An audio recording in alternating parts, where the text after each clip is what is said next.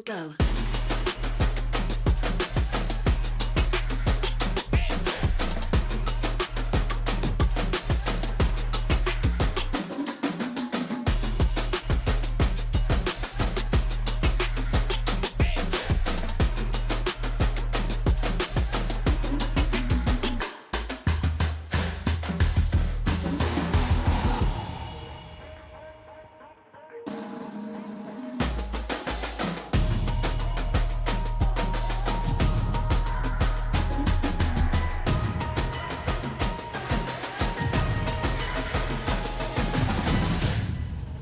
3, 2, 1, go.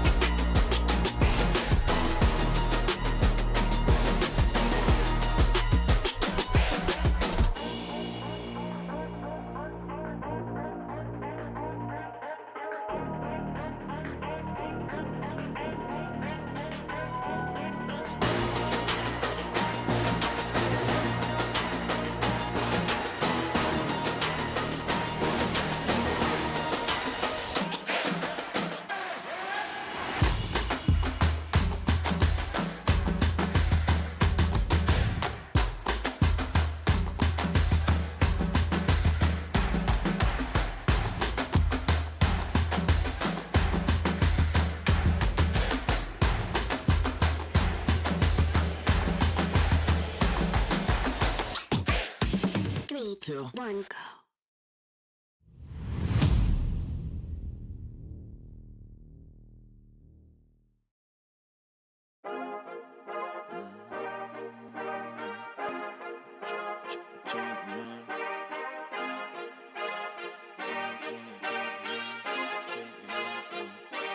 I feel like a champion.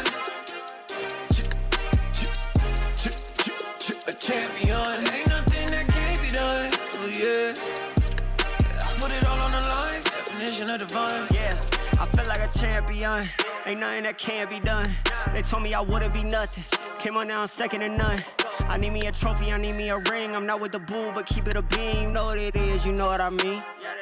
Shit, all I do is win, win, win, win. Haters wanna hate, they ain't made top 10. Double, triple team, what they need to defend. I do left and I'm gone with the win. I'm gone with it. I feel like a champion. A champion. Ain't nothing that can't be done. Oh yeah. I put it all on the line. Definition of divine. I feel like a champion. A champion. Ain't nothing that can't be done. Oh yeah. I put it all on the line. Definition of divine. Feel like a champ, MVP status. Yeah, the win been guaranteed. So let's see about it. If you gon' speak about it, then be about it. If you don't bring that energy, no, I can't be around it. Nah, I'ma shoot my shot. I'ma stick it, watch. At the tippy top, I cannot take no loss. 2 seconds on the clock, they gotta give me the rock. I got a game on wet, yeah, I got a game on lock. I feel like a champion. A champion. Ain't nothing that can't be done. Oh yeah. I put it all on the line. Definition of divine. I feel like a champion. A champion. Ain't nothing that can't be done. Oh yeah. I put it all on the line. Definition of divine.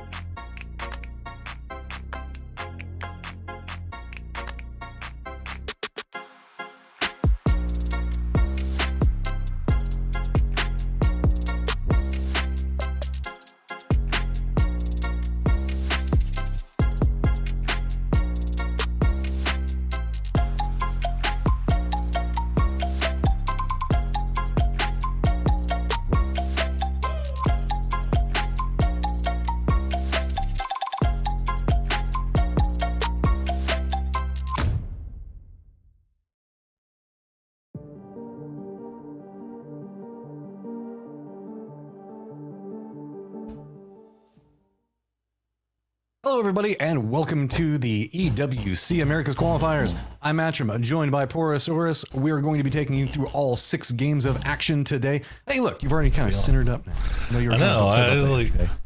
I was like off canter, off center. I got to be centered up. I got to be squared up for this one, chat, because it's going to be a doozy. Yeah, or maybe Sonics will just keep running over everybody. Dude, that still makes it a doozy. Like, whenever we get good games, that's all that matters to me. No, for sure. Some good ones. Just want to say thank you to everybody for tuning in. I know that there's been some news. We won't talk about the news or anything else like that. So if you have us on the secondary screen, just try to keep us informed as humanly possible.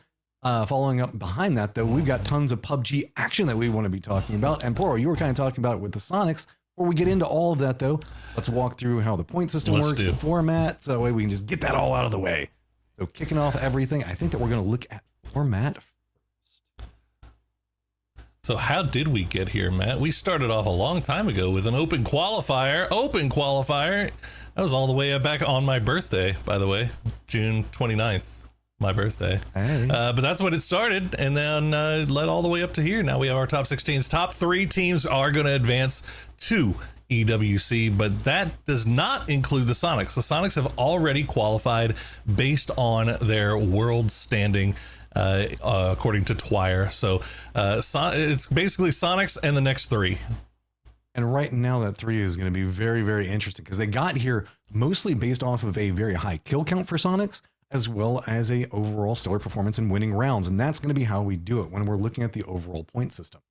Looking at the overall points, it's no shocker that's going to be 10 points for first, going to be 6 points for second, 5, and then going to diminish all the way down to 8th place. 9th and below get absolutely nothing, but them kill points, Poro, them kill points, 1 point per kill has been massive. Yeah, I mean, look, obviously the 1 point per kill is huge, 54 kills for Sonics overall, but dude, 42 places, they have more placement points than any other team in the lobby even has kills. Like that does not happen very often. That's pretty crazy. In 6 games, they get 42 placement points and 54 kills is pretty wild stuff. Yeah, I mean, their total kills at 54 is just 2 points behind the overall for Rent Free, who is presently in second place at 56. That's a statement in and of itself. Yeah, Their Sonics are having a really fun they'd be time. in second place on kills alone.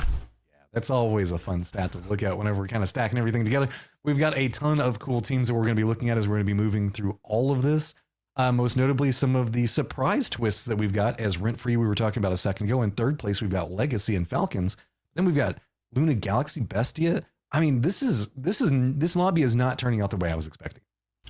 No, and obviously you got to give all of the Sonics. It's the big story. It's the big story. But at the end of the day, when you look at the big picture, Sonics already qualified for EWC, so we're not really concerned about them. I don't want that to take away the shine from what Rent Free is doing. Rent Free has made their way here from open qualifier to second place. Right now, Bizzler and Oldless are right there in the top in terms of kills and damage done. Vegas is up there as well.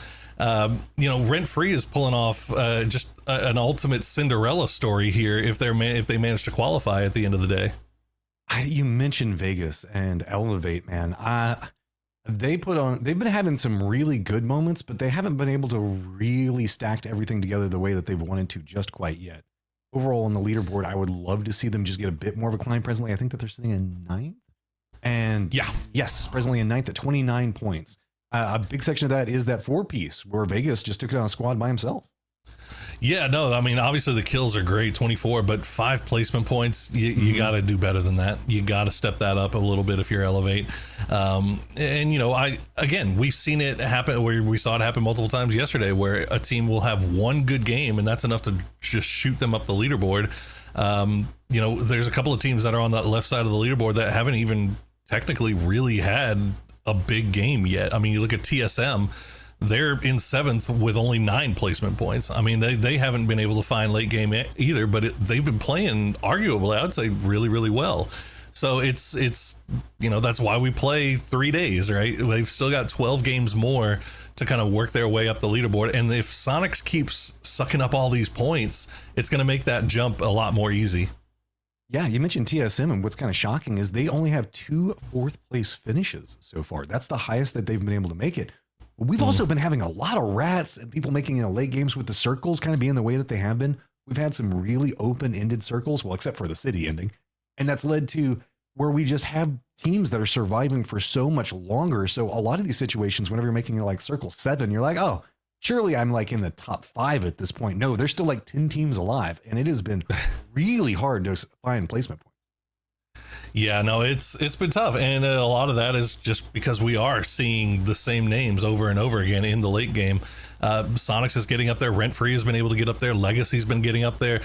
Team Falcons has kind of had a really good first day here. We'll see if they can keep that going into the second day as well. Luna Galaxy kind of had one of those big games to jump them up the leaderboard at the end of the day. Bestia started off good, kind of slowed down towards the end of the day, and then TSM fairly consistent throughout the whole thing. They're just waiting for their big moment, I would say. So, and if you're on the right side of the leaderboard, I think the fact that everything is still well within range.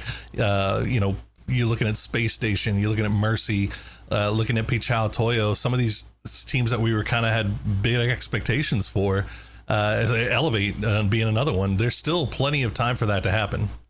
Yeah, it's been very chaotic, and a couple of teams are kind of riding that chaos that in the wake of what Sonics is bringing. And Rent Free has, I can't say been a beneficiary of this because they've been kind of playing their own game. They've been involved in early game firefights. They've been involved in mid game firefights. They've been chasing circles. They did get some circle luck, but not like, I guess, gifted in any way. They've been having to fight for a lot of this. And a lot of it has come down to, like, again, we've seen Oldless kind of sneak into the late game in one game to pick up some points where it was very needed, where the rest of the squad went down pretty early. Yeah, I think if you look at the overall lobby and just kind of how the games were playing out yesterday, we started off on Miramar, which we're flipping that today. We're starting off on Erangel today, which is, we get to see that right now. So starting off on Erangel, and then we're going over to Rondo, Tego, finishing up on Miramar. But when you look at how the games played out yesterday, we started off on Miramar. Everybody was playing very, very slow, very, very cautious. So we were getting these late game circles that had a lot of people up. And it kind of, it forced a lot of fights maybe that some of these teams weren't wanting to take very early on. And then obviously Tego and then Rondo being Rondo, just the new map. There was a lot of still figuring out kind of the best methods, best practices. We saw a lot of gliders in use. We saw a lot of pickup scouting, and then we ended on Erangel, and one of those Erangel games was a Yesnaya city finish. So, I mean, it's not like these games have been super easy to play around either. Yeah, and that's been the key factor for it, is where we were finding success. It's been repeatedly these same teams making it into the later stages. Like Rent Free has a 5, a 12, second, 4th, second, and 6th. That's pretty consistent overall. I mean, it doesn't compare to Sonic's second, first, third, first by any means. Well, don't try to compare to Sonic's yesterday. They were on one yesterday. We'll see. Yeah. I'm just excited to see if they can pull it off again, but... that's regardless. What I want. We were talking about this yesterday. We see teams that spike and have their big day. And this is kind of the conversation we were talking about with Rent Free in some fashion, right? Is, yeah, you can have one big day, but you got to keep the consistency up through the rest of it. And I'm really hoping that for as well as Rent Free was playing yesterday, they can do it. They have the opportunity. Did they do their VOD review? Did they figure out what worked? Or are they just going to fly it by the seat of their pants? I don't know.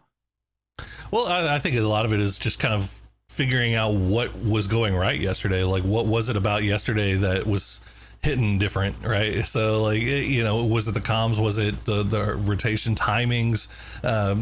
What was it? Was it just the overall approach to the game, and then just trying to replicate that?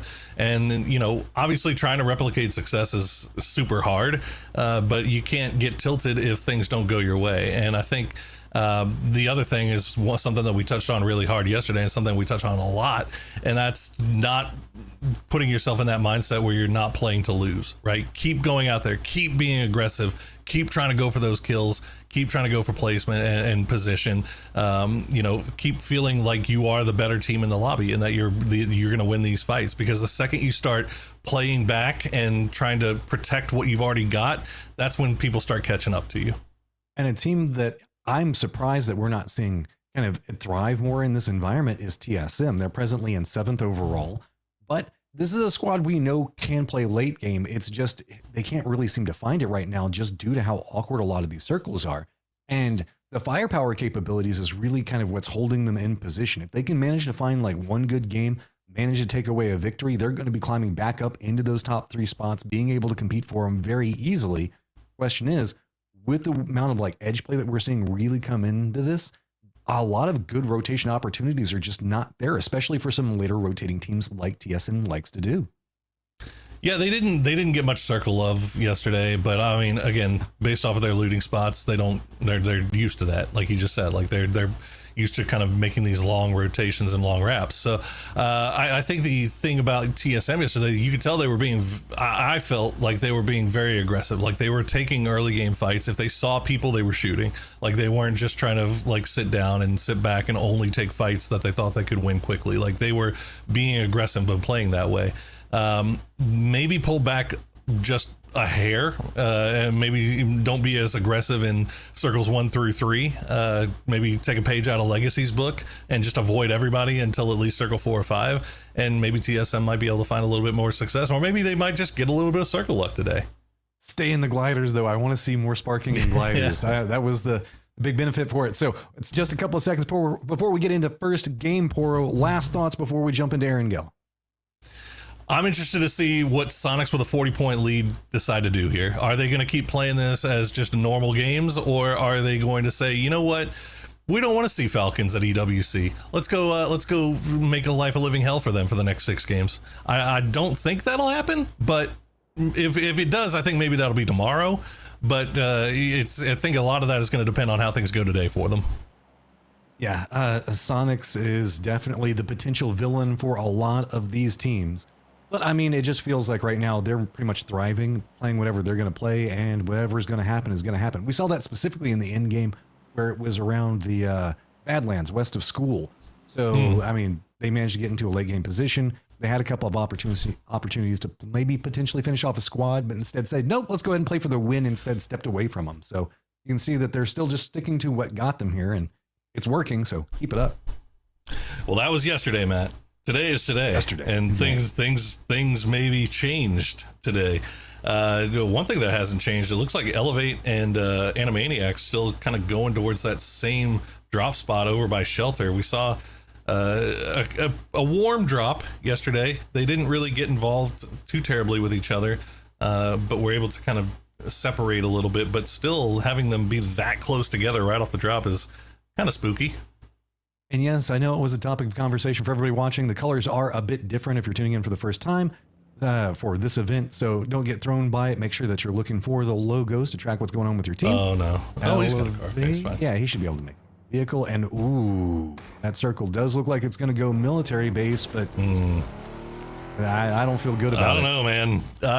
It feels pretty 50-50, but I mean, I can tell you one thing. That bridge is going to be prime territory right now. So you can see even Mercy, they're sending PWD over there already to that compound. He better get some support over there quickly, because I have a feeling we're going to see some fast rotations coming in just right off the bat. I mean, you need to try to get over here. I'm going to be curious. Looks like a lot of teams are vying for that Eastern Bridge. Legacy, Elevate. I mean, Legacy, I think, is just trying to get closer to their looting positions, maybe looking over into that Milta area. But we also do have Animaniacs. They're kind of trailing back behind Elevate. Maybe they're just going over to prison for the time. But yeah, fast rotations are going to be really, really necessary for these squads. Spam already in a very good position to try to net some points. They haven't really been able to put together a lot so far. So this could be an opportunity for them inside this game. Yeah, it's been a slow start for Spam, but again, you know, we've seen moments where they've looked like they can swing it and handle themselves in a fight. So I think the premise, the onus right now is on that IGL to make sure that they get back together as quickly as possible, get that looting phase over, and regroup and try to find some place. It looks like they might be, it might try to center up around where Yato is playing. Maybe less of a bridge camp, more of a just let's take the best compound in the circle if this thing were to shift north. The squad that I've got my eyes on today is going to be SSG. They are not finding the points, and this is a squad that we know that can really accomplish some stuff. They are the furthest away from this circle out of everyone, so they're going to have a hard rotation in front of them. I mean, they're presently sitting in 12th at 15 points. They got a second place with 5 kills, so that's going to be most of their points, as well as getting 7 kills in the first game. So hopefully they can manage to find some successes today and figure out what was going wrong yesterday.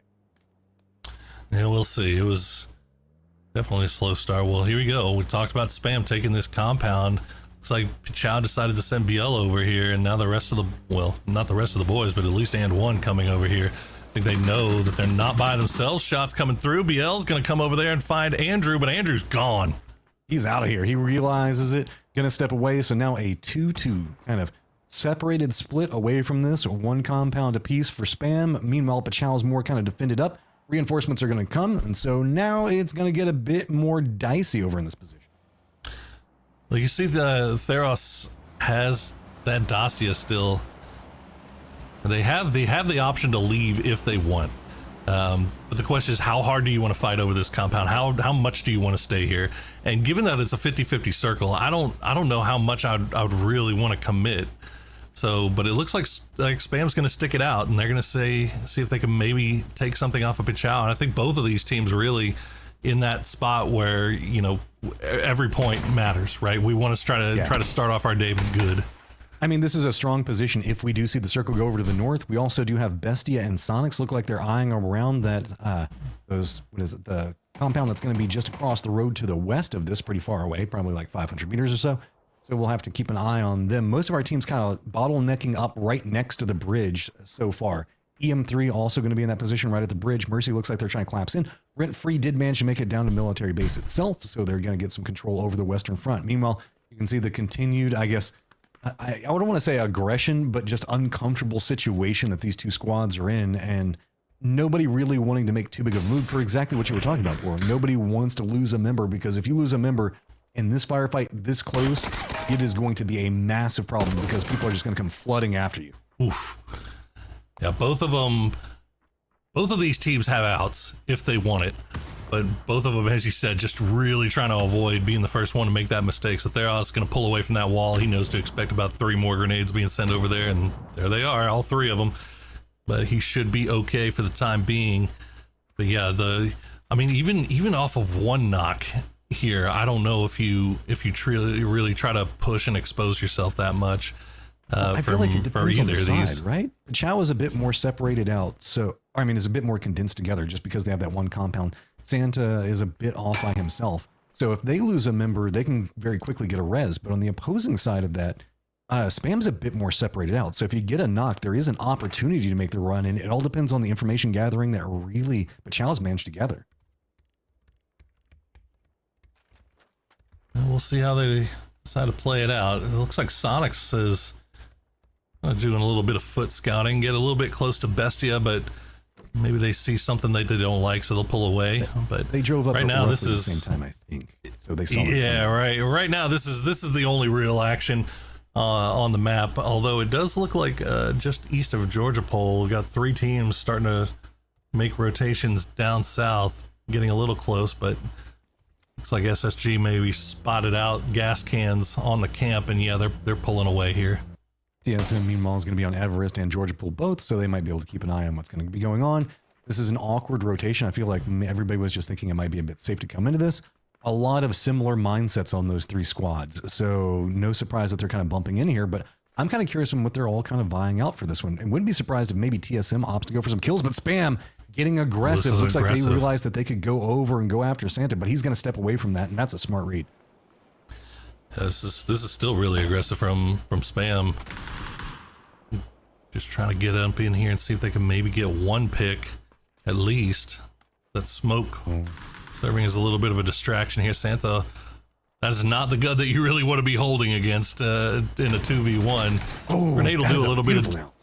That's not too bad. That'll do some damage there, but now Falcon's getting involved from range. So Spam, again, this thing taking maybe a little bit too long. Santa will go down to Andrew, and now Theros a spot 1, but he's going to go down to the grenade from BL. 1 down on both sides of it. Falcons continuing harass. They want Ross, and Roth is going to be the one to get it. Yato now in some trouble. He has to retreat away from that wall. So, Spam, how are you going to react? With 1 member down on both sides, you can see Pachal can't really go for the res in. Looks like Gabriel might be trying to cut off any potential. Yep, I'm going to go ahead and pick up that kill, step away from it, and now he's in a pretty strong control point, but he's pretty isolated. Teammates can provide some support, but Yato on the other side of that wall doesn't have too much vision. What's going to be happening here? Definitely try to secure the point there, and that was well done by Gabe. As the rest of Pachal now just, I mean, just sticking it out in the warehouse. What else can you do, really? I mean, now, especially now that you know that Falcons is eyeballing this from the north side, and you can see them making their way down across the fields as they get a little bit closer, maybe try to get a little bit more angles on this. And Sonic's actually creeping over in that direction as well. And obviously you see Toyo, TSM gas cans. Looks like SSG is going to opt for the E pickup out of the blue. So we'll see if they go all the way down to Military Island and join only 4 teams on Millie right now. I really like this from Falcons. They're moving to the hillside south of this position. It's very, very strong if we stay into the north, but it looks like most of the teams are expecting to lean this into the north, or either that or they just don't want to go across a bridge. One of the two of them. Both could be both. Why not? But I mean, we have Animaniacs that are now going to cross the bridge. A circle is going to pop, and it does look like it's going to be moving here in just 1 second. Oh my gosh, this is kind of scary. Okay, fakes in. Chow, the rest of the gang just listening for footsteps at this point. They're not wanting to be aggressive at all. Like, they're just surviving at this point. Now they have vehicles. They have vehicles outside of the warehouse, and they have the one you as inside the warehouse. I think they're just kind of biding their time until the circle pops and they can decide where they want to go. And okay, off to Millie we go. Well, 4 teams feel really smart right now, and everybody else is having a bad time. Ooh, that's going to be big. Can he get the res in time? Looks like he should be able to get that. Not going to see too big of a push come out. Actually, no, Spam is going to commit in, but this is taking a bit too long. Res probably going to be able to come up, and probably not time for the meds, but Yato is going to step around, spots out one, goes for the spray in, but instantly dropped, and one doing a great job on holding, but a quick exchange between the two. Andrew down to near on nothing, goes for a couple of pops, does manage to take him down. Spam on near on no life, survives it. 4 HP and a DBS. That is huge for Spam. That is huge for Andrew. And everybody else now still making that mad dash across to try to get over to Military Island. Oh no, Spam. After all of that, yeah, that's an easy crash for TSM. They won't see if they can hold them off any longer. Andrew still has that DBS in hand, so it's a dangerous to try to push in. Oh, well, a lot easier if you're TSM and you just use throwables. I mean, we know this. This is what those guys do. Falcons do find themselves a boat. They're going to go ahead and crest over, find a pretty easy path. I don't think that anybody's even playing along that area that they're trying to go for. So that kind of leaves just a couple of squads hanging on the outside. Emergency pickups could be big, so we'll see if any of the squads opt in going for them. Meanwhile, over into the east, you can see the Animaniacs is trying to hold back gas cans. CZZ. You gotta know it's coming. Hikerman. Oh no. You're just not going to expect this. Surely not. Ooh, he stopped. Hikerman dancing around, doing a little scouting. You know, if FCZZ has Trisk on the other side, that could be helping him out here, but okay, you heard Hikerman's footsteps. Yeah, I mean, he's not cresting the hillside, instead kind of playing over the hill, making sure that any peak that he goes for is safe, even using the bush, unintentionally using the bush on top of that. That is wild. You know what? I give all props in the world to Hikerman. I don't know if this was planned or if this is just a little bit of luck on his side here. He is 100% just scouting the bridge and trying to feed that information over. And yep, now he has found out that the bridge is not clear. FCZZ. Okay, I said it right the first time. He's going to go down. Beamy going to go down as well, but he does manage to take down Trisk as AAA, or not AAA, A4A, now hopping in vehicles and maybe just making the push. I don't know. This has gotten to be a bit awkward for both of these squads. I don't know what gas cans is kind of thinking about. They're going to roll right by Trisk. He should be able to feed that information over. Toyo, you can see, does manage to find themselves a pretty nice little compound, firmly defended. Gas cans look like they're going to lean in. Zig's going to try to hold him off. Good nade to kind of kick it. Rest of Animaniacs and him coming in for some support, but he's going to go down, and now it is just FCZZ. He's got the information and knows what's going to be going on. Peak's coming on the other side of it. Vox going to keep popping his head up. Going to go for the spray in, so it gets a lot of damage. But no! Oh, he goes down to blue, though. Everybody goes down. Oh, that's so bad. Oh, that's so unfortunate. Oh, the tick did not come in time. I thought Vox was going to die to blue before he would be able to finish that fight. But he manages to get him. Oh, that's crazy. Mutually assured destruction at its finest. Late rotation for TSM going to pay off. Nobody's at the bridge anymore as the new circle is going to pop. It's going to lean into that hillside just to the north of military base proper. So Mercy, Sonics, both in good positions. The south going to be a bit more hectic to deal with. Yeah, a number of E pickups that came in. Sonics, I think, took one. I think Toyo took one as well. And we saw, who was it that took the first one? I can't even remember, but I think it was Rent Free. Rent Free now converting that into that little hold at the intersection there. SSG, they've got some high ground to elevate. They're just avoiding shots right now, trying to find somewhere to push into. They are definitely going to avoid that SSG hill as much as they can. And it looks like they're going to get away with it. But oh no, are they going to push into Sonics? Oh, I mean, they're going to go for this hillside. This is a strong yeah, I point was to play gonna say, from. where do you stop? It's good for now, but oh, they are getting way too close. They're walking right up into this dip. Kickstart's going to just narrowly miss getting the good spray into it. Spots them as they're going down the hillside, and that was a second of safety coming up for Elevate that managed to keep them alive there. Real fortunate for Elevate there, and actually it's fortunate that he was able to do that in the first place and feed that information over to Poonage, so Poonage didn't just take the same exact route. And now TSM has made their way across the bridge, so they've taken over the intersection. Toyo, this is a long wrap from Toyo. They're not even want to deal with the south side of military base. They're just going to go around and go into the hills from the north after taking a little bit of blue damage. Blue zone damage is tasty at this point. Only phase 3. You can kind of take it for a while. Not the worst idea to try to avoid any of the mess that's going on. They had to figure that there was probably going to be a death funnel down into the southwest, so good job on avoiding that. Problem is, this is also going to put them potentially in the sightlines for Sonics, depending on their approach angle. SSG do manage to find themselves a position to play from. They've got themselves the top of the hillside with all of the artillery to work with. Not mortars that you can actually shoot with, but still looks cool.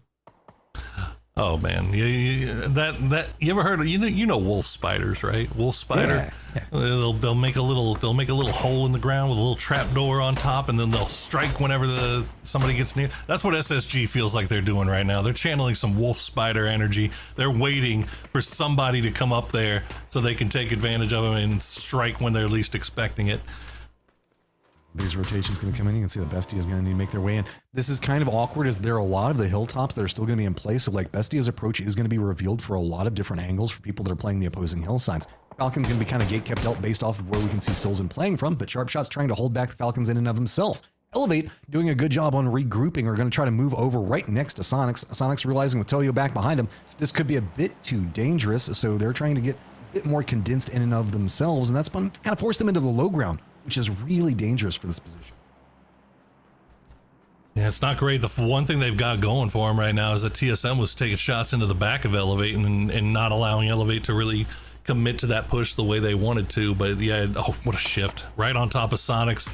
And now, as you said, they're kind of in a bad spot right now. But if they can get out of that, if they can take out Toyo, they might be in a good spot. They're Falcons and Bestia on the edge of the zone. It looks like Bestia had to leave that high ground. They come up on Falcons and manage to get the knock on the flood. Can't get Snakers down. There's You can just see no cover. Sharp. Oh, look at Sharp. Sharp from range is trying to do the most, but those smoke grenades should keep everybody alive. Yeah, there is just no cover you can see that Falcons can work with. Once we saw Bestia get that bit of high ground on him, it was just clear sight lines to work from. But is going to go down. Roth's going to go ahead and peek around the outside of smoke into the blue zone. He's going to play this one a lot of damage, really man. aggressive. He's going to walk right in, but he should be able to make it right back over to Flood and maybe now get some nades, some Molotovs off of this one and try to defend up. Opposing side of it, really, everybody's now up in the blue. There is nothing to be done. This is just getting feistier by the second. The longer this goes on, it is just going to be an attrition battle. Yeah, he's done. It's just, I mean, at the end of the day, it just took too long. I mean, this is a fight that neither one of these teams really wanted, but they just got sucked into it and they couldn't pull away before the zone started collapsing again. I mean, they're on the far side too. Like, this is just bad for both teams, really. Yeah, I mean, even if they manage to make a move, SSG, TSM, and Mercy are waiting to jump on whatever's going to happen outside this one. Bestia looks like Rello. Rello should be able to pick up that last one, though. Spots it out. Does he have an idea on where DraftKings is? He's still looking one direction. Uh-oh, he does here a bit. Goes for the shots in. Is he going to be able to get the last bit? Bestia is going to get eliminated. Blue zone getting the last tick of damage after Rello getting the shots in. I mean, he only had 4 bandages left, though, so I think Rello is going to be going down here eventually as Elevate. Okay. EM3 just gets absolutely destroyed. Poonage doing most of the work on that one. Oh, yeah, this is a ton of work for them, picking up some very solid kills. I mean, we've seen them in the early game, specifically moving into the mid game. This is where they're thriving, finding a squad, killing them early, picking up those 4 points.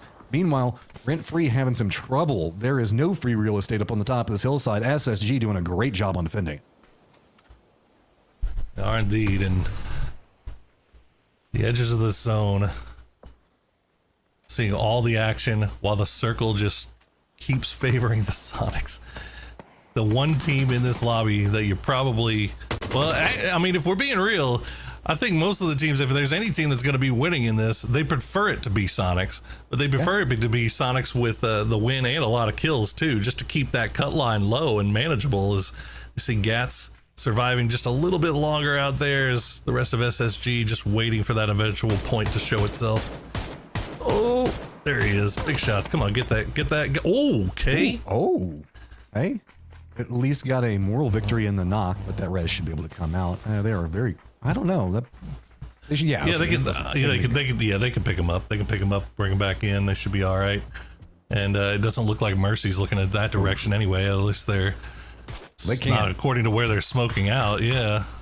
TSM is not going to let them look anywhere except for at them, and Mercy in that low position is very strong, but they're going to try to go ahead and hop in a vehicle and just send it by. TSM wants this, sitting at 3 kills right now. They also do spot out SSG and some shots into Monster. He's going to have to juke back behind that tree, but that could buy some opportunity. If Mercy hears this, they could try to go for some type of play right now with the distraction. That does look like what they're going to try to do. Lucid's going to stay back, smoke wall down. So shots are going to connect, make this a bit scarier. They're going to juke right into TSM and then move back around. This hillside should start to provide cover right around here, so they managed to make it at least away from TSM. That's not a bad line there for Mercy. I thought PWD was going to be dead for sure, but I don't know what they're pushing into. There's just not really much else to find except for, now you're just going to land right where Sonics is, and there's 2 instantly right off the bat. Sonics appreciates all that work that TSM put into getting the damage in. They're just going to go ahead and feast on that one. Safely alive. Nade's going to land right on top of him. There is not much to be done. No, can't even leave your vehicles there. We're going to make sure to remove those as well. Point secured. Pixel, the last one up here for SSG, and well, it looks like he's got a number of teams looking over in his direction. Lucid just going to go ahead and donate himself over to the gods of fire and the blue zone. That's a feisty god if you think about it. Blue zone and fire, man. That's tick damage galore coming at you. It's aggressive. It is. The gods of damage over time. It's very passive aggressive though. It's not gonna like just immediately walk up and like hit you. It's just gonna sit there and look at you and slowly whittle away your life. Legacy's got eyes and they are gonna spot out Pixel, take him down. Legacy's gonna get control over that southeast. So we've got southeast is gonna be Legacy. Near the center is gonna be Sonics. Toyo still alive up to the northeast. Elevate running a 1-1 split, playing the low ground just to the north of that, and then TSM in the west. It's interesting to see how TSM deals with Elevate here. The good thing about it is they can focus fully on Elevate without exposing themselves to anybody else, really. See the shots coming through. Poonage tries to get his flanking angle, but Sparking's ready for that one. To go down and get finished off by the exploding vehicle, and TSM just going to try to clean up what's left. TSM, man, they are doing a good job on this one. They're having to navigate. They've been chasing circles this whole event so far, but they've managed to make it in. 4 still up. Circle 5, only 18 alive, so a lot of opportunities. A circle, of course, is going to move away from them. Never going to go where TSM wants it to go. Yeah, it's going to go right on Sonics, and they're going to get a care package as well, because why not? It looks like they've spotted out Legacy as well, so they know that there's a team on their south side. TSM, for their part, just doing what they can to take care of Elevate. I haven't seen shots come out from Toyo, really. I don't know if they just don't have an angle on this, or if they're trying to be quiet. Yeah. They might be able to see, I think that Danny might be able to see a bit of what's going on with the spoon, but should be able to see TSM here in just a while. You can see the spoon down inside that shack. TSM not going to allow that for too long because there are points to be had. But I don't know if they know he's there. They can assume that somebody's in that shack at this stage. I mean, it's pretty much what you're expecting right there. And there you can see Danny and They were on the roof trying to spot anybody out, and yeah, they're just like, okay, we know exactly where you are, big guy. Get double blue zoned. But he's got the pack. I don't think it's going to be enough, though, is it? Nah. Yeah, it's not going to be enough. Goodbye, sir. He couldn't even step outside because it would have been Toyo that got the point one way or the other. So instead, TSM go ahead and gets it with the double up blues.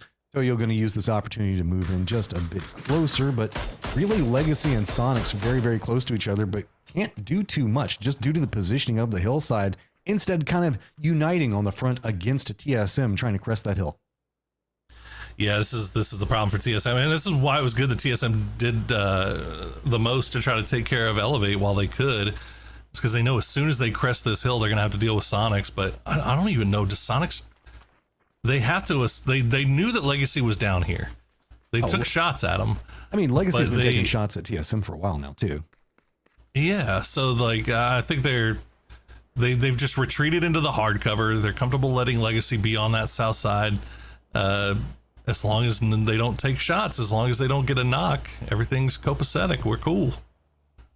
All right, TSM, how are you going to play this one? Is you've got pretty much the bowl in front of you, not much cover. You can see smokes are going to go ahead and come out. They have been picking up a couple of kills, so you should be able to replenish their utility. Sonic's going to make a counter play off of what you were talking about a second ago. Don't want Legacy to creep along that hillside, so at least going to shoo them away. Not going to allow them to stay over there for too long. Trying to at least maybe force in the opposite direction, but TSM might try to do something around this. Toyo is going to use the opportunity to get a decent chunk of the circle under their control. I mean, I'm telling you, Toyo might actually, like, just positionally, Toyo might be in the best position to win this game here. As we see, Sonics finally do take a knock from Legacy. They had to push in eventually. Tickleton goes down. Looks like they're going to be able to get their res, though. Legacy not too terribly inclined to push into the compound itself. They just got what was presented to them, and TSM using that opportunity to peek a little bit more. Oh, it looked like Shrimsy disconnected there. Oh, that's unfortunate. I mean, at least terrain's still favorable for now, but I don't know. Legacy doesn't want to jump on this. They don't want to move into cover. They know that TSM is close. Instead, they can kind of wait to third party this one, but the problem is, really, they're going to have to move. They've got their backs up against the blue zone, and TSM's got a little area just right at the foothold next to Sonics that they could at least play. Yeah, Legacy's got a big decision to make right now. And if they're watching their kill feed, they should know that they're pushing into a 4v3. But the problem is that the hard cover is so it's going to be a pain to push around, and they know that TSM's right there. So if they go in there and they take any knocks, TSM's going to be right there instantly to capitalize. So you see the smoke walls getting laid down. It's going to slow things down just a little bit. But TSM, they're putting themselves in a good position to strike as soon as this fight starts breaking off. Yeah, they're just going to hop in the vehicle, send it in. Nade's going to go ahead and kick it off, with Kickstart going to be the one that connects on top of it. Toyo might use this opportunity. Pipio's going to be playing around the outside, does spot out Kickstart, gets a knock onto him. So just Tig and H-Win up right now. H1 trying to defend on the angle. TSM also wants to join the party, so they're going to be moving in every single squad involved in some fashion right now. TSM wanting to flank and right back behind them. They do spot out LFP. They're going to take him down. Now TSM has got the opportunity to absolutely backstab Legacy. They don't want to overpush this one, though. They want to creep in. They see the amount of smoke. They see the blue zone nades. And Toyo, actually, Danny going to be moving in back behind TSM. It could be a real problem if TSM isn't careful. Toyo's just laughing right now. They're in such a good position for this, but they would love to be able to come in here and snake some of these points away. Pippa will finish off Kickstart with that Molotov, so they're at least going to get one there. But you can see they could just stand here, hold angles, and wait. They're going to flush out any knocks that they see as these smoke walls just keep recycling themselves. 9 kills for TSM is huge. Elo will find VH, said that'll be it for Legacy, and H-Win's going to find Pippa, so that slows things down for Toyo. Look at this could be mess huge over here. Rooftop. Sparking, if he gets some good vision in. Nades are going to go over to H1, does get some damage. It's going to be Pretty that spots out Emmy as well. This split setup that we can see coming off for Toyo could be a problem as they're slowly getting picked apart. Luke is going to find H1. They're going to go ahead and finish out the flushes onto this one. Sparking absolutely unloading from the high ground position. Going to pick up a couple more kills. 13 right now for TSM, and a plenty more that could be happening. Toyo down to 1. Sonic's down to 1. TSM in complete control. Oh, man. Sparking taking that roof changed the entire end game here. He absolutely decimated Toyo. Tiggleton just holding the bathroom angle, looking like McCoy when in the old days, whenever Define Legit was coming around. Danny just keeping a line as long as the smokes allow it, but TSM, they know exactly where everybody is. They can sit and wait this one out as long as they need to. They would love to get the kill, though. 13 kills. They can come out of here with 25 points, 15 kills, and the win. They would be absolutely loving it. Toyo needs the points. I don't know if they're going to deny, but they are pretty close to the zone wall. You can see that Toyo's Danny kind of creeping away from it, the last one up. Unfortunately, the last Sonics member doesn't have that same opportunity as he is just surrounded by TSM members. We'll have to see what's going to be going on with him. Tig does spot out Alo, but Purdy is going to spot out the rotation coming out from Danny. Is going to pick that one up. Tig's got one down, but he's still got 3 more to go. Get you the flush, Tig. Get you that point. It must have gone through the window. Yeah, unfortunate, but it looks like Alo might be on his 3rd knock, so they're not going to be able to get that revive. So at least that's 1 more point in the bag for Sonics. He'll be happy about that. Holding the line. I think he saw Purdy Cardi jumping around. Sparking, they know where he is. I don't know why Sparking's holding down the roof at this point. He's got to move around on top of him to throw off all the footstep sounds. That way the rest of his team can move around. Tell you what though, Tig isn't Molotoving himself right now. He's not grenading himself right now. Might be because he doesn't have any, but he's gonna fight this one out. You see all those Molotovs on the ground? There ain't nothing left in that backpack to have anything to go off of. Motorcycle even knocked down. TSM looks like they're going to finally start eyeing this push in just a second. No big rush on them. I mean, we still got a couple of seconds for them to work on. Now going to start walking right in. They spot him out. They know where he is. And TSM going to pick up 15 kills. We were saying we need a big game for him. 25 points will be that.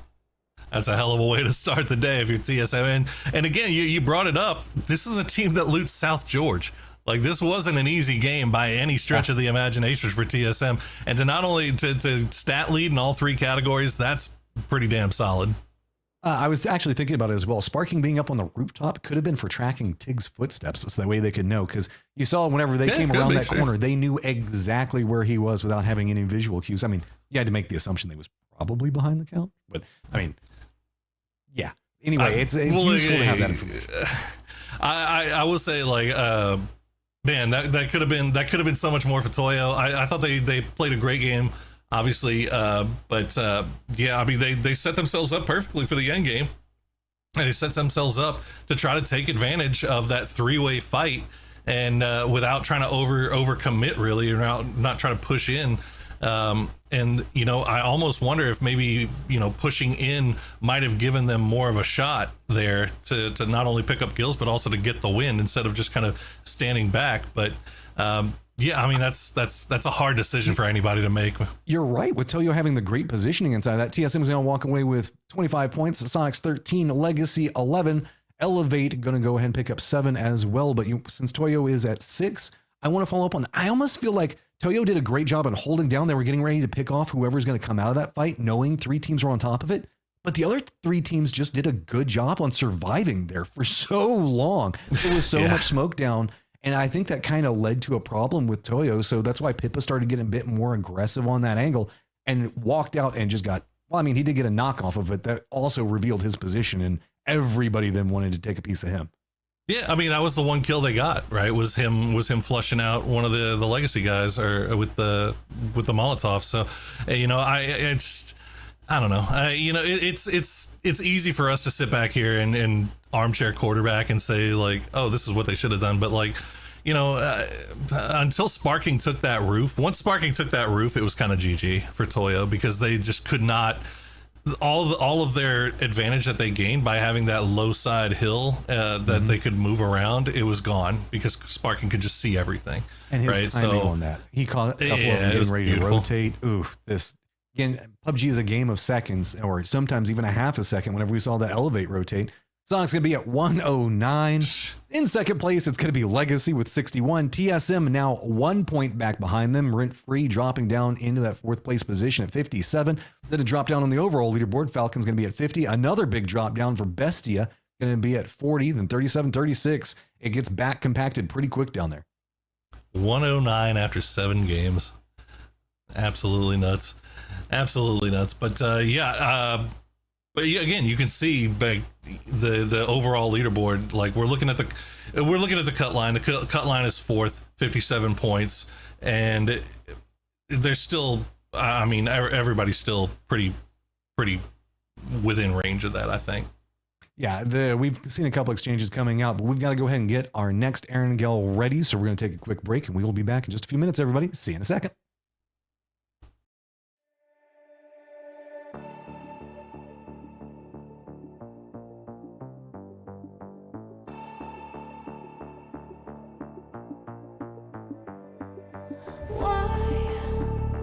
One by one, you always come back like a curse.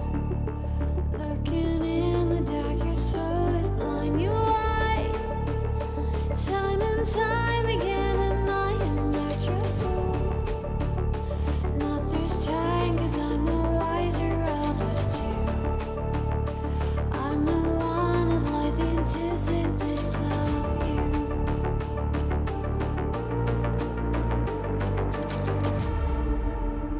If you shoot, I'll take you. If you run, I'll chase you. If you scream, I'll whisper. La di da di da da da. This is all you ever wanted. Take it all, you deserve it. This is how we're gonna end it. La di da di da da. Take it all, you deserve it. Take it all, you deserve it. Giving back the freedom you want to destroy. And my power's way too strong for you, so try.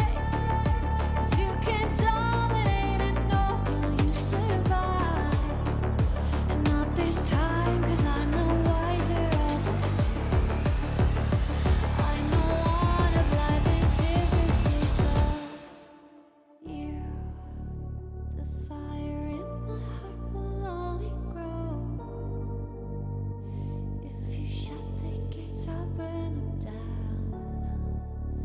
I am 1,000 steps ahead of you. You'll see soon.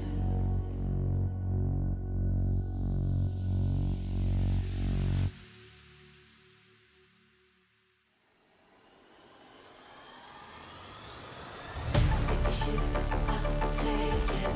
If you run, I'll chase you.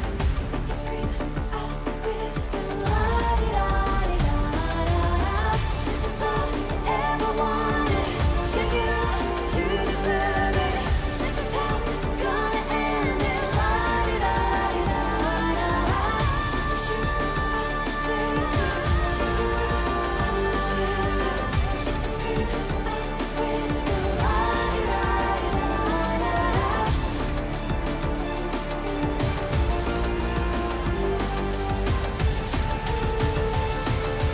La di da di da da da. I am 1,000 steps ahead of you. You'll see soon.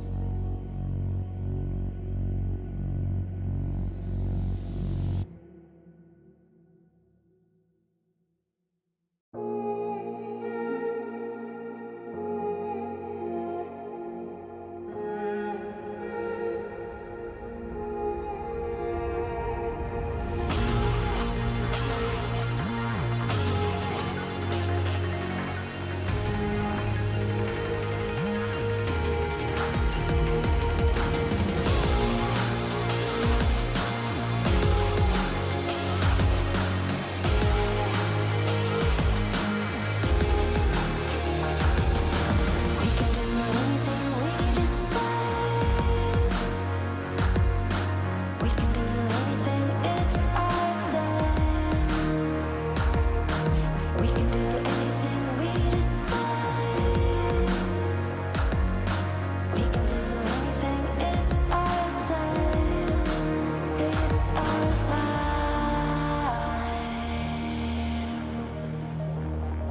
We're taking over.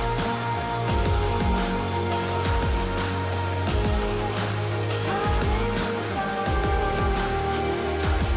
We're taking over.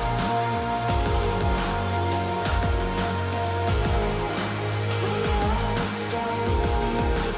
We are the stars.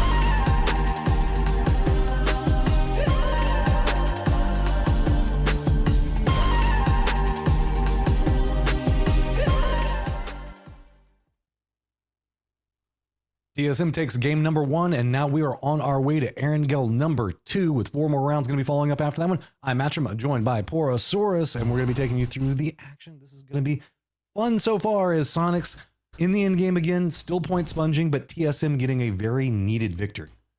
Yeah, and it wouldn't be a stressful, high stakes qualifying event if we didn't have a military circle or 5 thrown in there. So this is the first that we've seen in game 3 on Erangel. So TSM, after looting up in South Georgia, taking that big rotation down there again, they were not one of the teams that did the E pickup. They did it the long and hard way. So kudos to them for coming out on top.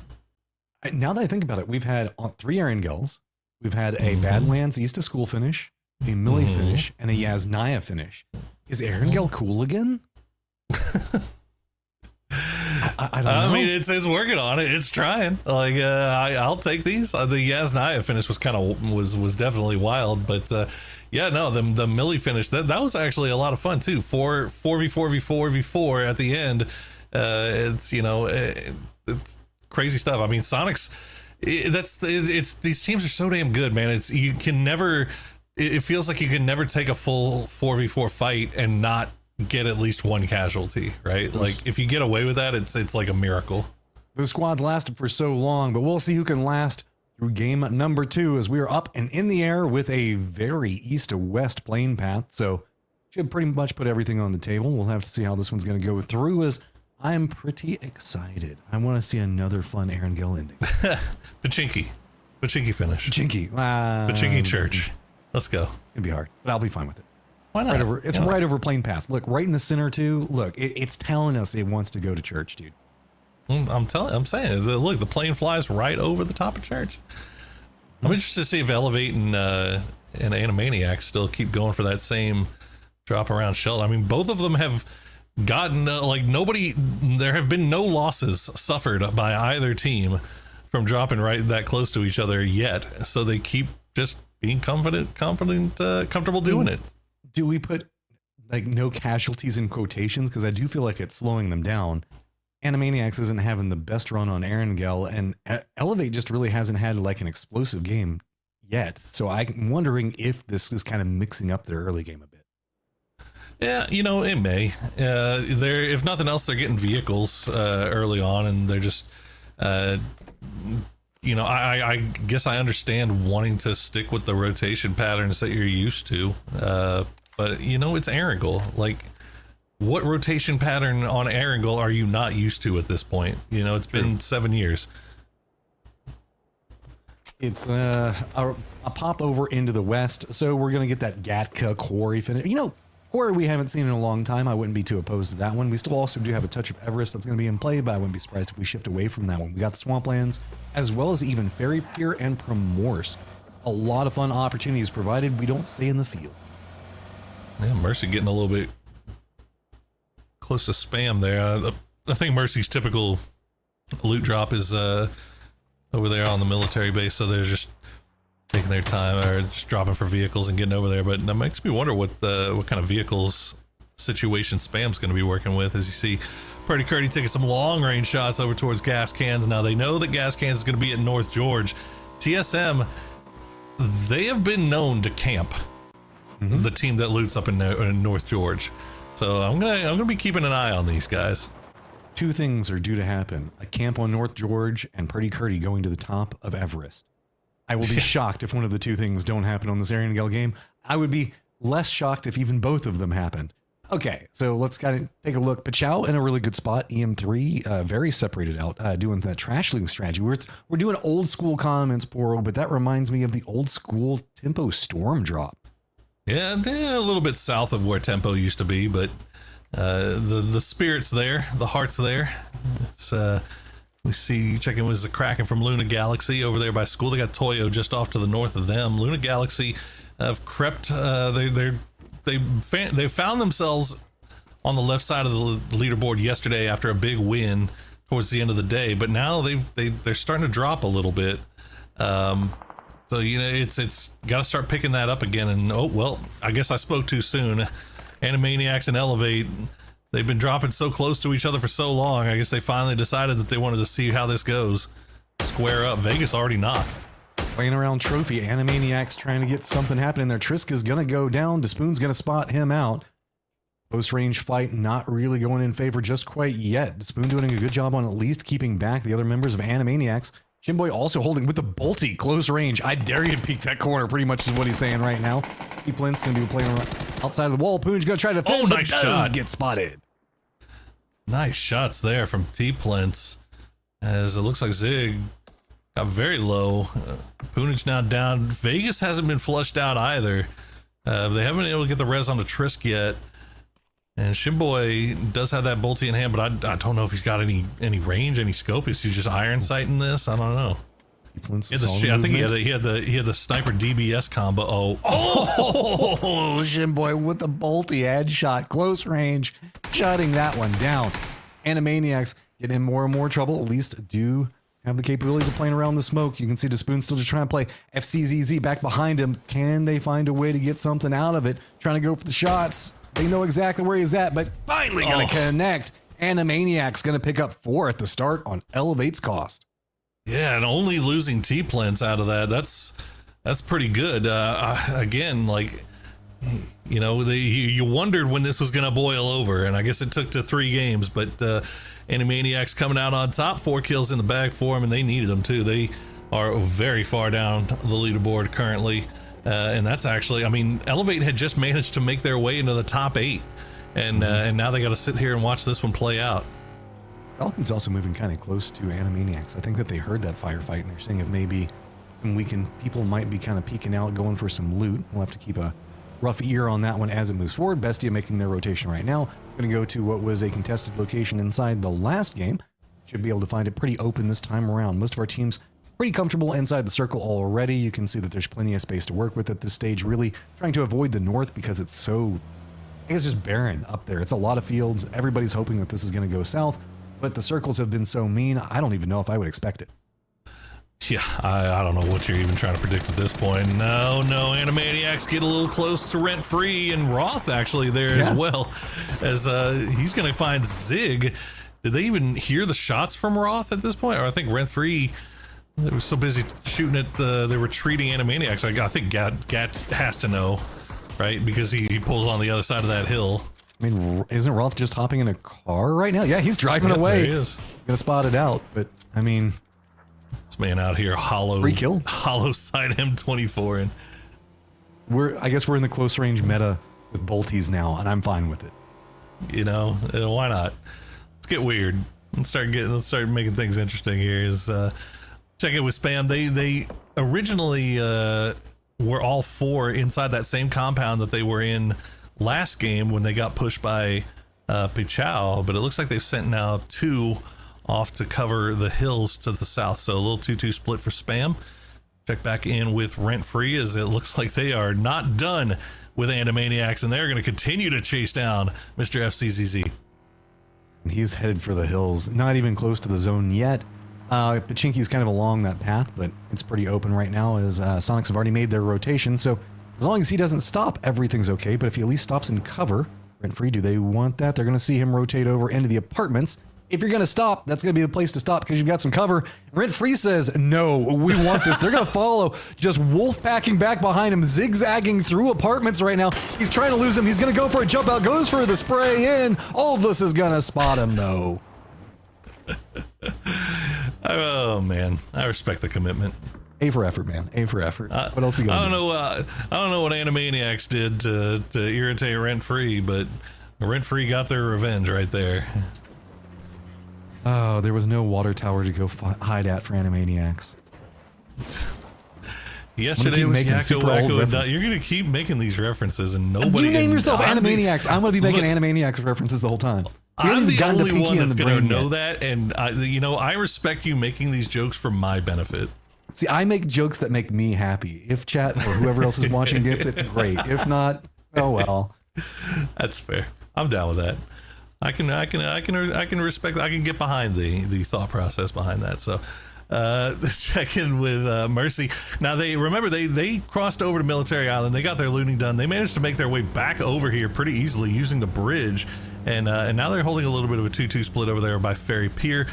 Meanwhile, Rent Free, after hunting down poor FCZZ, they are pushing in to the north side of Pachinki, and it looks like Falcons started heading away, but they've left 2 behind at Church, and they are keyed in on that rent-free rotation. So we'll see if anything comes of that.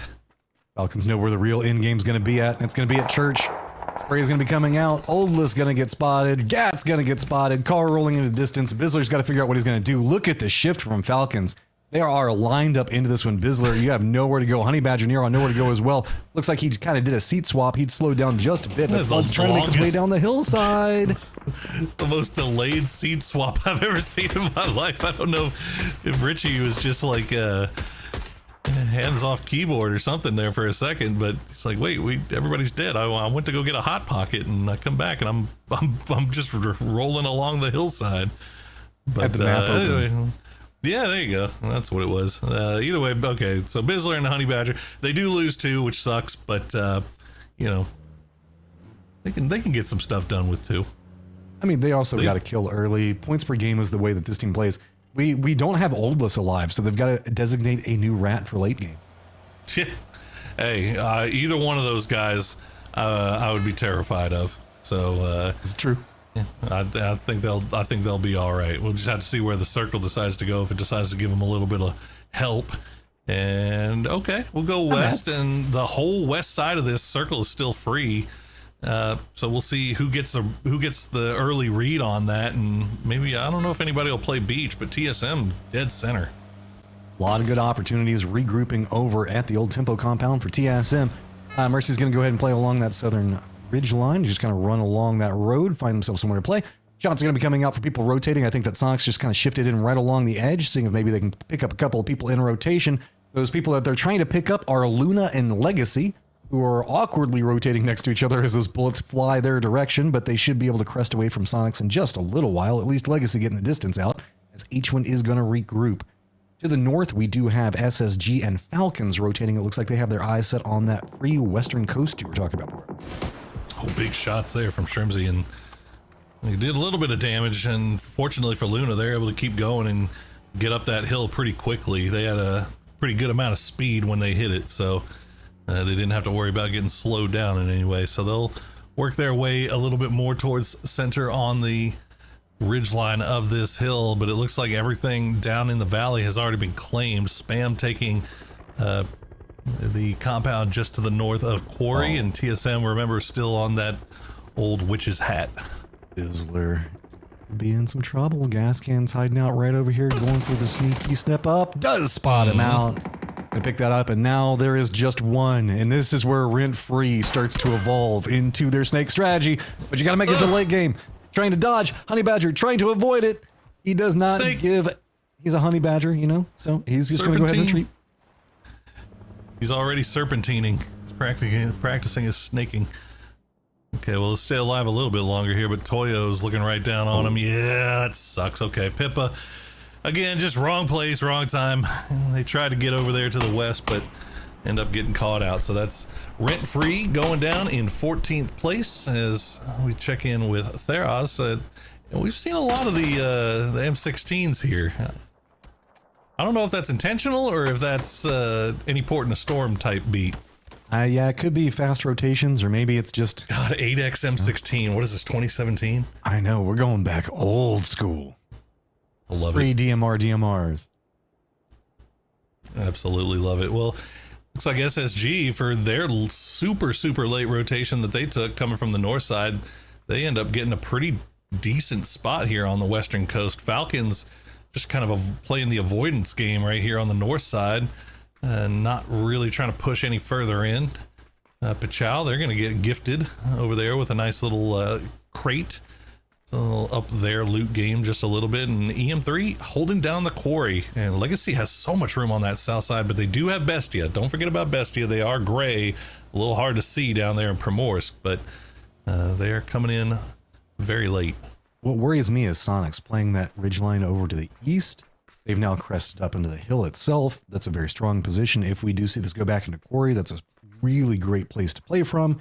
And they've just got a lot of territory control to kind of do whatever they want with right now. And that's scary for any team that's got as big of a lead as they do, is they have the capabilities to just foot push into a lot. Circle is going to go back up into the more, I guess, open field area.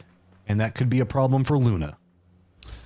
Yeah, I mean the good thing for a lot of these teams is that it's, you know, phase 3 and there's already only 13 teams, 51 alive, so there's a lot more space than you would have anticipated. So a lot of these rotations that some of these guys are taking are a little bit safer maybe than they would have otherwise been.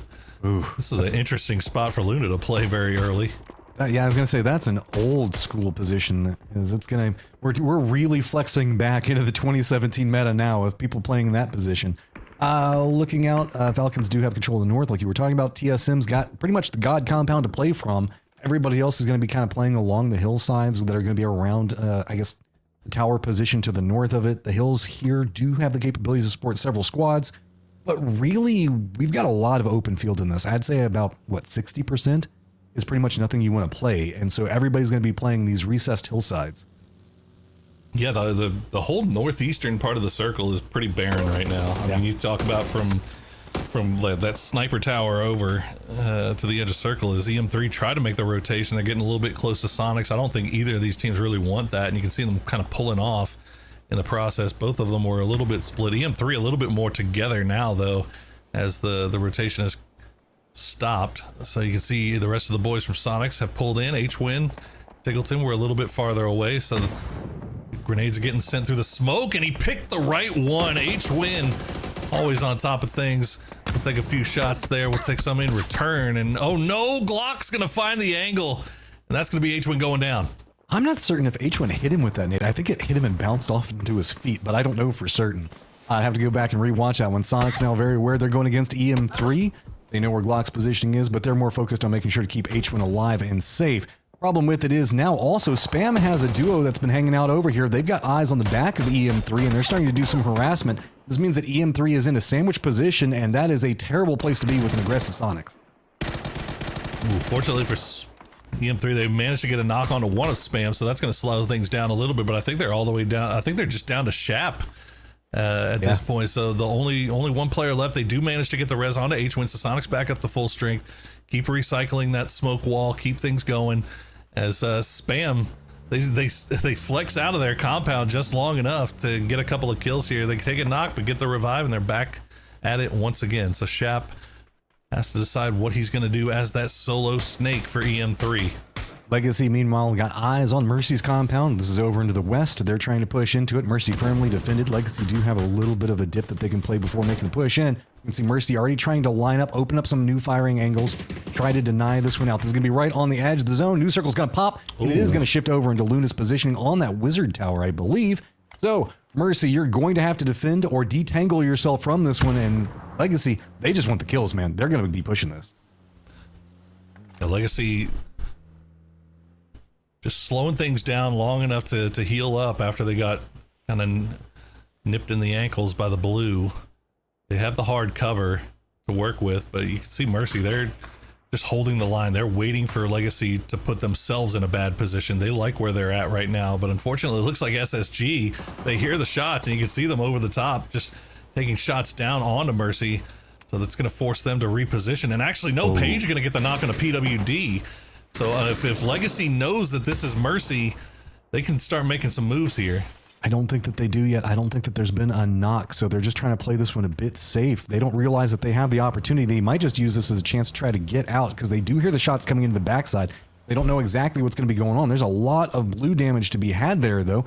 They are going to try to rotate around, but that is the wrong way to go if you're Legacy. That's going to put you right in between SSG. Page is already prepped up on this one. Some shots are going to be coming in from his other teammates, but now Page is all by his lonesome right as Legacy is going to be rolling right up next to him.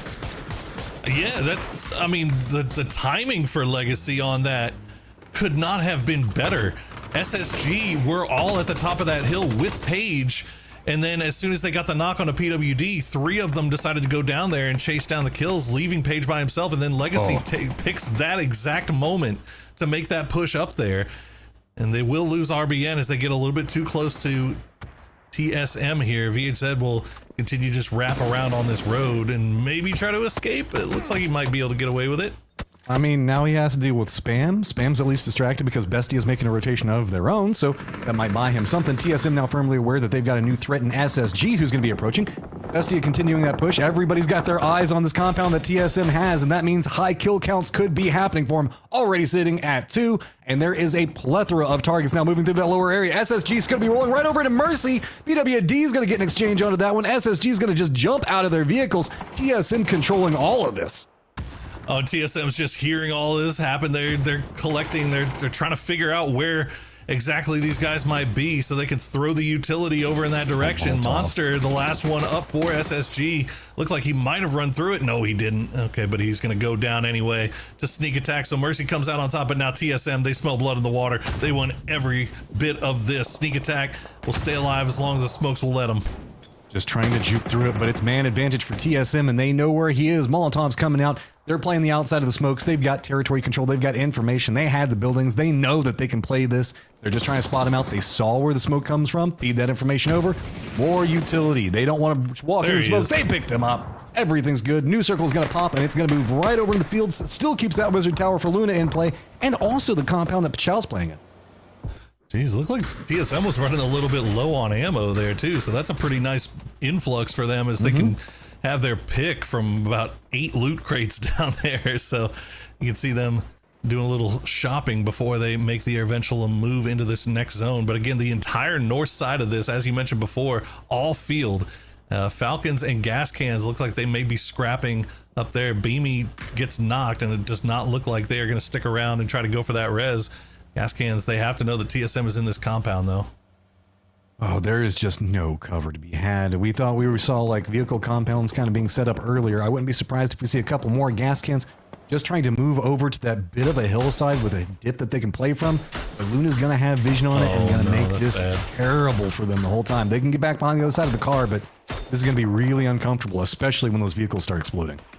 Yeah, that's an awful spot to have to play.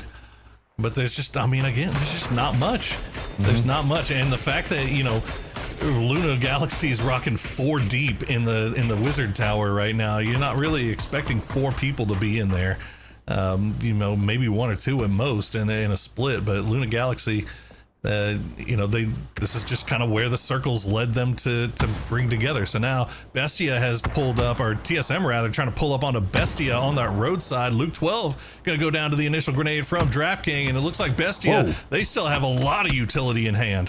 They are just dropping everything on TSM. They want to control this area. They do not want them to make a foot push forward. That is going to be Luke going down entirely flushed out. So just Sparking and Alo, but Sparking is going to spot out Silzen, and now going to try to follow it up with a nade. Is it going to connect blind into the smoke? Just keep on throwing whatever you got is going to connect onto DraftKings. Take him down. Sharp Shot still playing the opposite side. Blue Zone nade might make this a bit more complicated, but they should be able to creep away from it. If anything, it just changes the pacing on the game, and now it is going to slow everything down. Should allow Bestie to get the res. Yeah, and the thing for TSM, they've got to keep regenerating these smokes too to keep things to keep out of the Luna Galaxy sight line. And it looks like actually Sparking's going to spot out Vinny, take a few shots at him, make him force his way back as Bestia is trying to reset here. DraftKings still has not been rezzed, and now he's going to get picked off by Theros. So Bestia not even, they don't feel safe getting off of their bellies at this point. Solo making a play, trying to pick up some kills. Sonics also have some potential for vision on this one. Yeah, they're kind of creeping over here and could make it a bit more complicated. For that Solo, they're going to take him out. Now they can kind of flex over here and get involved in this firefight, potential more kills. TSM sitting at 7 kills right now, trying to creep their way forward. Bestia has got to try to defend this one. The circle at least moves this direction, so there is some benefit. Pachal's going to have to move. Falcon's going to have to move, but still 4-man strong apiece. Yeah, you couldn't ask for any better here if you're TSM, but it looks like they have vehicles as well. They're going to use what's left of the timing on this smoke to try to move away. I think he might have gotten hit there by the car. Unfortunate for Alo. But Falcons, they have a nice little path in on that northern side as well. I think that they can avoid the line of sight of most of Luna, while Luna just continues to hang out inside this tower. Pachal, they've got some decision making to do. Gaskin's still alive, by the way. Yes, Luna has been shooting them for a long time, but that position is at least buying them some time to stay afloat inside of what is a very desperate situation. Still 7 teams alive. People just kind of creeping into this one. We still have a couple of 4-man squads like we were talking about with Falcons and Pachal that should be entering in just a bit. but no clean paths. They're kind of holding each other out, and that's allowing Luna just to kind of keep on peppering those shots into gas cans. Sonics are going to get control of the southern area, and Bestia and TSM, they're just throwing whatever they still got at each other. That's all that this is just stay away. This is just shooing with whatever utility you have left. And neither one has much because they used it all on each other. And Bestia, they can't even afford to stand up too long because they are in line of sight of Kickstart over there at Sonics and Shrimsy as well. So they just laying on their bellies. Them and gas cans, man, just laying on their bellies, reading comic books, waiting to see where this thing goes next. And we'll see some active movement coming backside. But look at them. See, gas, this is all you can do. I mean, if they raise their head up, they're going to get shot at by at least Falcons or definitely Luna. They're kind of beat it in. You can see every single time a firefight looks, all their little arrows just turn and look at it to see if maybe somebody's coming after them. But that's it. That's the most movement we're getting out of them. Yeah, Sonics has a little plateau / dip that they can work with here. It's not great, but it's not the worst as Falcons. Still playing on that low road side. Yeah. I mean, Falcons kind of anticipated them to go up a little bit higher on that mountain earlier, but looks like that might be where they're heading now. Opie Chow, are they going to try to do the drive-by? Oh, that's scary. I like this. Just stop at the top of the hill. They have the most area that they can kind of play around with in this.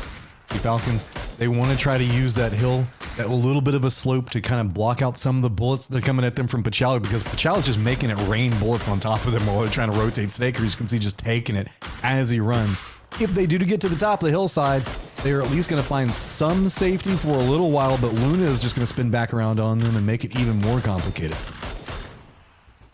Yeah, I mean, the problem for Falcons right now is nobody is in a position to shoot back at Pachao. Like, nobody has an angle on it.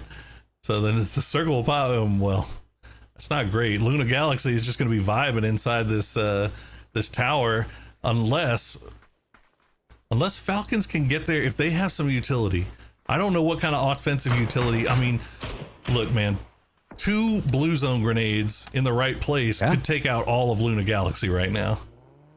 I mean, there is the opportunity. It's right on the edge with the distraction. I don't know if Luna has 100% information. They have to know that Pachao is shooting in the direction where it's going. So they have to be careful about what's going to be happening right underneath their feet. Looks like TSM is trying to also extricate up to the north of this one. Capitan's going to go down. Finally, a Molotov going to connect, but Tickleton's just going to swoop that one up real fast. Sharp shot the last one up. TSM kind of senses that this one's finally going to be over, but Alo's going to go down. Kickstart's going to spot him with that bit of a peek.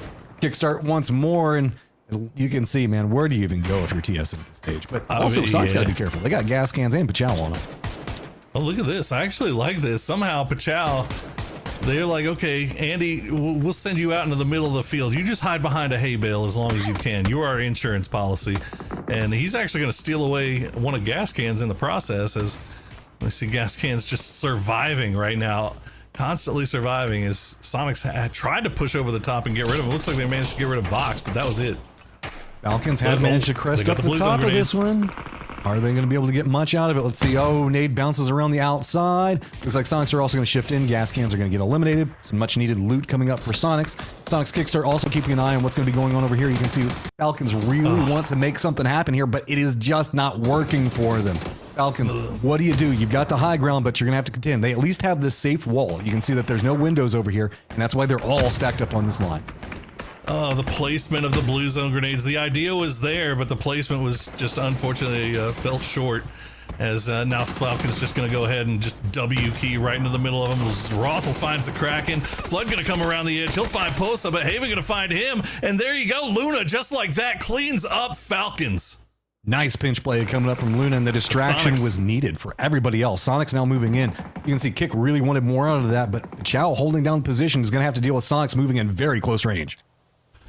Yes, I mean, this is all Kickstart right here. The rest of the Sonics are dealing with Pachao. So Kickstart's all by himself on an island as the Blue Zone's pushing in. Shrimsy's going to go down. Tiggleton's down as well. So now Kickstart, the last player alive. Sonics already has 10 kills, though, as he's just going to try to push in. It's not going to happen. The Kraken is waiting for it. Pachao look like they're set up to win this one if they can manage to get rid of these last two from Luna. Are Luna even... Nope, they're not inside the zone. Do they just donate over? Yeah, they might donate these points over. Well, you can see it looks like they're maneuvering around for it, but they realize there is nowhere to go. I mean, this is one of those situations, if you just run into the blue, I'm not going to be even slightly mad about it. You have no opportunity to move in. Bigson is reading it. He's trying to get up there. Can he get a nade onto this down member already? I think that he's already spotted out Vinny. He's going to try to cut off anything. Oh, yes, does pick that let's up. go. Draken now up here. Molotov's going to go. I don't know if it's his or if it's somebody else's. It looks like it's his. He's just chunking him on top of himself. Viking Funeral to finish it out. And Pachow with 6 kills going to win. Hey, respect to Pachow for sending somebody up there. He's like, oh no, they're not going to donate both of these points over. He managed to steal one away before they could die to blue. So respect to that. So 6 kills for that. And honestly, that was a really well timed push out into that field. They managed to force Sonics to push up kind of into Luna Galaxy. I'm not sure if that was a force or if that was just a decision made on the part of Sonics, because like, you know, it ended up being a Sonics in a 2v4 against Pachow, and Kickstart was kind of just solo pushing Luna Galaxy to just try to get some more points there. At the end of the day, Sonics got 10 kills still. Yeah, I mean, Sonics moved to play into that position. I don't know if it was the harassing shots from Pachow that kind of forced it. This is going to be really interesting because with all of the chaos that was going on, we were kind of following a lot with what was happening with TSM and then Sonics, Luna Galaxy in their positions.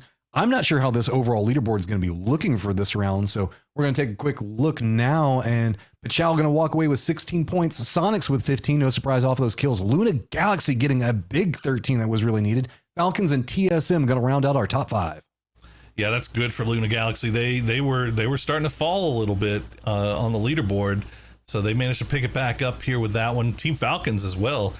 Picking themselves back up, and again, that's another good game here from TSM. They go out a little bit earlier, but still 8 kills, pretty decent performance. That's going to secure them second place right now. 9 points up over Legacy. It was just 1 point ahead of Falcons, who had to just cling to life on that hillside, try to make something happen. Rent Free a lot more quiet, continuing their slide down at 59 points. Luna Galaxy with a big come up though, in 6th place now at 50 points, getting a big jump over Bestia and Pachow both. Jeez, Sonic's at 124 points. Goodness, 50 points, 54 points ahead of second. All to right, see if they can reach what I can't remember. There's a sports terminology for it where you the points you have is more than double the second place person that's next to you. It's getting close. It's getting close. They've been playing that line for pretty much this whole event. I mean, like game 2, it felt like they had double the points, but we're going to do some math, try to figure out exactly. We're going to look up and see if Poro can find that term. We will be back in just a few minutes before we move into a brand new map. See you guys then.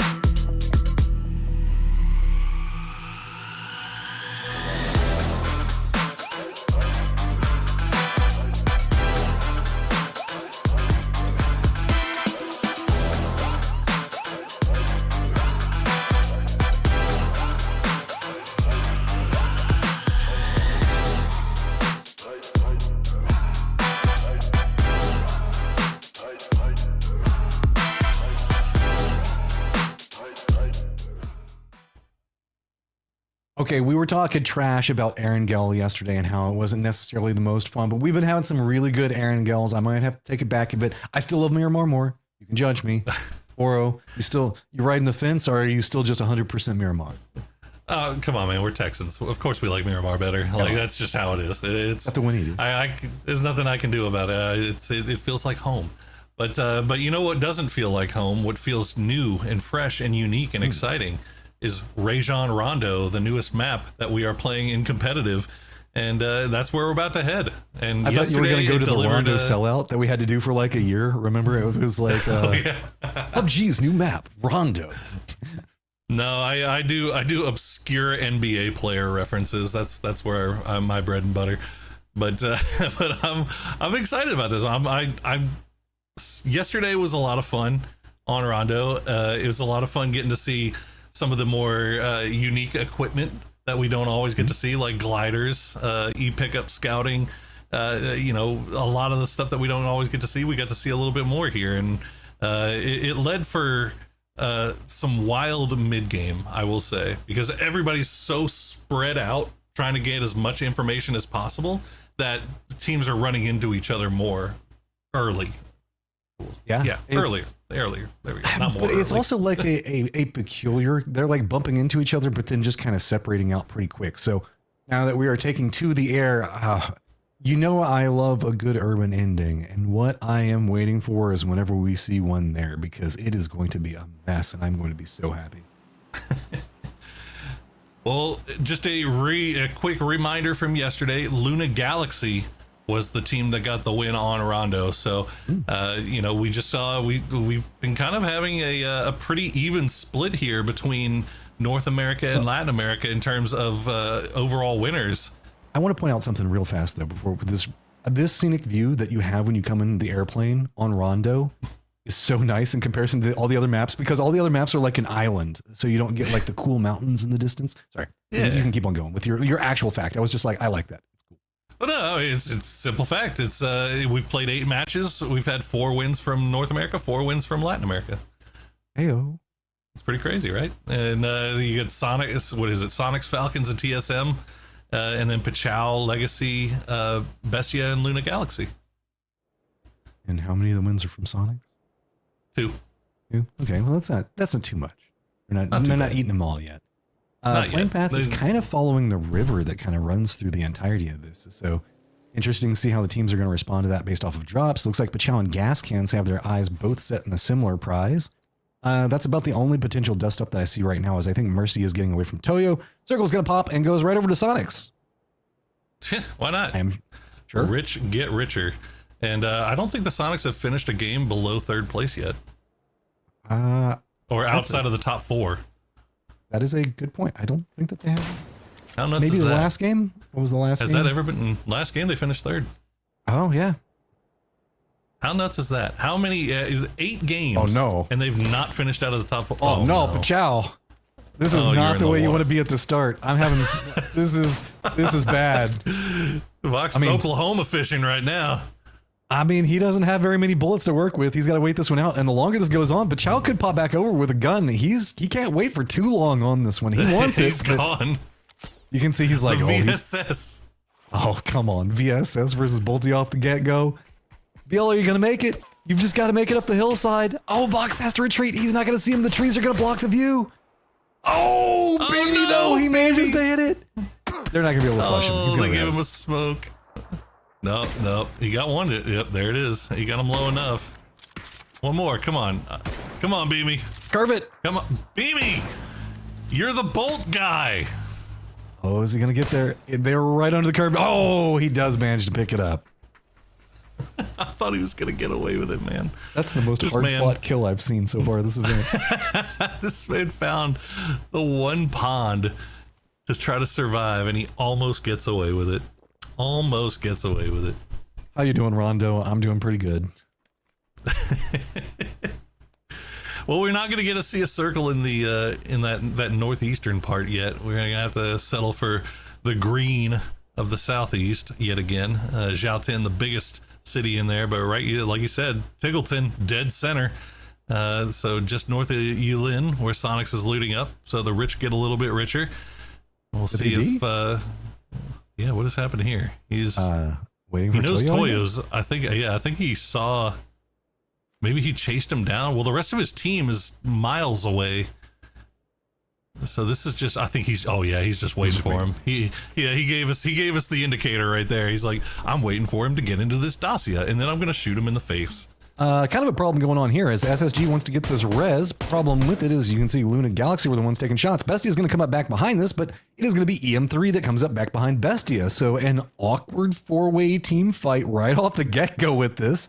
All over just trying to secure this last kill or maybe trying to get a res, but it does look like SSG did get the res, I believe. And so now all these guys are just kind of on top of each other and trying to separate out. Bestia kind of in the bad spot on it. Yeah, I mean, SSG not too much better. Is well, PWD, his patience pays off, and he will get the knock and the flush onto Emmy. But yeah, Luna Galaxy in this massive 2-2 split in the middle. SSG, it looks like they're just wanting to get back into their vehicles and move on. But as you said, Bestia and EM3, their little scrap is kind of preventing SSG from doing anything. So, and now they're just running into each other. Well, they've got to be careful because they've got spam that's coming up back behind them while they're still trying to take out. SSG is just having to weather this. Everybody is just taking shots at him already. Wants a piece of what's going to be happening. Eros is right back behind this, though. Is he going to spot out anything? Maybe get a knock? I mean, he's just beated in on those members from EM3.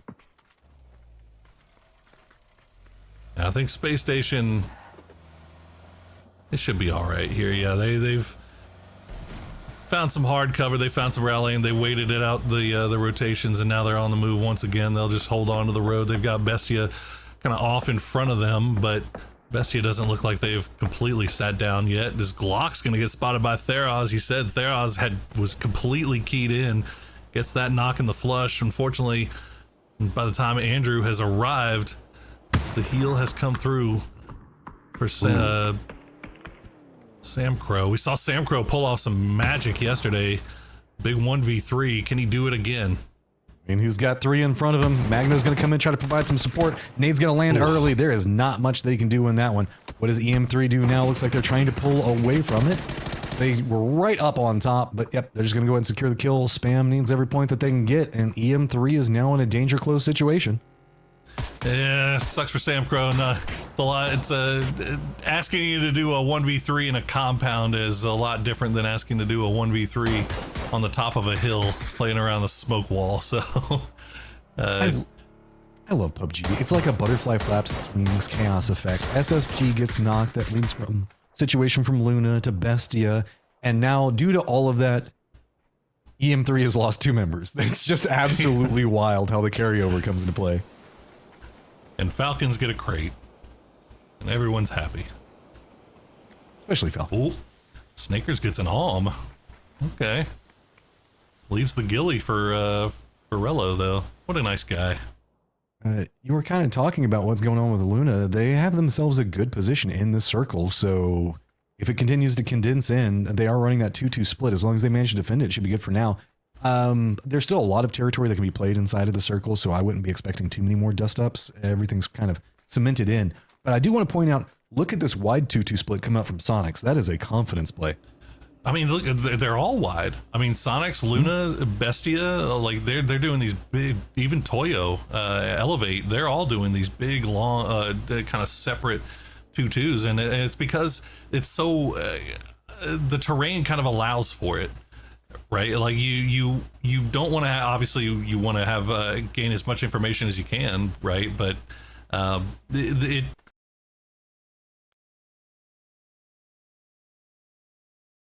looks like I've frozen up just a little bit here, but yeah, I'm not too terribly surprised to see that, considering what we saw yesterday, where I think we saw a lot of 1-1-1-1s yesterday. Yeah. I guess everybody's become a bit more familiar. We're at the center of the map, right? If you're going to know any part of a map and be most comfortable with it, this is going to be it. That's why you land Pachinki and you land Picado, all that other stuff. Looks like Rent Free is going to find themselves an Animaniac to go ahead and pick up, so that's going to be 1 point and is a very needed point in what has been a quick decline coming out from Rent Free today. Yeah, they've been dropping off a lot, unfortunately, today. But still plenty of time to turn things around. Still this game and 3 more. So we'll see what they can pull out here. They close. Sonics, as you mentioned, holding down the south side of Yulin. And they've got another duo off to the north. And it's going to be effective because they're going to keep Falcons kind of at bay here. So there's just a lot of flat and open ground, but that's the danger right there. H1, I think, realizes Snaker's up there. Does he realize that he has an Alm? Well, it's an interesting situation. As it's kind of peak flat, battle I'd want to take. but they're kind of like in a giant recessed bowl that has a couple of like little divots inside of it, like the backwards end of, I guess, a golf ball, if you were to think about it. So it's kind of flat, but that's what's leading to all of these like kind of long range skirmish fighting. As you can see, it's hilltop to hilltop almost.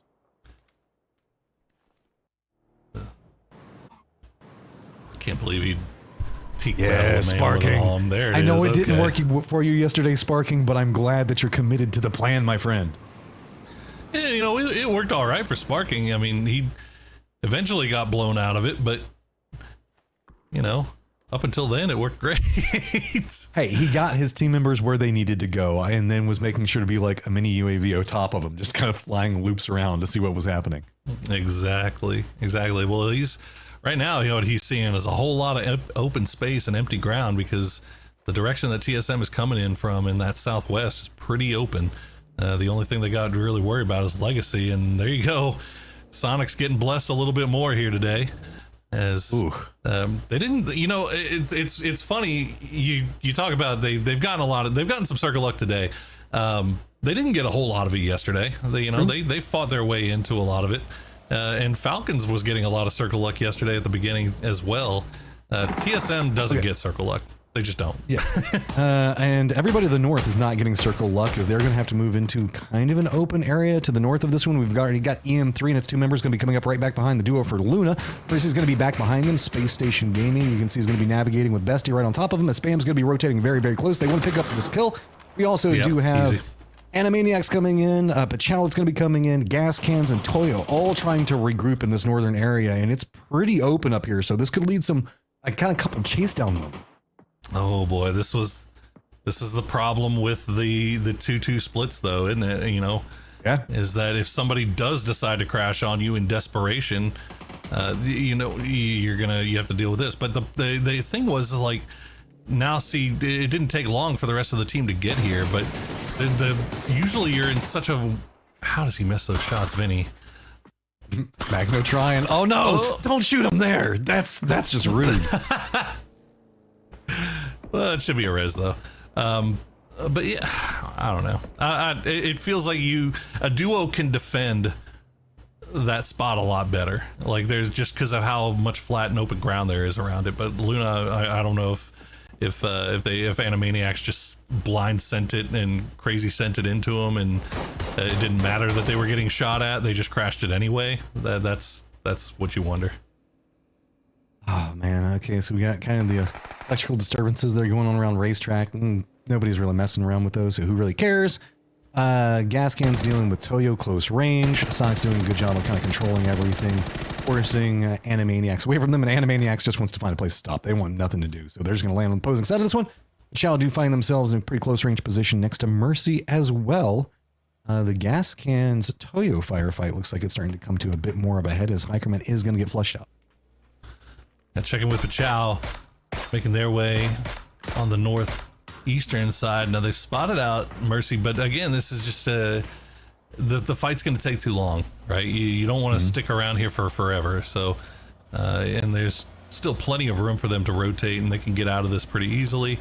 So I'd like to see Pachau do just that. They did lose BL, but still 3 up. They still got a pretty good shot here in the late game. But this is the fight we've been looking at here between Toyo and Gas Cans. Toyo lost Emmy, and it looks like Gas Cans have lost one as well. But they're fully committed to this fight. You see Vox going off to the north, trying to find an off angle here. It's really awkward because they ended up really condensed around this compound to start with and then had to separate out just a little bit. That's what led to the casualties. And now they're counter moving around the rotations that they made in vehicles while they were trying to rotate to get new angles on that first firefight. So it's kind of almost like a game of like chess where one person's making a move, the other person's making a move, and they're just kind of counter moving around each other. See Pippa playing down to the south of it, but they can't make too many more moves because of Luna and Sonic's positioning as well as Mercy off in range. And Circle is going to go over in favor of Bestia this time. Ooh. See how long Sonics keeps this 2-2 split going. They've got 3 teams around them over there in Yulin. SSG, meanwhile, it's actually going to be Pachau getting a little bit close to SSG. So it's just Santastico going to have to leave as Monster doing his best to hold the line. Page also looking off in that direction. So Pachau kind of in a weird spot right now. They know that Mercy was on the north side. Now they've run into SSG on this side. So they're just going to eat a little, looks like they're going to decide to eat a little bit more blue zone damage just to avoid Monster here. But then that's just going to put them right down where Rent Free is going to be. Rent Free is kind of holding down a high ground position 2-2. I would say it's more like a 2-1-1 split. But Pachau might be able to spot them out as they're trying to get that set up. The south is very scattered with just a whole bunch of kind of solos holding down different areas because there's not a lot to be had there. Everybody's kind of trying to make a way into Yulin, but Yulin can't support that many more squads than what it's already got with Sonic's holding it. Yeah, I think the duo from Sonics have done a really good job so far. Now, I mean, they've been rejoined now, but they did a good job of kind of peacocking and making sure that everybody knew that Yulin was occupied, so nobody really tried to take that risk of crashing into the city itself. So now that they've got all 4 there, it's still a really big area to try to track with 4 people, so we'll have to keep eyes on that. Pachau, meanwhile, they managed to get around SSG, but you can see the shots still coming through, and fakes in very, very low. One more bullet will do it, and Cowboy will be the one that hits it. I mean, they just wrapped entirely around SSG, and SSG just tracked them the whole way. I thought that they might shift a bit further down into Rent Free, but Vizsla took some shots that forced them into the north, and then SSG just had a firing angle yet again. So teams that are going to have to make some moves, you can see it is going to be Mercy moving into Luna. This gas station's just staying popping, man. I don't know what's going on over here, if they have like good taquitos or whatever, but everybody wants a piece of what's going to be happening in this position. While it's going on, gas cans might also bump into the backside of this. They hear what's going to be going on. I don't know if they're going to take shots or if they're just going to crash. And oh, no, sneak attack. You sneak attacked yourself by getting in that fire. He's on fire. No, I mean, gas cans, the perfect play right here would be to stop on that north side and just take shots at this from range. Third party into this as much as they can. Mercy will have to drop down onto their stomachs here as they're going to go ahead and push right into whatever Luna's got left. Vinny will just hop in the vehicle and get on out of dodge. The Kraken has been taken down, so all the hopes and dreams of Luna now resting onto Vinny and how well he can solo. Gas Can's still sticking around here on the edge, but Toyo as well. They've got somebody out there taking shots, and he's right next to Penta. Let's not forget that we saw these 2 squads that were kind of moving around each other. It was Gaskins and Toyo that we kind of kept giving small updates on. Now they're finally managing to get some separation, but Toyo's winning vengeance back on Gaskins inside this rotation. They have managed to make some landfall. Where is the circle going to go? It's going to go right over to Bestia. We are done with Yulin. That is going to be a mess to keep an eye on, but we're still staying at this convenience store for right now. Fox does find Lucid with the nade. Beamy wants to line up another one. They need to finish this one quick. Okay, man, SSG is on the clock for this one. This could be a huge game for them if they play it right. Vox, barely wins the 1v1 with Seifu. 2 HP left. Beamy will be the one to push in. It's securing points time here for Gas Cans. They've got 3 already. Make that 4. Could be 5 if they play their cards right here. Sneak attack, though. A very, very sneaky boy. Big problem, though, is that Toyo's just trying to line up and prep for anything that's going to happen. Vinny can't find a landfall, so he's outside of the circle again. So while he did try to run in, Bestia and SSG forced him back out of the zone. So that doesn't feel too good. Gascan still just wanting to finish off this last one, and that is a sneaky angle from Sneak Attack. He's waiting for somebody to step around on it. Does he have a Gascan? Is he going to throw it on the Gascan? He sure does. Oh, Utility's going to come out. They know where to look for him. They're just going to go with shotties. They're going to pick up. That was a good idea. It was a good idea. There was nothing that I would have enjoyed more than to see Sneak Attack kill gas cans with a gas can, but in the end, it was not to be. It was not to be, but it's really well played there by Gas. And it looks like they immediately turned and saw Benya, so Toyo's not going to be able to sneak up on him. Meanwhile, everybody, as you mentioned, everybody trying to get out of Yulin, Elevate just wrapping and putting themselves in a spot to do a little gatekeeping. Let's see if they can do it to Sonics. Well, it is going to be Punich gets knocked on a kickstart. He was kind of the breach man coming through. H1's going to try to follow up some nades, but counter utility coming out from Elevate. It's zone contained fight right now as everybody's kind of shifted up to the north. More nades going in as Shinboy's going to land on to Tiggleton. Sonic's not finding an opportunity to move forward. And look at this. Elevate has kind of stepped away from that wall, realizing it might be a bit too hot, and they're trying to move around through it. Smokes are going to come out from Sonics to kind of close off that entrance, but it's going to be H1 playing the wall that spots him out. Quick exchange, but now Sonic's in a load of trouble. Himsy does get the res onto kickstart, but can they make more happen? There is no vision to be had. That's big damage from H1. Oh, what a grenade from Shrimsy. It manages to find him, but now he's getting shot in the back. No. Animaniacs. They're going to get involved at the worst possible time here for Sonics. As Kickstart will recycle that smoke, try to get back up to his teammates, see if he can maybe get the res back onto him, but Zig not allowing him to do it safely. Pulling something out, trying to step forward, and Sonics finally has a bad game. It is going to open up an opportunity for a couple other ones. Now Elevate looking back into what's going on with Animaniacs and Legacy making their rotation. See Falcons just trying to cling to life over here. They bumped into what was going on with Rent Free. This is outside the zone. Oldless is already inside of the vehicle, and he's just cutting up to the north. He might get some vision on the backside of the Elevate fight, but he's really going to be focused on what's going to be happening with Snakers. Yeah, he just wants to flush out Snakers, make sure they secure that point from Rello. Yep, he will get that one.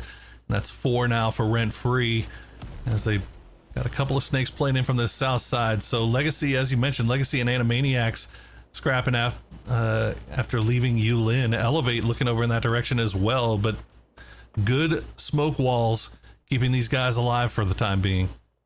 It's just for now. Keep in mind, TSM has the gate kept position on everything that's going on over here, and this whole line, Legacy, Animaniacs, and Elevate all still need to move. See, Animaniacs are realizing the pressure that they're under. They can't go for a peek on any angle. There's nothing to be had. Does spot out one, get some damage onto Punich. Is that going to be enough to try to find some type of angle to play with? No. Shinboy is going to spot out Zig, take him down. Trisk spots out Shinboy in retaliation, but you can see it's just an attrition war trying to move forward. It's just a couple of shots, more damage, more armor, and Legacy is just kind of watching a lot of this, going for a peek here or there, and that's all they have to do. Only good thing that Animaniacs has going their direction right now is Legacy can't focus their full attention on this. They have starting to get shot in the back by Toyo. So, well, Trisk is the last one alive anyway, so it's really just a question of can he get the point to Spoon. Not going to let it happen, though. With all the distraction, Oldest is cutting rug, trying to run up and try to see if he can sneak into the circle while that firefight's going on. Elevate being very distracted. They're still going to have to kind of move a bit further forward. You can see that they're trying to figure out how to deal with the down members that they've got. They're going to have to regroup, and that could open up a door for Legacy to kind of creep into this one, and they want it. They're just going to shift in very, very quickly. RBN kind of leading the path. Punich off on one angle. Quick exchanges between both, but Legacy very quickly shutting down any movement that Elevate was trying to make here. Yeah, late game Legacy is pretty scary stuff here, and they're proving why. Shinboy will be left to bleed out as Vegas will try to snake out a few more points for him. Unfortunately for him, Oldless is down there and ready and waiting. Looks like actually Vegas is going to be able to avoid him for the time being, but he is going to put himself right in the line of sight of Bestia, but this should keep him alive for at least a little bit longer. Still 24 alive at phase number 5. Toyo, TSM, and Bestia to the north. Meanwhile, we've got Spam, Pachow, and SSG over to the east. Finally ending up with Legacy in control over the south with Elevate and Oldless just kind of sneaking their way in. Toyo, you can see, trying to find some type of pathing around what TSM has set up. Smokes all over the place right now, and Toyo's just going to send it right back behind them, but TSM should have vision in a second. Yeah, they're just playing a bit more elevated. It's just a matter of do the bullets connect, and they finally do. Good shots from Luke. Not surprising to see as he's going to, oh, right under the car. No, sir, you can't hide. As TSM once again going back to that combination of rocks, vehicles, and that deployable cover. And they have they did that yesterday with some degree of success, and they're finding some success here in the late game as well. Who would have thought Circle moves away from TSM, so now they have to deal with what's going on with Toyo. Legacy also wants to see if they can pick up a killer, but the hillside's not going to really make that too easy for them. They at least do manage to get Danny. Pippa's still alive for Toyo, back behind TSM, going to be looking a different direction anywhere except for where all of his teammates just died. TSM has to make a move right next to Bestia, who kind of has to creep forward. I think that they've got some walls to play, but it's not going to be comfy if they stay there. And that last shift, again, still, I'm looking at SSG, guys. You really need to have a big game. This is shaping up to be the perfect time to do it. Let's see what they can do. RBN. Oh, they know exactly where Vegas was. Vegas said, "Nope, I'm getting out of here." Oh no, he couldn't blow through it. It didn't break. It stopped him dead in his tracks. Nowhere to go. So TSM one side, SSG on the other, Legacy to the south, and poor old Spam just caught in the middle of it, just trying to cling to life. Pippa living that bush Wookiee life, hoping the fact that Purdy doesn't see his feet sticking out, but I think he's okay for now. Pippa the Boosh. Yeah, TSM. This is going to be a tough rotation for them. They've already sent two to the other side of the road. Kurt can afford to stay inside this busted vehicle for a little while longer here. Look at Spam. That deploy they did the deployable cover and vehicle plan as well, and it's working out a treat for them. As SSG slowly wrapping around on that south side. Well, the problem is going to be whenever there's enough threats that those little triangles don't have any safe angles to provide cover from. It's good whenever you're holding off from one angle, but you can see now that SSG is getting closer. Bestie is probably going to be creeping up back behind that hillside. It's going to start getting scarier by the second. SSG is starting to find the angles into it. And Legacy, these guys have been feasting after those Yulin fight. They still hungry, man. They still want TSM, and they can hear the firefight going on with SSG, so they're trying to close down this angle. 7 kills overall for Legacy, 4 for LFP. He's feeling himself right now, and looks like Spam might be able to get the res onto Andrew here as well. I don't think SSG was in a position to where they could really push that and try to grenade after they got the double knock. So really it's just kind of breaking helmets, breaking vests, and putting Spam in a bad place for the late game here. Okay, now everybody's kind of being clustered up into the north. Spam, Bestia, TSM, all being kind of held back due to this SSG and Legacy firing line.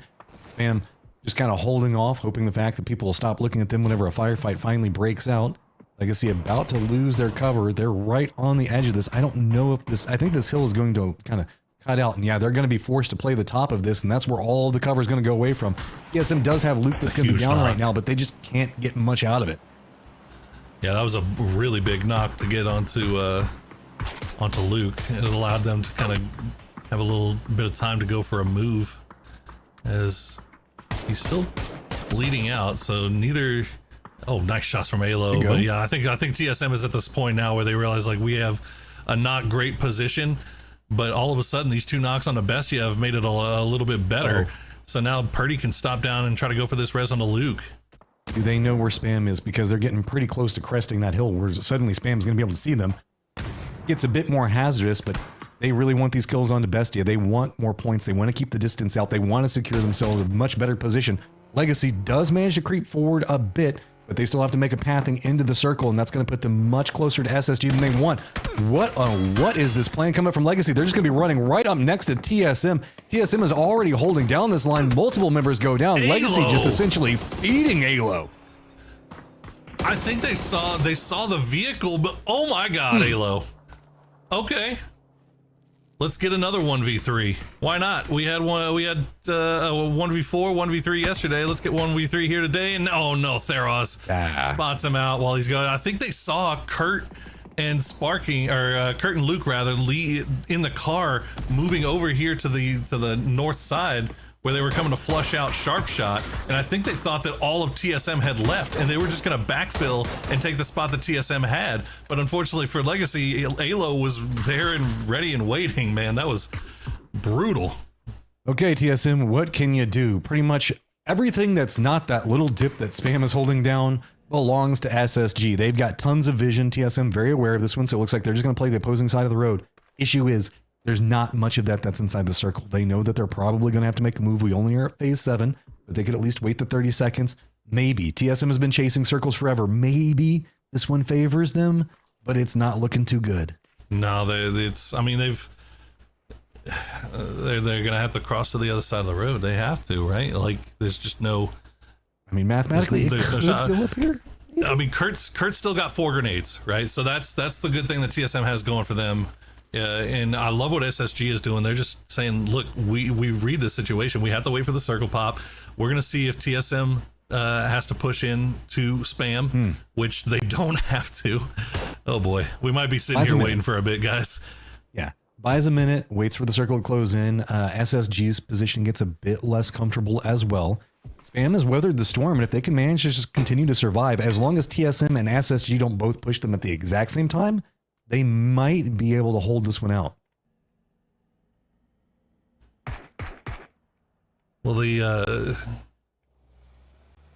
like we said, like I saw the pockets of Purdy Card. He still has four frag grenades. I'm gonna assume that Luke has some as well.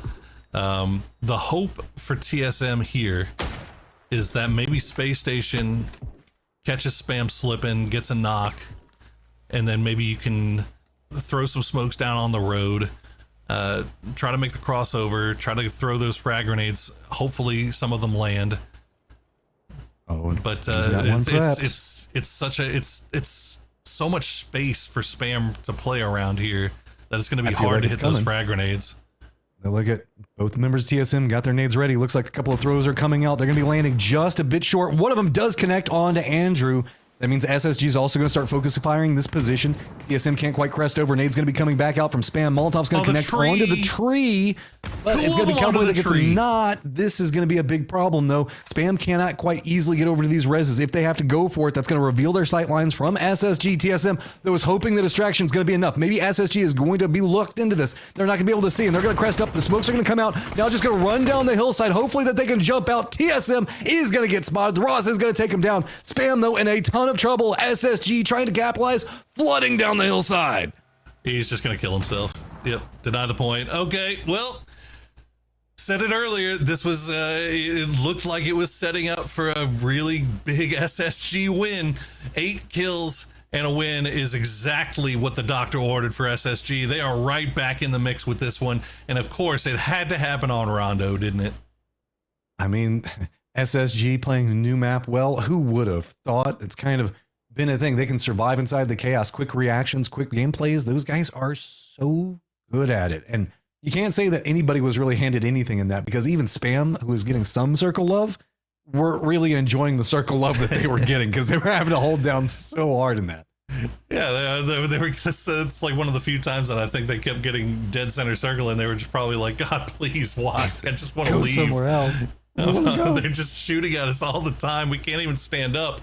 But no, I think I tell you, really impressed me in that game. Honestly, obviously SSG did a fantastic job. They were holding down the edge of that circle. They rotated exactly when they needed to. 8 kills to go along with it. Fantastic stuff. Legacy looked really good in that game. And TSM looked really good in that game as well. So yeah. I think those all 3 of those teams can feel really proud with what they put together in that one. I also want to give a shout out to Spam for reading the TSM approach, playing away from it, and then really making sure to shut that down. Because there's a world that TSM could have jumped into that, picked up those kills, jumped out, and tried to defend against what SSG was going to bring next. But that all just went down so quick. It bought some placement for Spam. You can see, though, the kills not necessarily the biggest for Spam, because they were having to hunker down so much. Space Station Gaming walking away with 18, TSM with 12, Spam with 10, Legacy with 10, because remember, they were racking up the kills coming out of compounds, man. Toyo going to get 8, Rent-Free finding 6. So Rent-Free finally finding something in that game. Yeah, that's good. That's good for Rent-Free. It's going to push them back up the leaderboard. They were kind of in a little bit of a free fall before now, but that's going to push them back into 4th place. But you can see that cut line is so tight. Falcons just 2 points behind. Luna Galaxy is about 10 behind. So Space Station now with that game, they're right back in the mix of things. They still have a lot of work to do, but it's within range. It's within sight.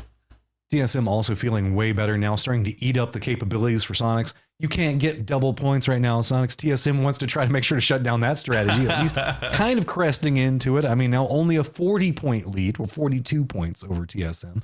No Legacy, Flame Horizon here. Yeah, we're gonna try to stop that one. At least TSM is. Legacy, though, is, I guess, feeling a bit more comfortable as we're starting to get a bit of a drop off as it's 82, 71, 65, 63 down to 52. And we're not quite in a everything's shutting off to where we have different angles, but it's getting a little bit more space in between everything. Yeah, no, I mean, I think the teams that we saw that were kind of in their good positions earlier today, we saw them kind of fall a little bit, but then they'll always have that good game that puts them right back up again and they start climbing again. So there's no tilt free fall happening so far. Everybody's still kind of staying in this thing, but again, still a lot of games left to play. A lot of games left to play. We've got several that we're going to be going through in just 1 second. We're going to take a quick break to get everything set. Stay tuned. We will see you in just a moment.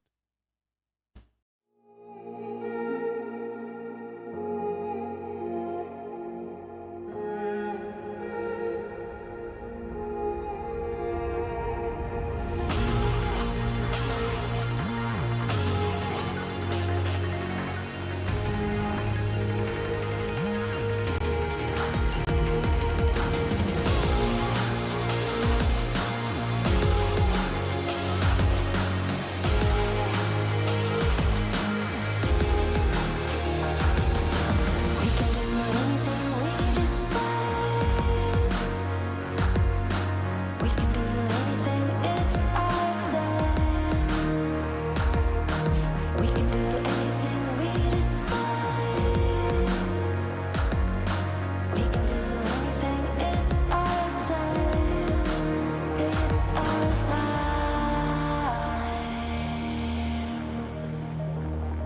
We're taking over.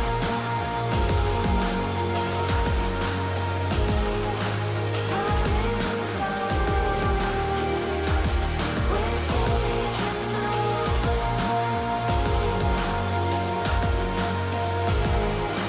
We are the stars. We are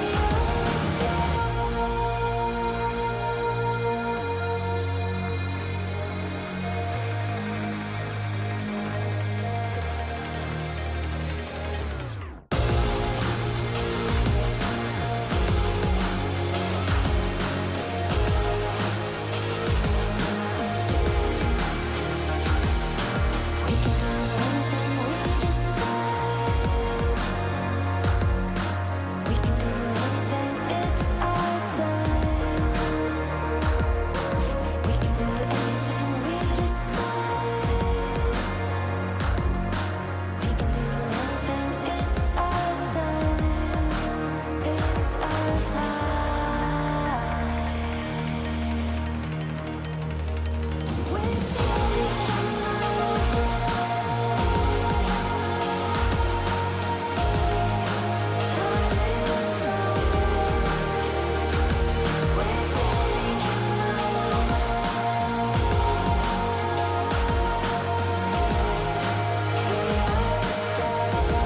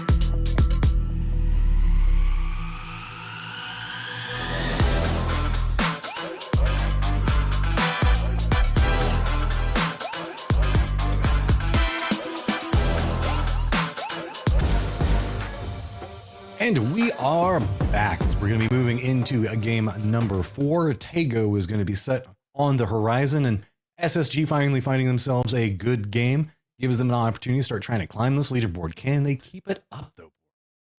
Yeah, I mean, look, you got to use it as a diving board, a bouncing board to find more success. But it sucks going from Rondo now into Tago. So it's like you're going from the very, very new map to the mostly new map. So, but I will say SSG in the past has had a lot of success on Tago, especially in those circles that kind of go towards the southwest or and play around the swamp. The ones that we hate.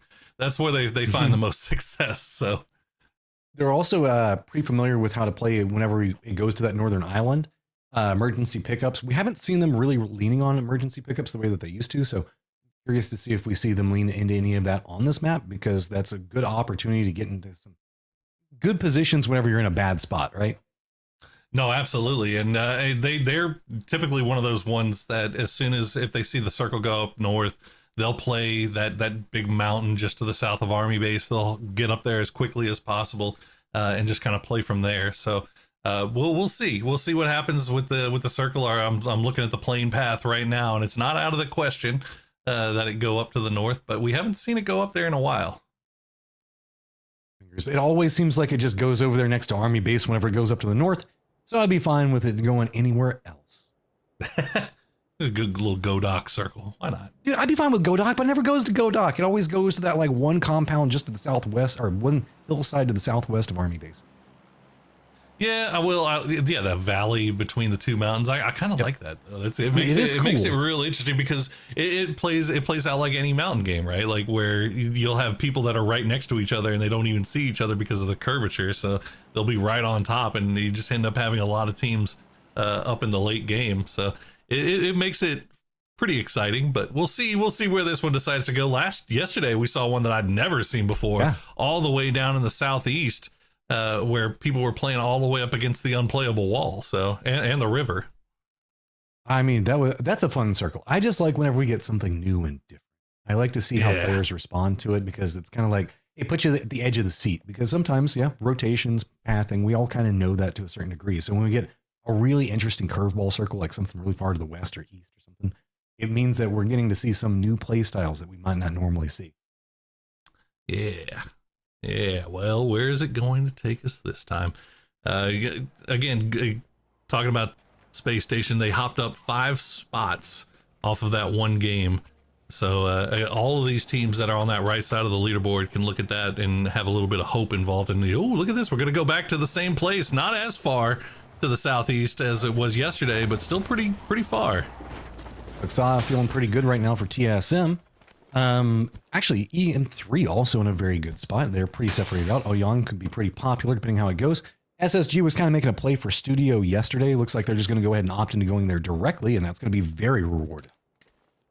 So yesterday, one of the things we saw when we got this hard southeastern circle was a number of teams electing to do the e-pickups all the way into that southeastern corner and kind of play from there. And a lot of teams just kind of playing up against that river side.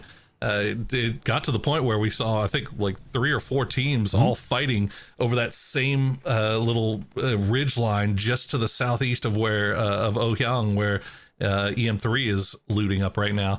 But I think it was like a six-way fight for that ridge line, or for that little mountain hillside. One of the things I love is whenever we get kind of circles like this, where things kind of are similar to what we just saw in the previous game. Are we going to see a modification off of that? Since so many people did do the emergency pickup, are those teams going to lean away from it because now they're going to think, oh, everybody's going to do the exact same thing, so I need to do something different. Now nobody might use it, and that's always so interesting to watch the developments in the meta just based off of like what happened last game and how am I going to react to it now.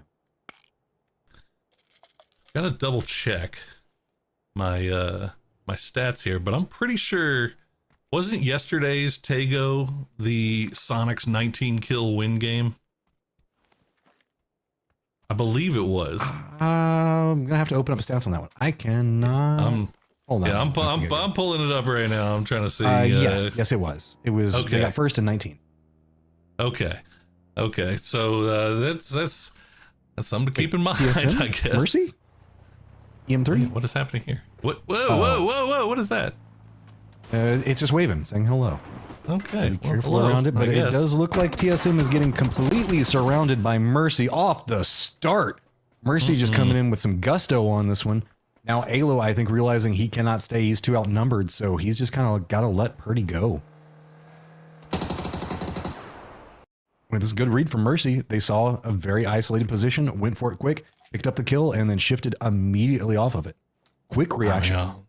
Always feels like the way, doesn't it? That you get dead center circle, and of course, that's if you take just a little bit too long to get your looting phase done, you get crashed on. And unfortunately for TSM, this time they're going to lose Kurt. But fortunately, they haven't lost Alo as well. So Alo, despite the fact that he is a hyper aggressive player, despite the fact that he is a fragger of the highest order, he's waiting. He's playing it quiet because you can see. Look at him. I mean, Mercy is just they're looking for somebody else to be here. The rest of TSM regrouping after fishing out loot, while Purdy's just like, was the 4x worth it, guys? Now they're going to go ahead and get themselves the hillside and kind of that ridge line to play, so they should be able to support Alo. I don't know if they're committing into this position or if they're just trying to cover him to make sure that Alo can get out. Well, Mercy has time to do this. Oh, does he know? No, he doesn't know. I saw him pull out that frag grenade like he saw something. He keeps looking at that rock though, doesn't he? I think that he's putting two and two together. They know that there were two here, and they're trying to figure out where Alo would have gone.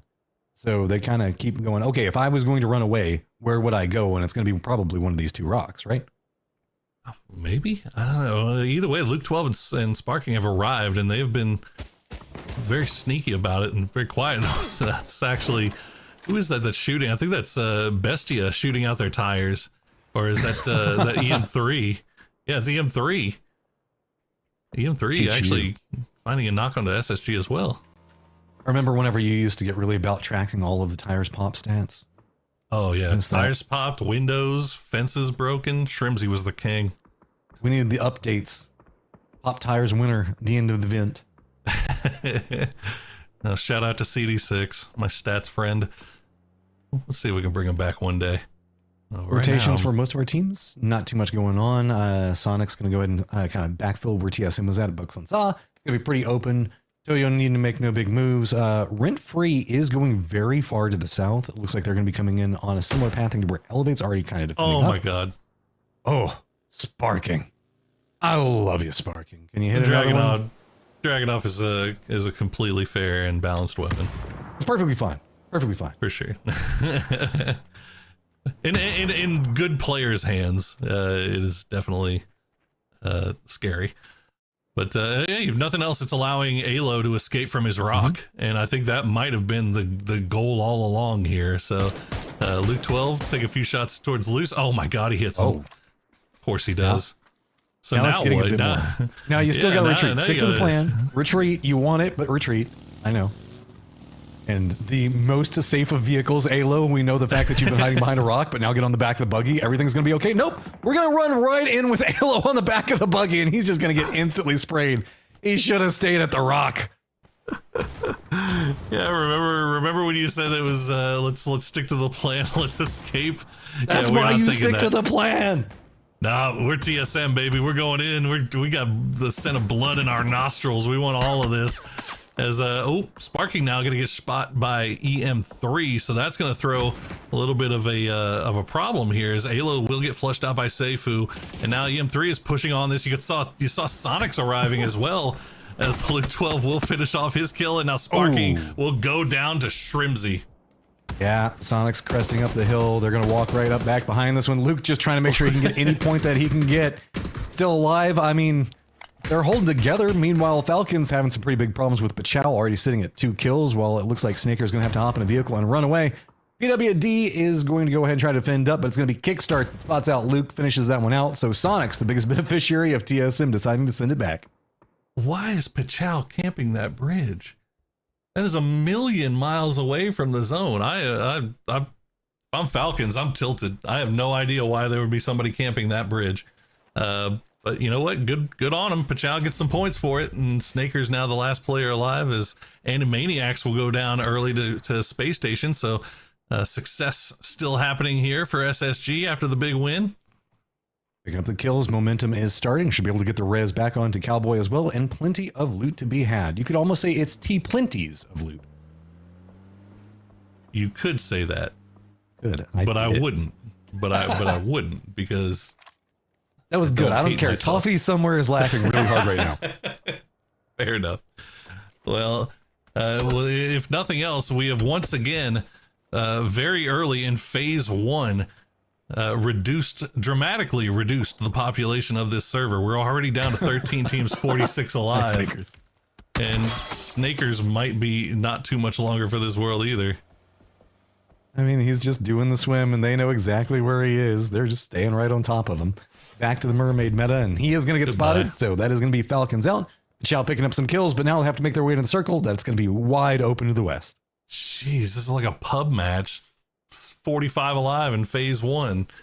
And Theros as well. Theros is safe, I guess, for now. PWD, the last player up for Mercy. So Mercy is about to be out of this thing. There's so much space. If they show the map now, there is so much space. You could play anywhere right now. And yet everybody is going for the Mercy TSM compound. Sonics looks like they've got their eyes on it. EM3 still sitting over there. Oh my lord. Okay, Circle, where are you going to go? Because you can go anywhere, and you're going to go to the west. So much space on the north side now. So Bunksaksa still, and all the way west of there is still free. So, of course, it goes here. There's, surprisingly, you look at where it flipped, but there's still only 3 teams that are outside of the zone right now. 4, I guess, if you include Pachow, who's still out in Narnia after wiping Falcons. But yeah, I mean, this is going to be a very slow mid game, it feels like. Well, maybe we do have Legacy that's rotating behind Elevate that's right next to SSG. SSG's already wiped 1 squad. We know that they want more kills. They want to start their climb in a very earnest fashion.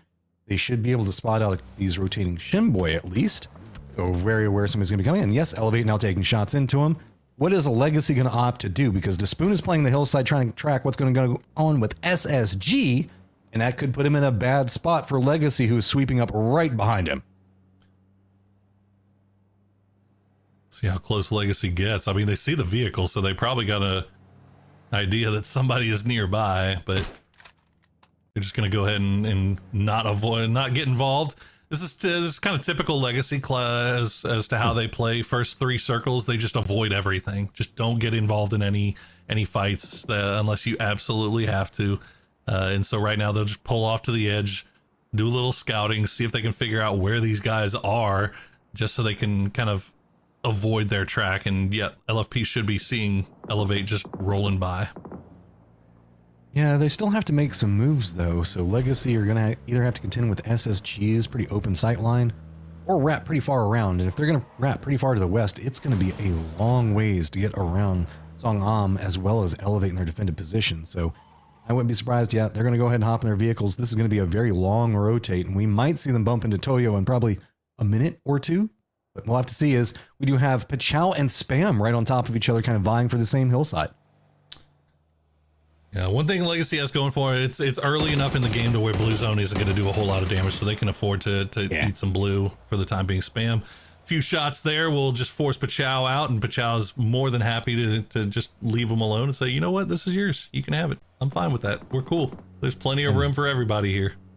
Now Pachow and Legacy may bump into each other at some point in roughly 30 seconds as they both head outside of the circle in their rotation on a similar pathing. Meanwhile, PWD... does Sam Crow know?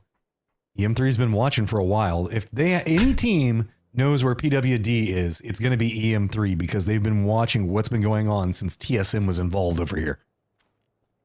I'm obsessed now with this Pachow and Legacy. If Pachow and Legacy run into each other here on the outside of the zone in phase 2, it might be the first time ever in the history of competitive that we see 2 teams pass by each other and not a single one take a shot.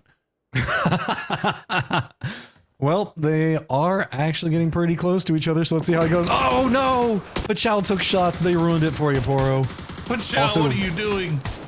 You don't like to shoot your guns at this stage, but they do defend it up, and now Legacy is going to be forced to go over next to Spam.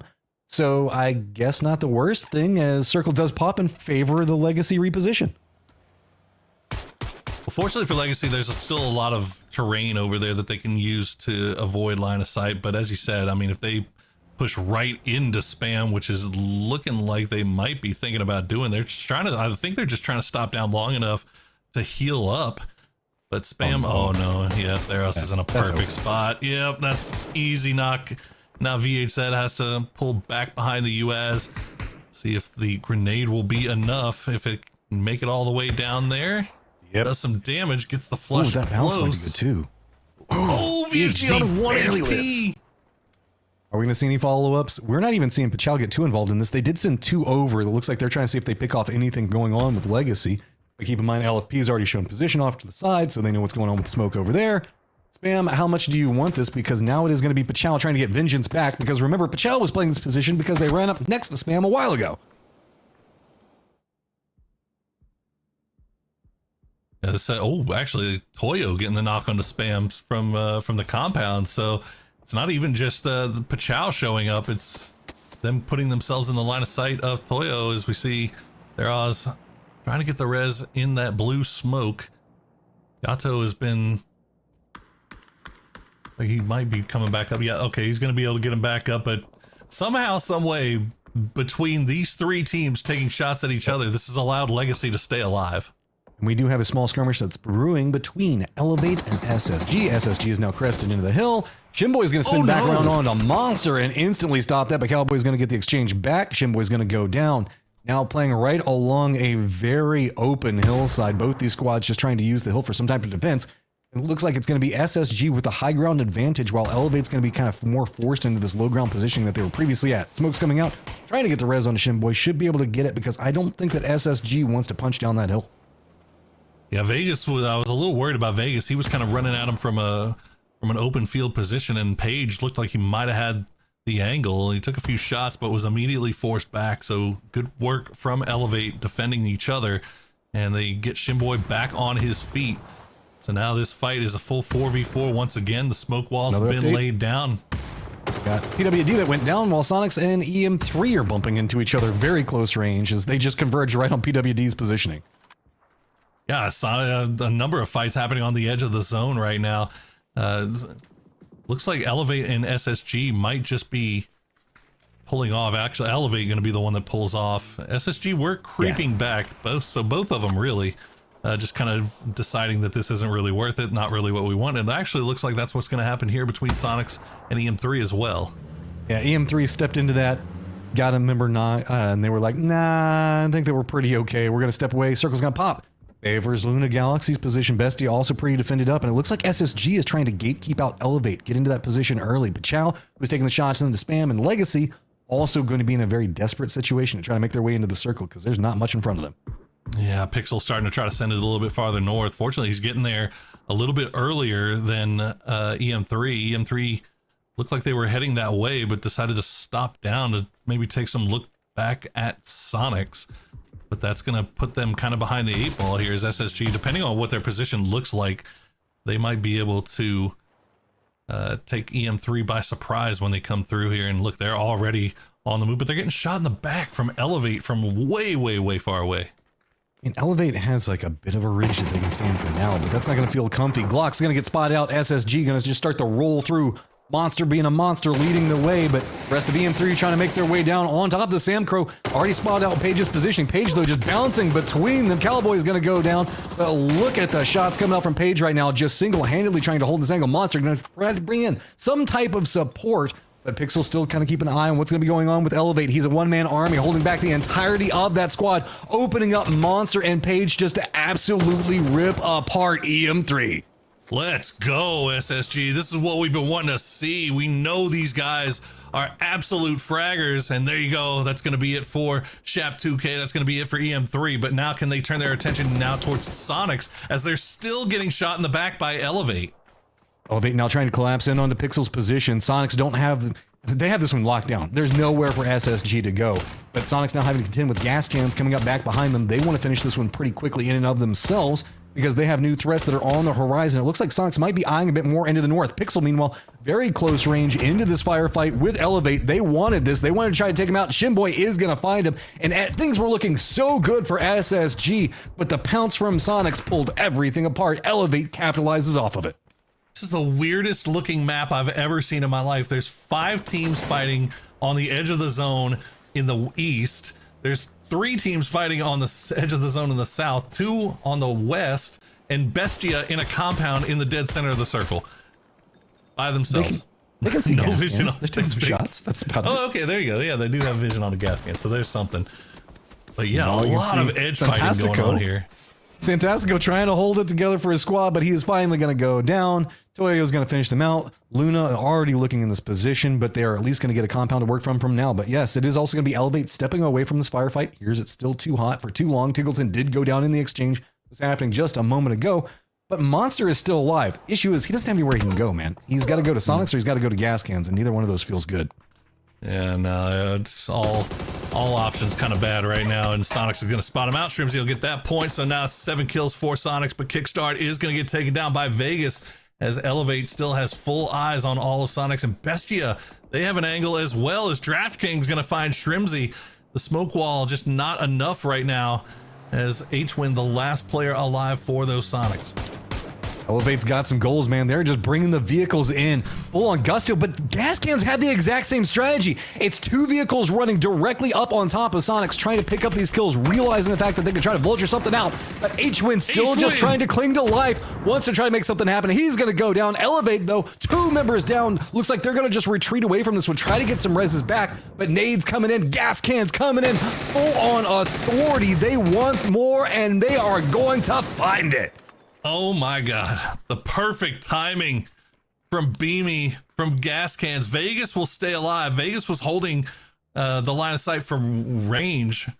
But yeah, I don't know why they thought that they could try to lift that man and put him in a car and get out of there. Gas cans wanted all of that.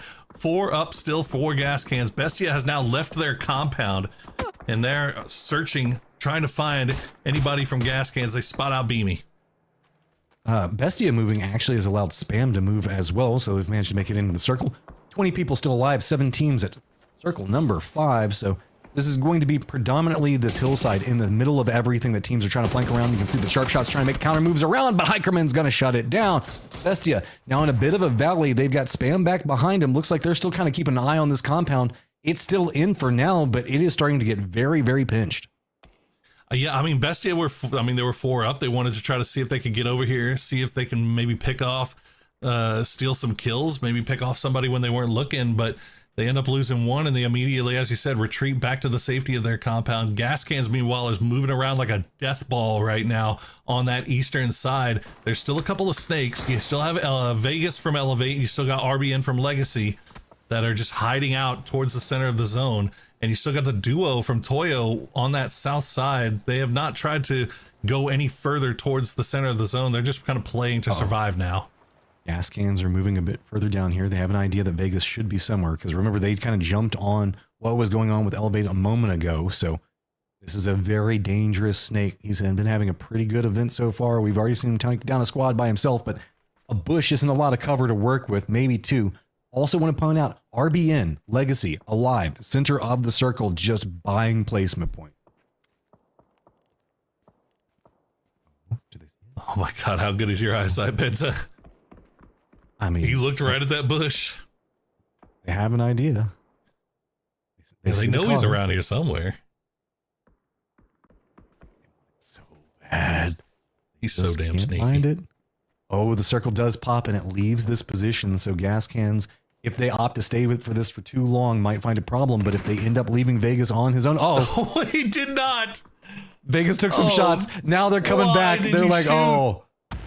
is the nade? It's gonna hit some damage, but this is a big problem for Vegas. He needs to make something happen here. It's not gonna hit him. I don't know if they is he trolling him? I don't think they know. I still don't think they know where he is. Like Ackerman's like, where's it at? Where's it at? He's gonna shoot me again. Where's it at? Like they're still looking at the rock. They have no idea. He just waited for them to stop looking. Took 2 shots into his butt and his. Oh wait! Oh, they're gonna see that. Oh, he tried to run. Oh, God, Vegas, you're my favorite. Well, that's it for them. Gas Cans, they got 2 on the north, trying to keep eyes on Bestia. There are 2 on the south, starting to make their way in. Luna Galaxy does lose 1. They had center circle. Spam caught one of them slipping.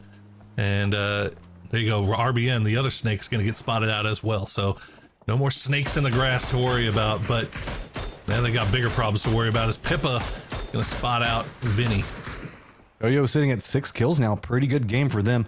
We also have Bestia that's trying to wrap in behind what's going on with Spam. That's not going to work the best. Trying to find something to work. Well, DraftKings is going to get the knock on to one of them. That might actually be able to turn this one around enough for them to make something happen here. You can see Smokestell coming out from Spam. This has stopped them in their tracks. Gas Cans, though, remember, they've been after every firefight that they can find. They hear this, and they are just running up back behind this box in a vehicle. Hikerman on foot. There are kills to be had, and Gas Can wants it. They know that this is an opportunity for them to shoot up the leaderboard. They want every kill that they can see, and they are trying to line this in. Spam, though, finishes that one out pretty quick, but they are now clustered in a terrible spot, and Gas Cans is waiting for him. Oh, yeah, Gas Can's getting there at the perfect time. He ran out with the guy on his back, and he ran into the hail of gunfire. 11 kills now for Gas Cans, 5 for Beamy, 4 for Hikerman, and they are in the driver's seat for this late game. Toyo making their way from the south side. They've still got 2 alive. Haven, the last player up for Luna Galaxy, but Gas Cans has the high ground. They have just about everything they could want right now. Oh, Haven gets spotted. That's going to be a problem. He's going to go down. Now, Toyo, what do you do? Because, I mean, dude, Gas Cans are vibing right now. They're like, oh, you shoot at us? We're just going to chase you down.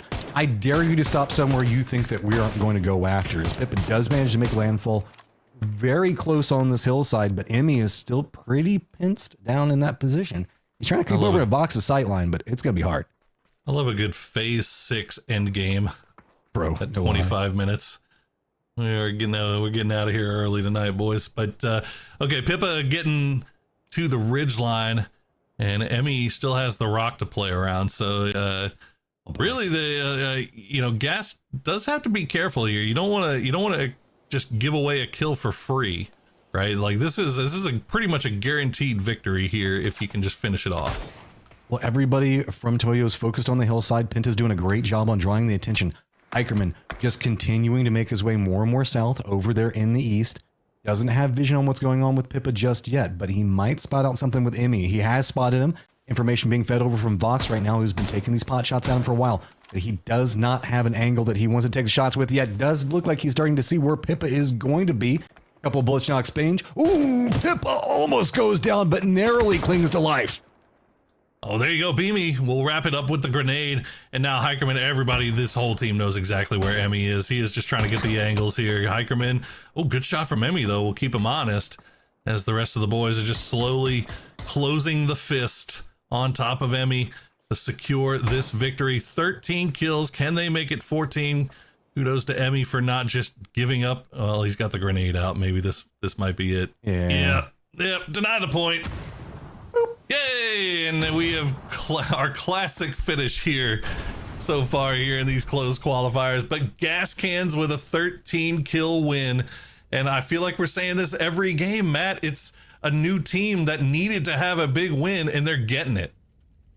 Yeah, I mean, we have seen so many point denials in the ending. This is the most point denials I have ever seen in a qualifier. They tend to happen more in qualifiers than they do in like the later stages in the grand finals of an event. But this is a lot. I feel like we've been at like 5 or 6 now, something like that. It's been a lot. But I mean, to be fair, the way Sonics is kind of siphoning up points, you know that cut line at 4 is going to be real tight, and it might come down to 1 point here or there. So, we've seen it happen so many times in the past that it's going to lead to this. Like it's going to lead to point denial. Especially if you're playing against a team like Gas Cans, who's been like they haven't been in a prime position to really climb the leaderboard up until this. So this is going to be a very big game for them. Overall points for that round are going to have to be massive whenever we see that leaderboard. And yes, 23 points. Toyo, though, also finding a big 12. This is a lot of the unusual suspects now in finding a good game. Yeah, no, they're starting to spread it out a little bit now. Of course, this was just on Rondo and Tego, so that kind of already just leads to a little bit more parity off the bat. But 2 more games to go today on Miramar. We'll see if anybody else can really jump back into this. Sonic's adding 8 points to their lead, but the 23 from Gas Cans, that is so big for them. How big is it going to be? New positioning for Gas Cans is going to be 4th place, right at the cut. 3 points ahead of Rent Free. In mind, that's going to be Falcons, Aluna Galaxy. And remember, Falcons pretty much got shut down inside that game. So big game for Gas Cans.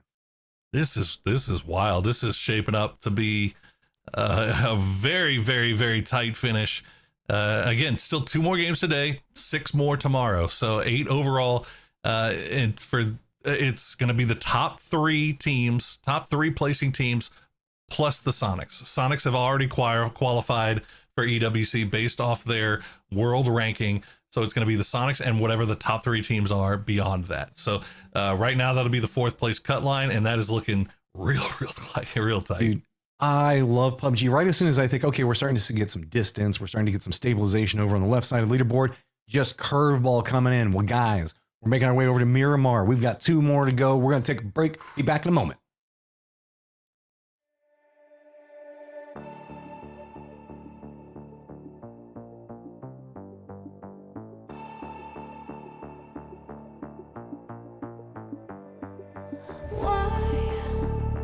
One by one, you always come back like a curse. Lurking in the dark, your soul is blind. You lie, time and time again, and I am not your fool. Not this time, 'cause I'm the wiser of us two. I'm the one of light, the anticipates of you.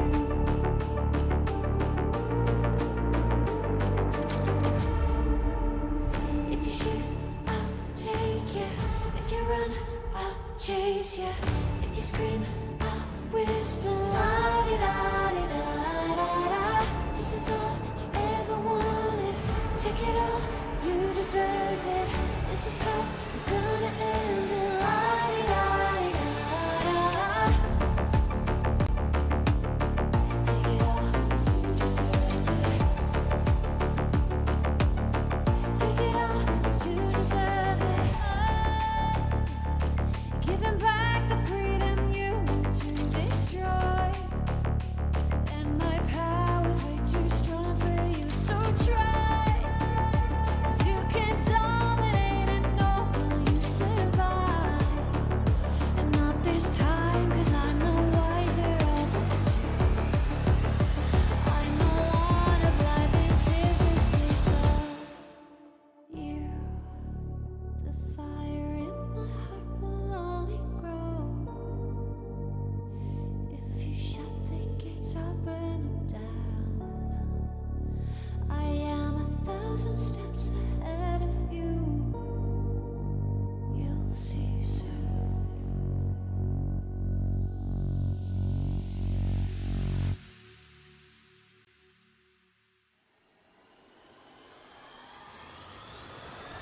If you shoot, I'll take it.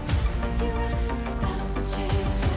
If you scream, I'll whisper. La di da di da da. This is all you ever wanted.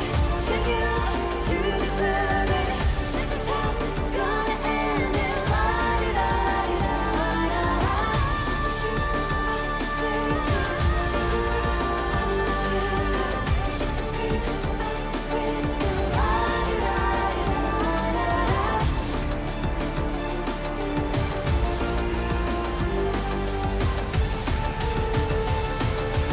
La di da di da da da.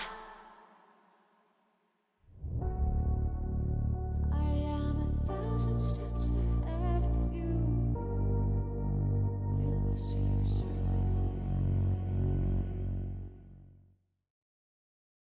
We back. Now time to go to Miramar as the leaderboard is going to be fun, Poro. Yeah, no, the last 2 are setting up to be a barn burner. I mean, we saw Miramar start off really slow yesterday with everybody just kind of feeling each other out. So we got a lot of teams up in the late game. Given the way today has gone, I don't expect that to be the case here today. I expect to see a little bit more early and mid game action than we've been seeing in the past. And 2 in games without Sonics.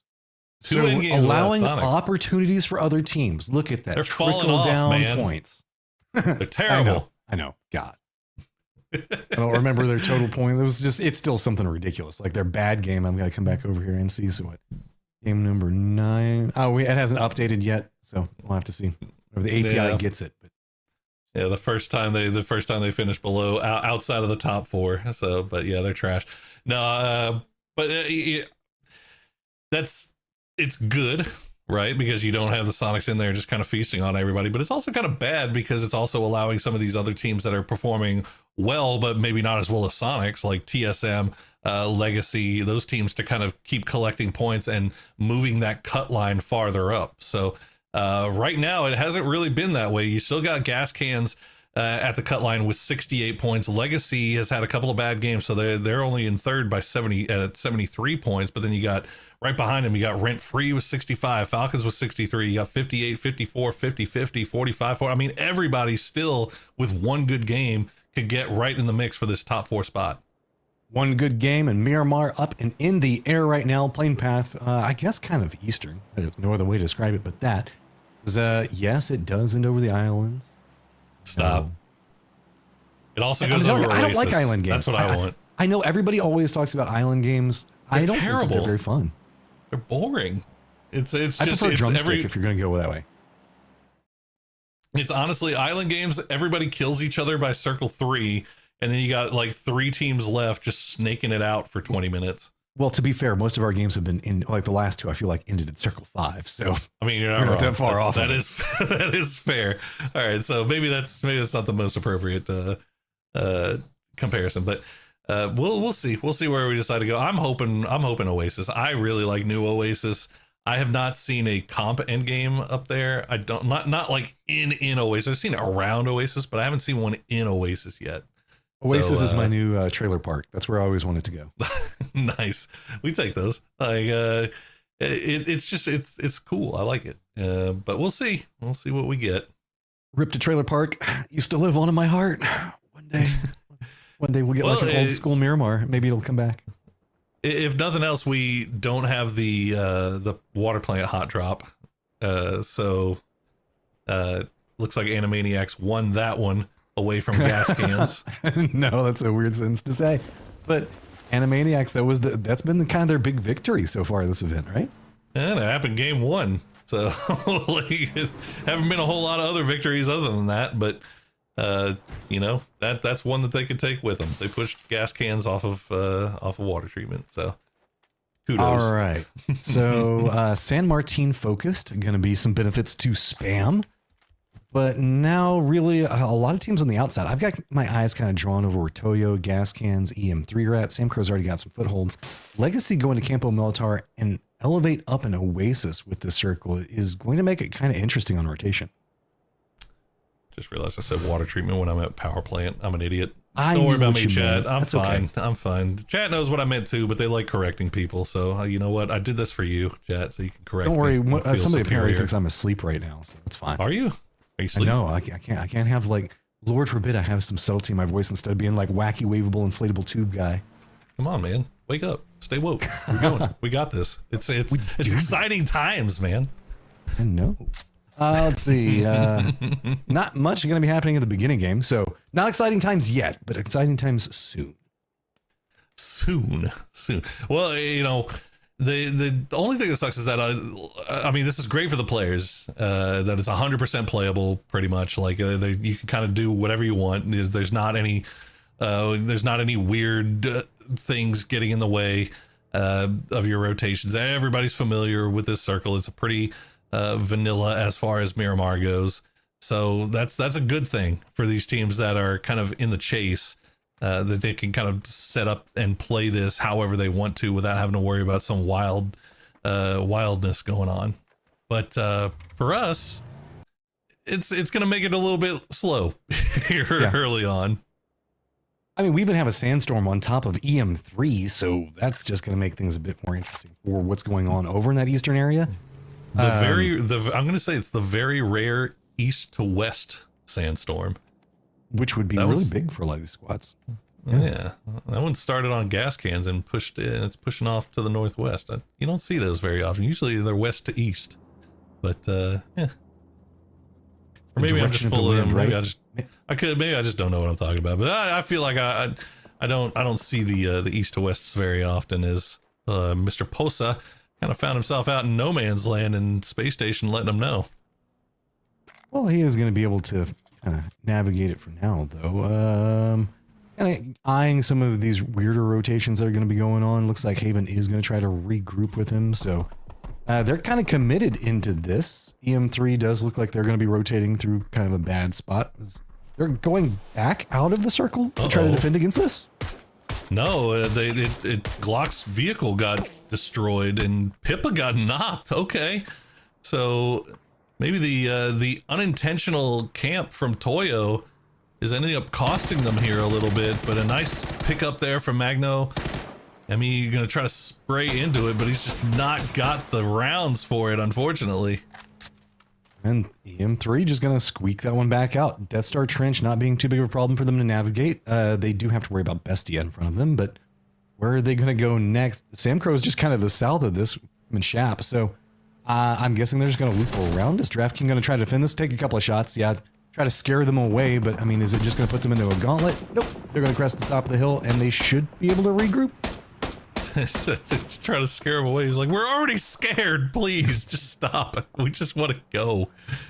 All this LATAM on LATAM violence. We can't have it. But fortunately, hey, his vehicle's smoking. There was only a couple of shots away from that thing being done. But good for Magno and Glock. They managed to get on out of there. Let's see if they can regroup with Shap and Sam Crow. So interesting thing that happened with that is Rent Free heard that. Great that we got the map right now. Notice that Rent Free is just north of Death Star Trench with one of them. Oldest is a bit more to the west of that inside the circle. Honey Badger's way back over there next to water treatment plant still. This is a pretty aggressive hold on the circle with Toyo kind of being gate kept out by what's going to be going on with Rent Free. Gas Can's going to be back behind them, so this kind of got a bit awkward for them. Meanwhile, Mercy and Pachal just also right up on top of each other in rotation. Yeah, I'm fascinated by this. I'm fascinated by this rent-free split. This is oh. I don't think he was ready for that. He saw a head and he's like, oh, let me get on out of here. I don't really want any part of this. Meanwhile, the exact same thought happening on the opposing squad. Yep, let's just go ahead and try to get away from this as well. Pachal actually has a lot of really good angles into this to kind of secure something, but they don't want it as much as I think that their positioning shows that they do. Yeah, I think the big problem here for Pachal is Lucid, and fortunately for them, they were able to knock him pretty low, but Lucid has that nasty little angle from the north side. PWD, he's one bullet away, BL! Turned into something that nobody really wants right now, is it looks like Pachal is going to try to circle back in. They're going to spot out Seifu in rotation. Now we're on seat swaps, and oh, Andy! Dirty. Absolutely filthy. You'll love to see it. Well, Santa, and he's going to get there in time to res Santa. Oh, look at this. Who is this man? Kill point, just the bonus point, man. Just res your friend on top of it. This is inside the circle, but Toyo and Gas Cans are going to be bumping into each other as that's kind of an awkward standoff. Remember Rent Free and this really weird split that they had? Well, they've regrouped, and they're also kind of close to Legacy now. So, well, at least Honey Badger is. Yeah, Honey Badger kind of surfing his own wave right now. I think he was just kind of being the northern scout to see if anybody was going to backfill around them, and Legacy ends up coming there, but now, oh, sneak attack, you're by yourself, or at least you're the forward man here, and unfortunately for him, BL is just feeding all that intel over. They're like, yep, he's running, you got a free shot at him. Lucid, the only one left. And it's all kind of coming apart. Gas cans were just kind of like sharks in the water. They smelled blood and they were after every firefight. They are right next to this, and if they see this going on, I'm very curious to see what Gas Can's going to try to make out of it. PWD catching some airtime while trying to go for a spray in the car. Tries to go for the seat swap, but that is going to be Mercy Gaming getting eliminated. Pachal walking away with 4. Gas Can's doing a stopover 2-2 split to see if they can spot anything, though. Jeez. I mean, you can't say it was clean, but they ended up winning that straight up. Didn't lose a single player. So kudos to Pachal. That was well played. And Now they're gonna run right into EM3. Yeah, Please now no. they're running Please right no. into EM3. There's no rest for the wicked, Matt. Except for Honey Badger. Honey Badger's Except for resting Honey pretty solid Badger. right now. He's just Honey Badger's listening to just- footsteps. Yeah, he's got his headphones on, eating some Okay, so- Pringles. Let's try to figure this out. There's Honey Badger that's up here, just north of water treatment plant. Oldless is going to be next to water treatment plant, the very tip of it in the south. Okay, 2 members are there, and then Bizzler's going to be across the road. So they were just trying to make sure that they secured the hillside into what could be the God Compound hillside in case this goes water treatment, I'm guessing. Oh boy. And talk about the worst time for a storm to pull through. That sandstorm is going to be landing up on the north side right as soon as the circle closes. So Legacy looked like they pulled into Luna and they're pulling away. Gas cans, meanwhile, coming in from the south side. There's nobody around them. They have the entire south side of this zone to play around. Spam right in the dead center. Are Elevate and SSG going to bump into each other around Circle 2 again? Oh, How does this keep happening? Hard shift to the north, but yep, Elevate. You got to be careful in this rotate. jeez. All right, well, you saw, like, you called it. Rent Free was putting themselves in position to go to that God Compound just to the southwest of water treatment. And fortunately for them, the sandstorm kind of coming through right as they make that same rotation. So they get it pretty free as SSG and Elevate look like they will avoid each other for now. Depending on where the Optima is stopping. They're just keeping hillsides in between them. They have the exact same idea on pathing, but I think that Elevate's going to go for the elevated position.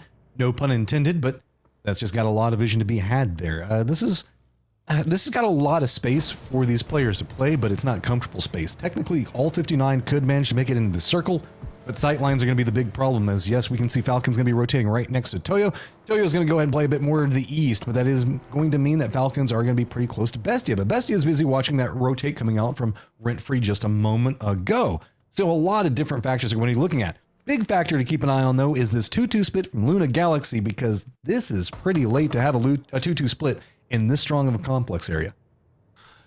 No, I mean, this is, I'll say, like, if the compound that Rent Free is in is the God Compound, this 2-2 split that Luna is pulling off right now is the Zeus compound, because you see this a lot, because the two on the north side can cover Posa and Haven, and it's just nothing but wide open flat area leading up to Posa and Haven, and they can cover that pretty easily. So you see Spam didn't even want a part of it, and as a result, they're going to run right into Elevate at that intersection.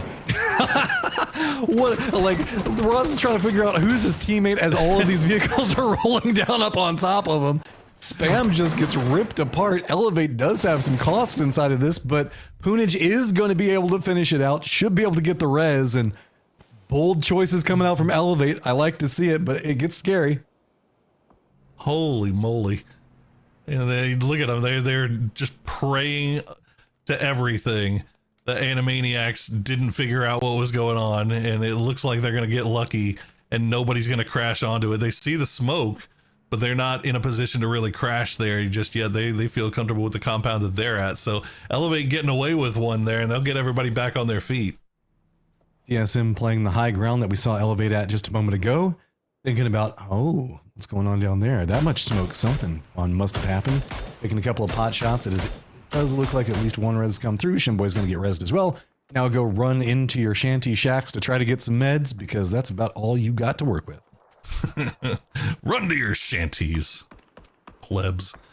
But hey, they're still alive. They're still up, and they got a good, nice little compound to call home for the time being. Now we still have a number of teams that are still making their way in. Gas cans from the southwest, Pachowd making the long wrap on the southeast. TSM just skirting around the western edge of this circle, slowly making their way north. They may run into Legacy. Animaniacs, they still want. Ooh, risk. This is just more annoying than anything else. Like, you get that knock, not going to get the flush, unfortunately. But and there you go, the hard shift back down to the south. So Animaniacs, they definitely going to hold on to this spot here. I mean, it's really strong. San Elevate. Martin being almost all inside of it. Yeah, you don't have Hosting. Whatever. They also still have the hillside to the south of it. You can see Kickstart's playing that. Sonos are going to be repositioning. Looks like they might be trying to go for like maybe some control right along the edge of the city itself. They also do hear this firefight going on, and they might want that Animaniacs position. Pretty good.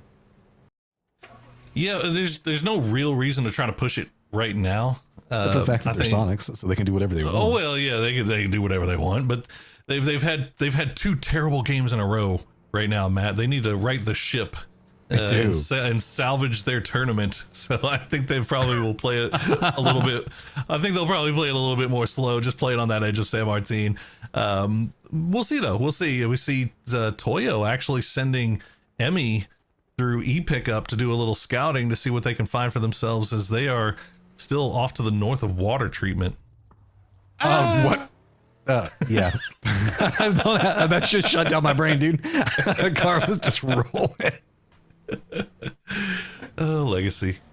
I had a point, but it just disappeared out of my brain when I saw that. Okay, so Falcons push into the EM3 compound. EM3 doesn't really want it. I think they're in a split. Sam Crow's got a spot in the north side of San Martin. They just want to get on out of here. As Magna, please God, don't leave me, don't leave me, don't leave me, don't leave me. Okay, we take the van and we run, and we're fine with that. Very slow in that bus. Luckily, there's no hills. They should be able to make it to San Martin, though. Traveling at the speed of smell. Yep. Hey, it works. Falcons got them where they need to go. See, Bestia still needs to make their way into the circle because Pachao has managed to make it to the circle, and they're going to be in a gatekeeping position on Bestia. Who would have thought? Finally finding the safe zone. Pachao. Well, the safe zone not so safe just yet. I mean, you can see Falcons taking shots at them, and unfortunately, their trailing man got cut off by Bestia. So Bielcalmo is going to have to take a little bit of a wide wrap in. Toyo, meanwhile, they're 4 deep, pulling into Legacy's compound. VHZ, he's just going to go ahead and run, get on out of there. The rest of his boys have already left. They've gone to the other side of the road. So Toyo will probably take this slow, but they don't realize that they don't have to. And also, this is outside of the zone. Just realized that. Yep. Now they got to rotate over to the other Legacy side of it and see how that goes. Bestia doesn't want to run into the thick of San Martin, and I don't blame them. So it looks like they're going to wrap around over to the south. They should be able to have a pretty solid approach on that southern area. Gascan's going to regroup. TSM going to be right next to SSG. Legacy dealing with Toyo, just kind of driving around. Oh, now LFP, no. the solo, that's going to have to deal with the whole squad landing on top of him, but he's got a plan. You like city endings? Well, we've got city endings this tournament. Yeah. So, okay, Legacy now squaring off with Toyo. Toyo, remember, they pulled up to the compound after Legacy had left. And so far, Legacy, though they did lose RBN a little bit earlier, they're still 3 up right now. They've managed to get a couple of, or 1 knock at least onto Toyo. Pippa kind of in no man's land. LFP going to go down to a nicely placed grenade from SSG. Benya. And there comes SSG. Again, perfectly timed to capitalize on some unsuspecting victims. Paige will find Danny, and maybe he can find Gizera as well. No. While this is going on, I do want to shout out, we have a late game emergency pickup in a San Martin that's going on with Luna. So if you see them instantly die, that could be what's up. But I mean, I like to play. Now Space Station Gaming, high ground control. Toyo, this is about to suck, man. What do you do from here? Not much. It is, you got the res, but the blue zone's arrived. So I don't think you're going to be able to pull that one off here as we see the emergency pickup on the picture-in-picture. No freaking way they get all 4 people into the city. Unreal. Yeah, okay, I said Luna. If you're going to do it, jumping into a city like that is the way to make it work. So respect on the read-on position, man. And Circle 4, right into the thick, right next to Sonics, still buys it. Let them know, Pixel. Accuracy through volume. Anger shots. Oh, you should have been ours. Well, unfortunately, SSG is going to lose Monster, so that sucks. They do, I think they're still aware that there's one, well, Monster might be feeding information over to him, letting him know that Benya is still out there in the blue, so they're going to stick around a little bit longer, see if they can maybe get that kill. Legacy, meanwhile, they managed to find a small cubby hole in the north side of this zone. You can see Honey Badger just staring down onto him. Red Free just kind of not wanting to commit to the city. They're going to hold on to the north side and hope that this thing pulls out. Meanwhile, Falcons have sent Roth in. You can see his little purple thing off in the distance. and Rello is Chow. trying to join him. But yeah, they're right on the footstep on the doorstep of Pachow here. And that is going to be Rent Free that has some vision on it. And yeah, Bizzler's going to get the knock onto him and make it a bit more complicated. SSG also wants the compound that Animaniacs is moving into, so that could get pretty spicy here in just 1 minute.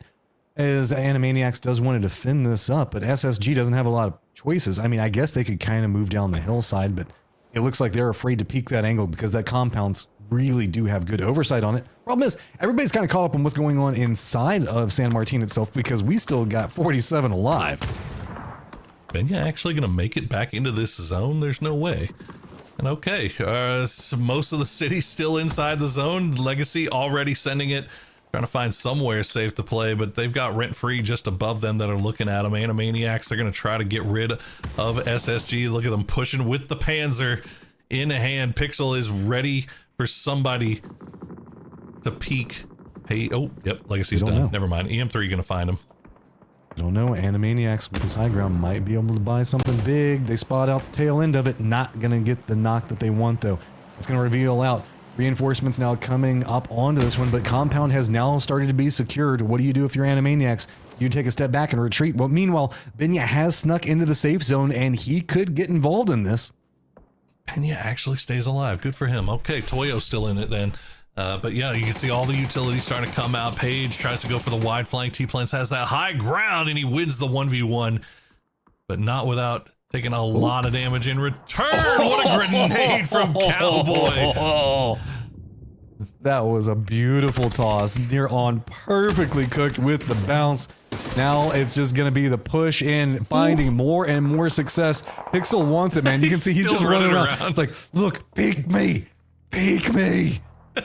He hasn't even pulled out his gun in forever. He's just he wants it so bad. Was a Kraken. There we go. Pixel. He's going to pull out the M249 now. He does spot out Zig, but this battle is taking forever. And Benya actually getting in a better position here to maybe steal some points. Oh, that grenade. He's going to get one. He's going to get two. Oh, he's finding more.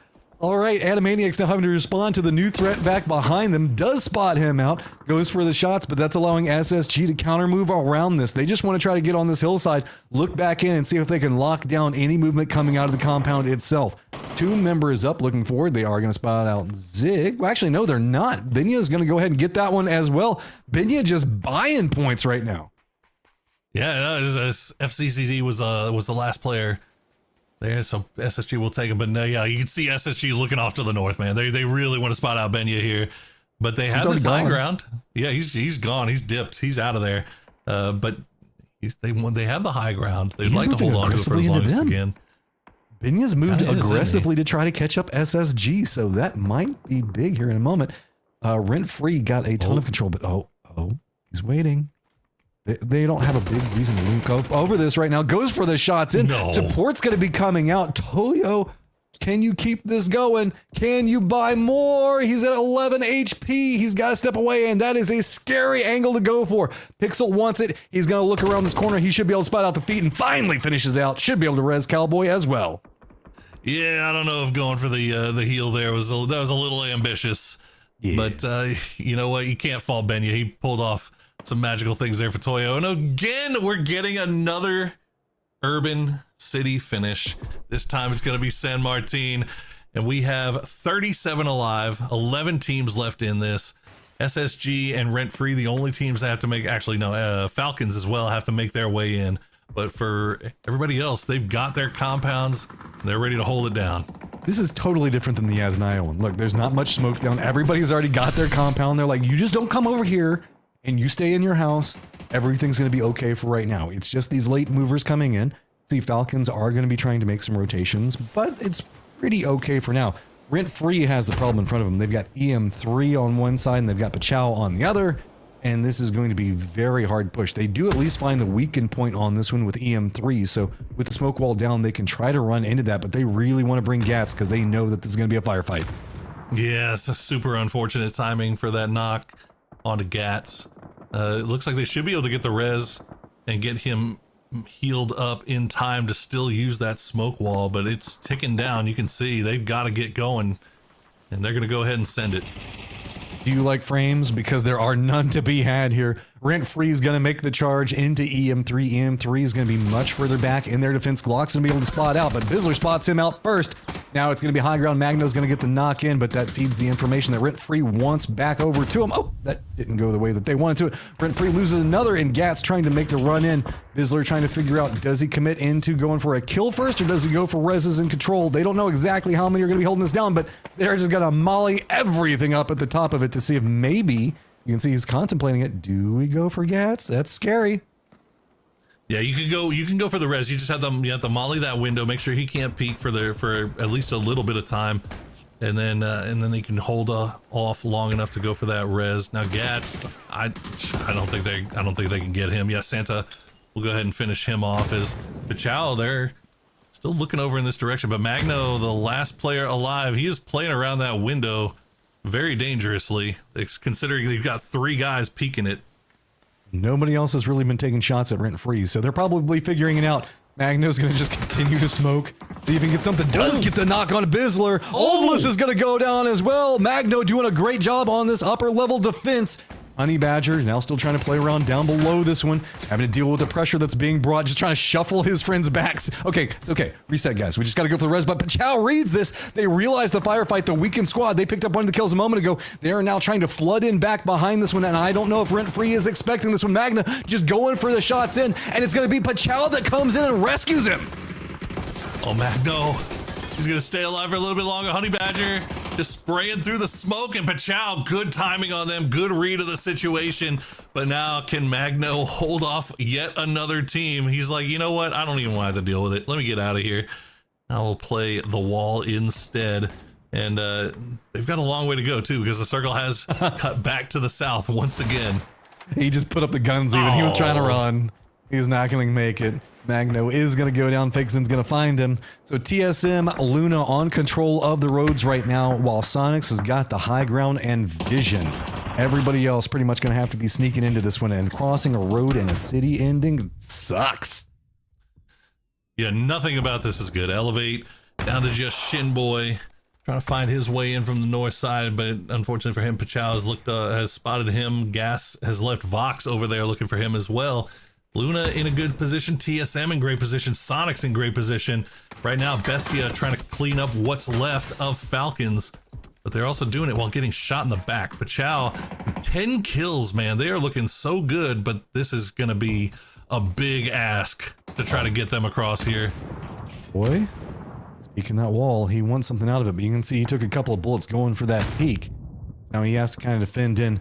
Fakes in down. How is Pachao going to try to move forward off of it? Bestia and Falcon still just exchanging bullets. Luna is going to spot out Shinboy, so that's going to make Pachao's rotation just a bit easier, as it is going to be the TSM line that's trying to defend. While this firefight's still holding on, Falcons have not managed to make it into the safe zone yet. They're right on the cusp of it, but Bestia is just holding them, not even giving them the couple of feet. Finally, they do at least manage to make it in, but what are they going to do with it? I mean, Falcons, I can't believe that they're still 2 up at this point. Like, they have just been getting picked apart by everybody, and you can see in the kill feed, the TSM has spot out Pachao, but Falcons trying to see if they can find anything. He's going to find Silzen. That was a perfectly placed grenade. Silzen just had that, the deployable cover in the corner. He's going to try to make it over to the staircase. As Draft King, the perfectly placed flashbang, but he won't be able to get the spray. 2 on that angle. He does not like it. Instead, going to shift away. And Capitan, he wants this to move close range. Go through the door. He's waiting for it to happen. Falcons, how are you going to maneuver around what Bestia is doing? It's just a counter shift into a counter shift. Snaker's still playing the opposite wall, realizing that they still have control over this territory for the time being. They are going to opt into going for the res, and you can see the push coming out from Pachao while they're trying to navigate into the TSM territory is just going to be entirely shut down. I was watching that whole TSM Pachao fight. I'm sorry, guys, but I will let you know exactly what happened. Pachao almost pulled off a miracle, but then Luke 12 clutched it out for TSM. And it looks like they're going to be up to 2 strong here. So TSM staying alive in this one, but only barely. Pachao, that was one hell of a push. Falcons, okay. You managed to make it to cover. But now you get to deal with Sonics. And they did get separation away from Bestia. Bestia is still going to be playing to the south of them. So all the smokes out. It's going to provide some support, but Shrimpsy's high ground position is just really scary for them to deal with. Shot's going to come down, and Rello is going to drop, but just right next to that wall, so could be rezzed. Oh man, Sonic's they've got everything. They've just got everything they could possibly want in this zone. Even if they take a knock on top of that roof, there's 2 of them there, so the res would come in pretty quickly and easily. But Luna, they got to dig TSM out here, and TSM has been proven to be pretty hard to dig out. Luke's still alive. He got Alo back up. Alo's got that bullet hose as well, but the grenade will find Luke up top. Nicely placed there from Luna as they try to send it in, use a little bit more utility. And you can see just how much damage. If you're not in smoke, you are going to get shot. Yeah, there was no smoke a moment ago, but now that everybody's having to shift, it is getting really, really hot down here. A ton of smokes just all over the place. Alo waiting for them to walk in. That is a scary angle to walk, but Vinny peeks it perfect. Takes down TSM. Luna continuing their pathing in. Meanwhile, Falcons and Bestia have found each other yet again. Oh, Rello just dropped his drag for a DBS too. He's ready for this push. He wants it. H-Win will spot out Pentalosa. That's going to be it for gas cans as Sonics just continue to mop up anything that they can see. Blue zone grenade. Oh, wait, is that... Okay, they must have... Yeah, Rello, I think they may have had packs, but the packs went down pretty quick, unfortunately. And now it's just feels like it's a matter of time here for Sonics. Only 1 kill though, but God, look at the 580 damage, and he's only got 1 kill. They've been holding down this position since they saw it go in this direction, and you can see this is hellacious for anybody else. They are just reigning in control on everything. Their high ground even has a little ridge around the top of it, providing form of cover.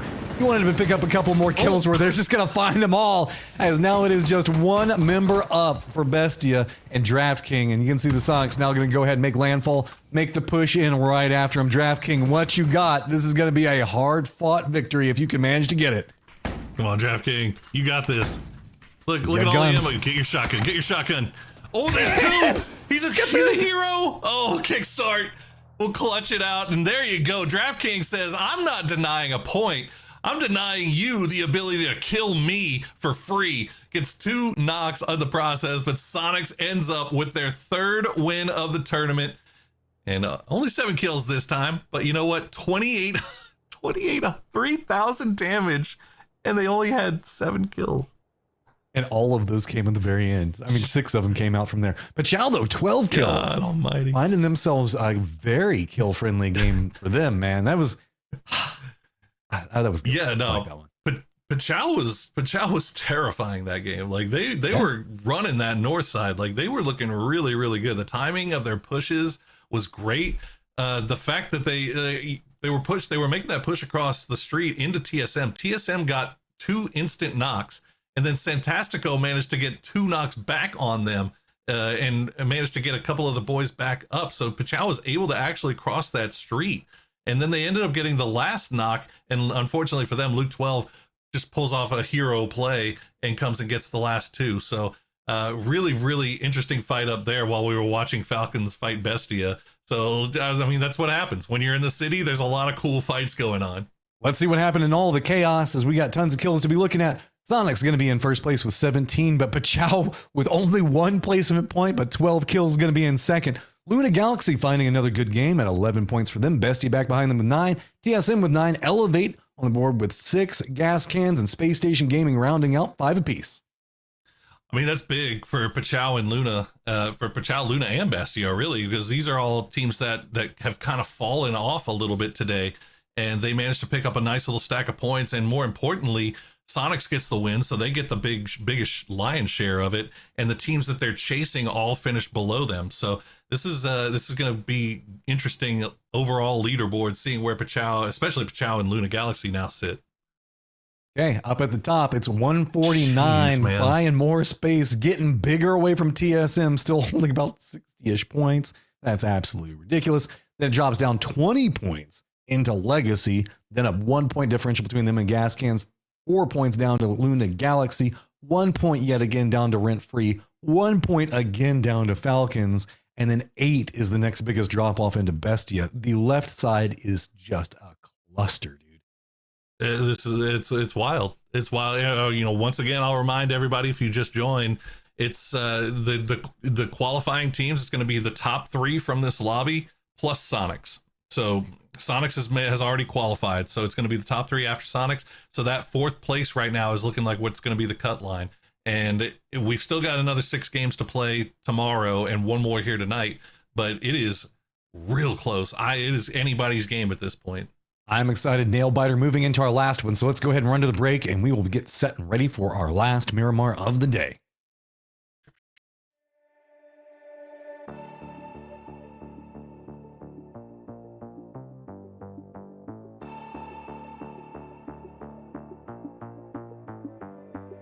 Why, one by one, you always come back like a curse? Lurking in the dark, your soul is blind. You lie, time and time again, and I am not your fool. Not this time, 'cause I'm the wiser of us two. I'm the one of light, the anticipates of you.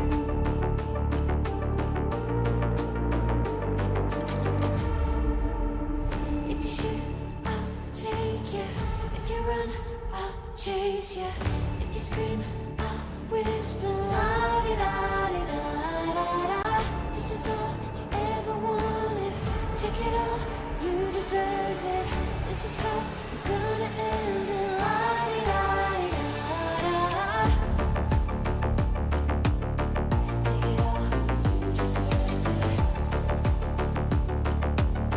Take it all, you deserve it. Giving back the freedom you want to destroy. And my power's way too strong for you, so try. 'Cause you can't dominate and know will you survive. And not this time, 'cause I'm the wiser of us two.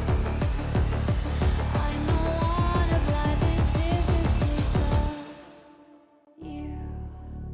The fire in my heart will only grow.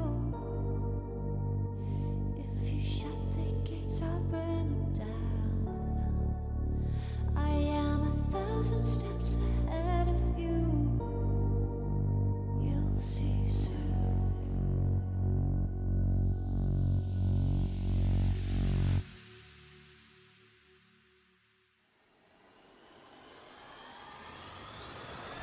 If you shoot, I'll take it. If you run, I'll chase you. If you scream, I'll whisper la-di-da-di-da-da-da. This is all you ever wanted. Take it all, you deserve it. This is how we're gonna end it. La-di-da-di-da-da-da. If you shoot, I'll take it. If you run, I'll chase you. If you scream, I'll whisper la-di-da-di-da-da-da.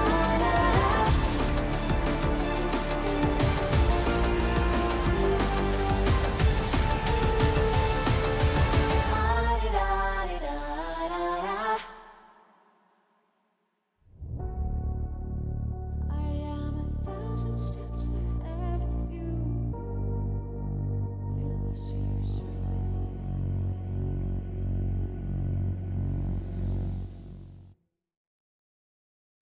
More Miramar time, as I am excited. We've gotten a very compressed leaderboard over the left, except for, okay, Sonics. Yes, we acknowledge that.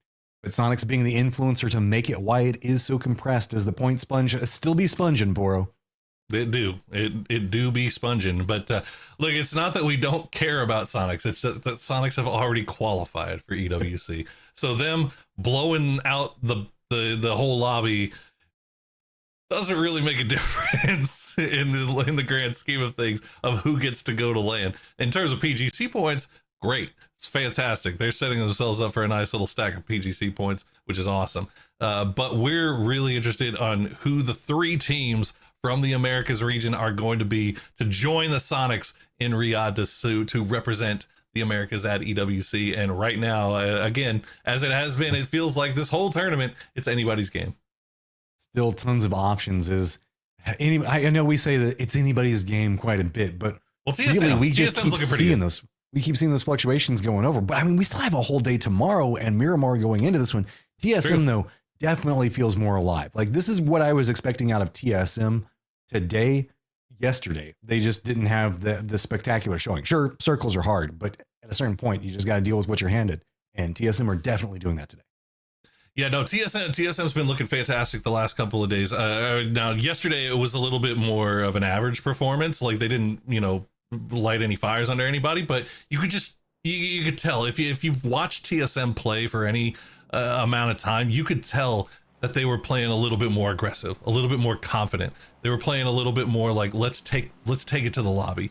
And it didn't manifest into any big point games yesterday, but it did today. And it's really starting to separate themselves from the pack, really kind of holding getting a secure grip on that second place spot. Right now they got it by 20 points over Legacy, another team who's just been remarkably consistent through the past 2 days. So it's going to be really hard to try to catch TSM or Legacy, really, even at this point. But even Legacy, though they have one, they're only holding on to that third place spot by 1 point over Gas Cans. It's still just, it doesn't feel like Legacy's just going to fall off the face of the earth anytime soon. Well, they haven't been having the best of run. I mean, an 11-0 out, a 5-7, which is good, a 6-0, and a 14-1 have been their last couple of games. As while Legacy has been very impactful in a lot of stuff, they haven't had their big game really yet. Yeah, but that's the thing. That's Legacy though. Like they It's true. Early game, they don't get involved in anything. They wait to the late game and they take the fights then. And it's been good enough to keep them into third place right now. Like they have not dropped, right? Like you look at Rent Free yesterday, finished the day in second place. They've dropped down to 6th. Bestia, they dropped down to 8th. They actually dropped down to 10th for a little bit, but they climbed back up after that last game. But Legacy's not dropping like that. Whoa. First Circle has a center and Crater Fields, Cabrera, Alcantara, both inside of it. This is, TSM heavily rewarded for going to Pozo right now, as that's going to feel really good for them.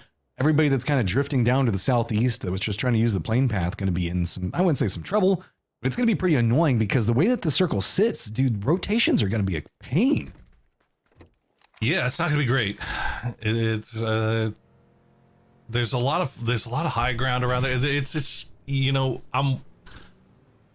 Like, kind of look at how it follows that where the power grid hillside is. So that just almost entirely blocks it out and then moves directly into the hills with like Hacienda and everything. Oh man, that's harsh. Well, you're also making a gamble on whether it's going to go north or south of the Crater Fields mountain, right? So I think TSM could probably take a position on the hillside just to the north of El Pozo, and they could have really good vision over everything around them. That might set them up well.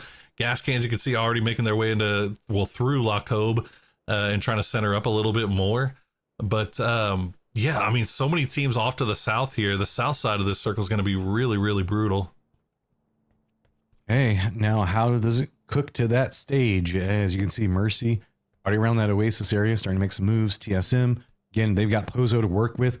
Pozo is, I guess, one of the easier approaches if you're a squad that's wanting to kind of make a pathing over there. Look, hey, we're getting your Oasis, bro. Yay, Oasis. I like Oasis. That's where I would live if I could live on Miramar. I mean, it would be the place to live. It's nice, dude. Beautiful. I mean, Can't go or wrong. Hacienda, right? That's the obvious choice, but Oasis is more chill. That's like where you go to hang out. Yeah, you got an Oasis. You got a great view of the wall. Like, what more can you ask for? Very true. I mean, it has the best view of the wall. I don't know. Maybe Campo Militar has a bit better of a view. True. Yeah. I don't know how much of a view of the wall you really want, but I'm kind of surprised there's not more graffiti on the wall, right? I mean, if there's just this giant wall that's over there, somebody's in the middle of the night is going to go over there and spray paint it. I refuse to believe elsewise. Like every other building in this map has spray paint on it. I'm telling you right now, that wall could be covered with graffiti right now, and I would have no idea. That's true. That is true. It could have a giant portrait of my face on it right now, and I would not know. I've not been up by that wall in years. Yeah, most of our early rotators are going to be trying to make a play. No big deal. No surprise. Rent Free looks like they're going to be navigating pretty close to Luna. That might make for a small problem with them. TSM's already going to go ahead and shift out of Pozo. That's going to allow Legacy to make a wrap over into the west. Legacy's rotation is going to be pretty much entirely open over there for them to work with. Alcantara is right down below what you can see in our picture-in-picture, but nobody's over there. The most western team inside the circle right now is Legacy, so you're not missing out on much. SSG spotting out that rotation with, yet again, Elevate kind of in between them.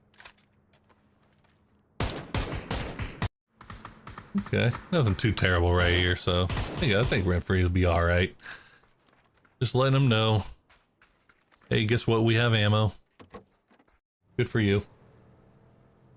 But that's, yeah, I mean, bullets. it's good for Luna Galaxy because I think they, I mean, with the exception of Bachao, that's probably one of the last few teams that are going to come rotating by past them, and they got a good spot. I just glanced down the chat, and somebody burns you really good, so I gotta give them a call for it. And they said, "Oh yeah, that wall isn't big enough for Poro's head."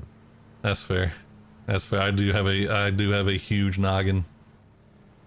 But it's to hold all of this useful and useless information, chat. You got all of the good stats though, man, all the time.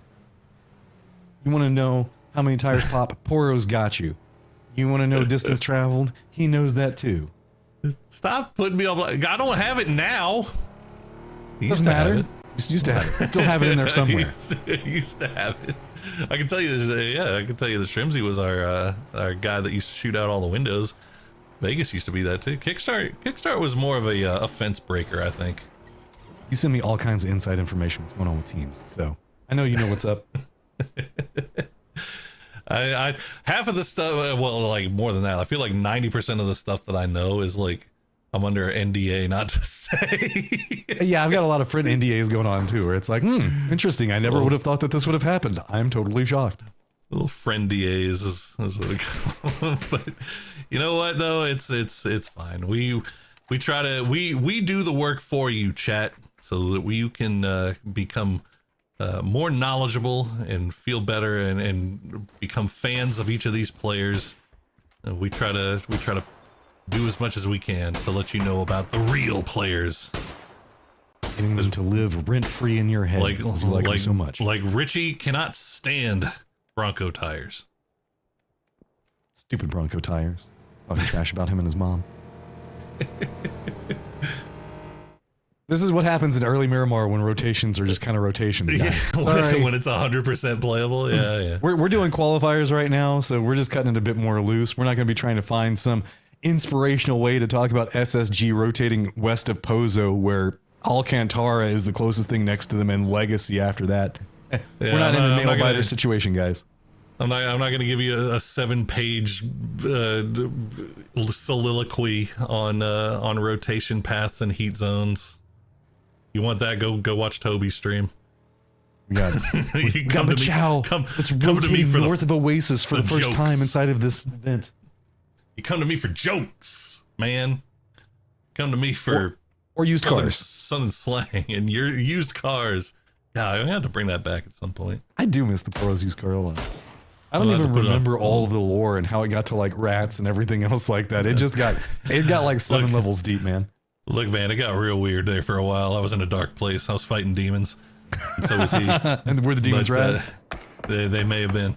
They may have been, but you know, we might bring that back. We'll bring that back for EWC TikTok. How about that? Heyo. Hey, some shots now happening as Luna Galaxy is going to be taking some shots at Toyo. Toyo is just going to be over into the east right now, just to the west of water treatment. Most of our teams have like a pretty solid couple 100 meters in between them. It does kind of whenever we get next to factory near crater fields. That's when it gets a bit closer where we do see TSM and Legacy with 2-2 split. EM3 also going to be pretty close to sneak attack. Oh, sneak attack getting saved by Darude. As Magno won't be able to take the spray onto him. Feels good, man. Well, Mercy gets out of this one this time, at least. It's been a rough day for Mercy. They've been getting into a lot of early game fights that I don't necessarily feel like they've wanted to take, but they just kind of had to take. I am often impressed with the parking brakes on our vehicles in PUBG. They are like Skyrim horses and can somehow just stay in the most ridiculous of near horizontal positions, and I love them for it. We just saw that car holding, what was it, like there was maybe, I don't know, 15 degrees from being straight 90 degrees, and it was still just parked there perfectly fine, waiting for them to jump back in. I got some redneck friends that could do some damage with a car like that. Go boulder crawling. That's back in the day, though. We don't do that anymore. We don't have that type of... They all got kids, and now they can't spend their money on stupid fun things. Stupid fun things. I miss stupid fun things as well. TSM, though. Sparking. Yeah. I already know what you're going for. I'm going to take it on the chin. It's okay. Circle is going to shift back over into Crater Factory, and now we're going to start getting interesting as Mercy is going to have to deal with Pachal making a rotation. Elevate's going to get pretty easy. SSG in some trouble. Looks like they're going to have to path pretty close to TSM as the Condense in the north is going to get popping. Yeah, spam in a really interesting spot right here. They still have that high ground. They can kind of see everything that's going on around them. So you're going to have to keep eyes on spam. And I'm also waiting to see if anybody has any E pickups, if they try to go for the unplayable spots to try to do any damage from. But right now, of course, I had to say it, Mercy just getting involved in an early fight that maybe they don't really want to be involved in. And I know Pachal doesn't want to be involved in. Yeah, you can see them hopping in the vehicles. They're just going to go ahead and dip. Gascan kind of brute forced their way down through Crater Fields and got that dip just to the south of it. That's going to be a really strong place for them to play from. TSM just kind of watching a lot of these cars rotating by him, taking a couple of shots, not getting a lot. Oh, is that a mortar coming out from them? I wonder where that was headed. It sounded like it. I thought I heard the pop from it. I heard something too. Well, they do have SSG kind of slowly making their way in behind them. You can just see them on the mini map through Pozo, but don't have to worry about it just yet.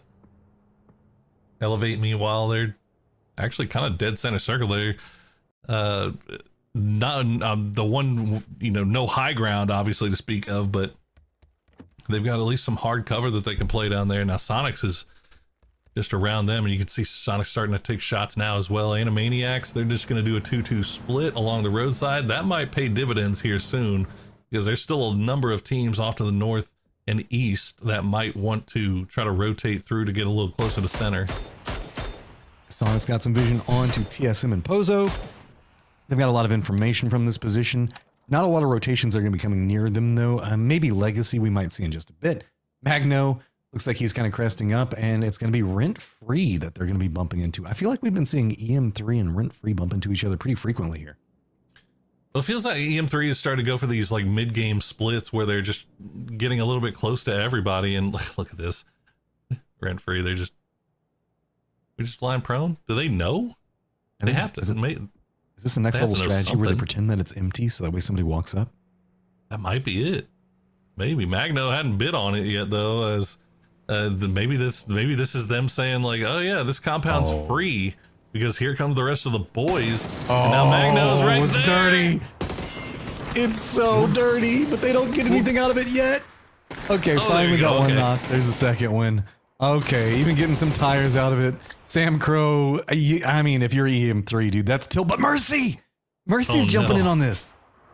Oh, and now Oldest has gotten caught out as he was on the high ground trying to watch this for Rent Free, and now looks like EM3 has pulled away. Now Rent Free going to completely flip their attention back over towards Mercy. They're going to find Oldest, but they'll trade out sneak attack.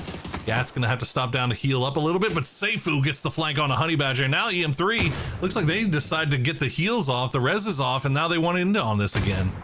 Isler, though, going for the top. He's got the roof, but he doesn't have the vision just quite yet. Starting to get some more information. Goes for the spray on the nade. Doesn't quite manage to pick it off, but at least manages to get it to drop a bit closer down below him. Isler trying to defend this one up right now. You can see trying to navigate just him and Gats. They were trying to bait out one squad, ended up with two, and now it is just a catastrophe for them. I mean, just the timing was super unfortunate. We'll see if Bisler and Gats can gain something else off of this, but it'd be crazy to me if EM3 is the team that benefits the most off of this, as they were the ones that were taken by surprise in the first place. And they've managed to get the reses back off on the Magno, so they're back up to 3 strong, and they're wrapping down below on the downhill side of Mercy, and I'm not sure if Mercy's ready for this. Bottom corner, you can see that it is Bestia against Toyo right now, just kind of defending up, but I'm caught up in this rent-free situation as well. Now starting to be some bullets exchanged between EM3 and Mercy. Mercy doesn't want to push in because they're realizing that, hey, not a lot of stuff has died here. So what's going on? Rent-free is just trying to navigate it. See Glock starting to move up. He's got a pretty high ground position that he's looking at. The smokes are now going to be coming out. Magno's trying to move in. Mercy now move aggressively on the south to try to cut off any form of support that northern position can kind of give, or I should say western position up on that high ground. But yeah, sneak attack's going to go ahead and find Sam Crow and get him down. Glock's going to find Gats as well. All right, that's huge. So EM3. The problem, though, is that now this is a three-way fight that's taken way too long. And the circle is popped. It's down off to the south. PWD already in a vehicle, just repositioning around this as loose. Oh, I think he spotted out Magno just for a moment. And he's going to try to take the spray. Bizzler's still alive as the push comes through from Mercy. They'll find him, and that's going to be it for EM3. And Bizzler's gone as well. So rent-free, both teams done. Mercy picking the perfect time to come in there. And third party, and they'll actually get there before the circle arrives as well. 7 kills, and circle number 3 is not bad at all. The Chow sent BL doing a little e-pickup scouting. Yeah, he honestly went directly over this for just the firefight we were looking at a second ago, and I thought maybe he might be trying to drop into it and got scared. Yeah, I was going to say, if he's thinking about dropping into that, he's got to be crazy. There's no way at this point of the game that either of those compounds would be free. So he finds out and feeds that information over. So in the end, no harm, no foul. We see Mercy still making their way in from the south side. Now San Martin is getting a little bit dicey as Toyo's trying to make their way out, but Bestia has got eyes on him. And then Falcons kind of gatekeeping both. And look at SSG arriving from the south now. Going around power grid, my gosh. Okay, by our powers combined, Animaniacs and gas cans holding down the center of the circle for the time being. A lot of sports going to be coming in, but now they're going to be on the edge. This is going to be really weird. So we've got that triangle hilltop that NC Falcon's going to be playing from. That's got a lot of control inside the circle, but then a pretty decent ridge that's going to drop down on the opposing side. Elevate, you can see Vegas staying back behind this, trying to support his teammates. We still have 52 alive in this circle, and it's about to just explode. Yeah, this is wild. Falcons able to get Roth, and it looks like Rello is going to be sending over there as well, trying to get everybody back into this compound. Elevate just fine, holding down this dip on the south side. They've left Vegas behind just across the road with the high ground to watch their backs just in case anybody decides to do something weird. But it looks like Falcons will get everybody in. But you still got 3 teams now that SSG has arrived, trying to make their way from San Martin. So Toyo, Bestia, SSG, all trying to fight their way out of it. Well, it looks like Monster's just going to kill himself with a Molotov. He knew he was dead. Legacy has now arrived as well on that south side, and Sonics are starting to find their way in too. So the south side, the southeast really is getting real dicey. Toyo finding some good shots on the sharp shot, though. Going to get the knock on him. Maybe Pippa finds some more with it. Not too much to follow up just quite yet, but everybody's just kind of crashing into this hillside because they think it could be the only safe place to be playing from. DraftKings is going to get the return knockback onto Pippa. Meanwhile, also it looks like TSM might be cresting into gas cans line over into the north, while Mercy's going to have to be coming down onto Pachow. So a lot of firefights about to pop off as Falcons in a very nice spot for now. They're kind of defended up, and yep, it is going to be TSM landing right into gas cans. Just push right through the walls, but it's going to be great defense coming up from gas cans. But Luke trying to turn it back around yet again. Well, Vox and Beamy, the last 2 up, and Animaniacs, they hear all of this going on, but they aren't leaving their compounds. They're just going to see if they can maybe just sneak something away. But Beamy and Vox on the south side, so they're not even over there. TSM, with that aggressive push, they managed to find a foothold into this crossroads section without losing anybody. I don't think. I think are they 3 up or 4 up? I think they're 3. Yeah, I think they lost. I think they lost Kurt earlier. Mm-hmm. But either way, not a bad get for TSM. Starting to get some assaults moving into the Falcons territory. Aluna is holding a 2-2 split very far to the north and almost due east as well. It is going to be a couple of spot outs on some of these rotations in the lower areas as Benya is going to get spotted by Capitan. He's going to go down. And this is just kind of 3 teams all stacked up over into this little, I guess, quadrant position. I mean, it's got It's kind of bisected by a road right through the middle of it, so 3 different teams can kind of hold it down pretty comfortably. To the north of that's going to be Pachow. And yeah, Vegas, remember, he got trapped. Elevate tried to send over. It was his job to kind of protect everyone, but now he's got Sonics right on top of him, and it's Spam that's defending him out of anybody. Yeah, I was looking at Luna here. They sent 2 Haven and Posa all the way down south on that ridge line. They managed to kill Rello, but they've also left 2 on that north side as well. They're being really aggressive, just trying to find somebody, any kills that they can get for free over there on that edge. But now they got to work their way into this next zone. Falcons backed into a corner after Legacy took their south side of their compound, and now Sonics, they've got some work cut out for them as well. I don't know where they're going to go. Falcons' position was so good until this shift happened, and now they've got Luna to the north of them, Bestia to the east of them, Legacy to the south, Elevate in a gatekeeping position, and they're going to have to move. Benefit, though, is Bestia has bumped into the 2-2 split of Luna, so that might force them away just a bit. Elevate doing a good job of having survived this out now gets to be the beneficiaries of the gatekeep. What is Sonics going to do? Because they're now starting to hop in the vehicle at roughly the same time Luna is. Luna's going to try to regroup, does get away from Bestia. It looks like Falcons are going to try to hop inside of a vehicle, use the distraction that's going to be going on with Bestia to try to make some type of move of their own. But that gets shut down pretty quick, as now Sonics are going to be rolling in just to the south of Legacy, as it's going to be just immediately jumped on. What are Sonics going to do? Legacy has to hear these vehicles. They're going to turn back around, nades prepped and ready, rolling them down the hillside. Yeah, they send a few, but it doesn't look like they had a whole lot to send as Sonics try to get a little bit closer here. And they're also, their backs are kind of exposed Falcons to Beanie snuck out. and Vox. Falcons used this as distraction from Sonics, and they ran across, and they managed to get away from Legacy. That's actually perfect timing by them, and they get a little bit of a bowl, but I don't know how much longer they're going to be able to use it because Luna is right over there as well. You can see they've got grenades in hand, and they are ready to take that fight.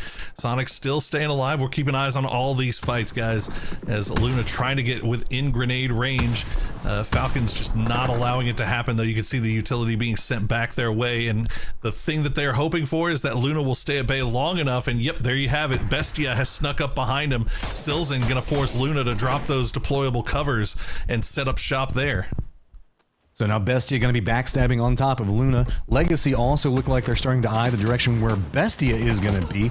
Sonics did lose Tiggleton in a quick exchange that's going to be going on with them. It's just leapfrog into leapfrog as everybody's trying to make their way forward. Elevate can't even really peek out. Bestia trying to just navigate moving forward. They're trying to play against the blue, but Luna's trying to hold it out the best they can. Do manage to take down Capitan, but it's coming at a massive cost. Throwables just starting to land on top of Luna.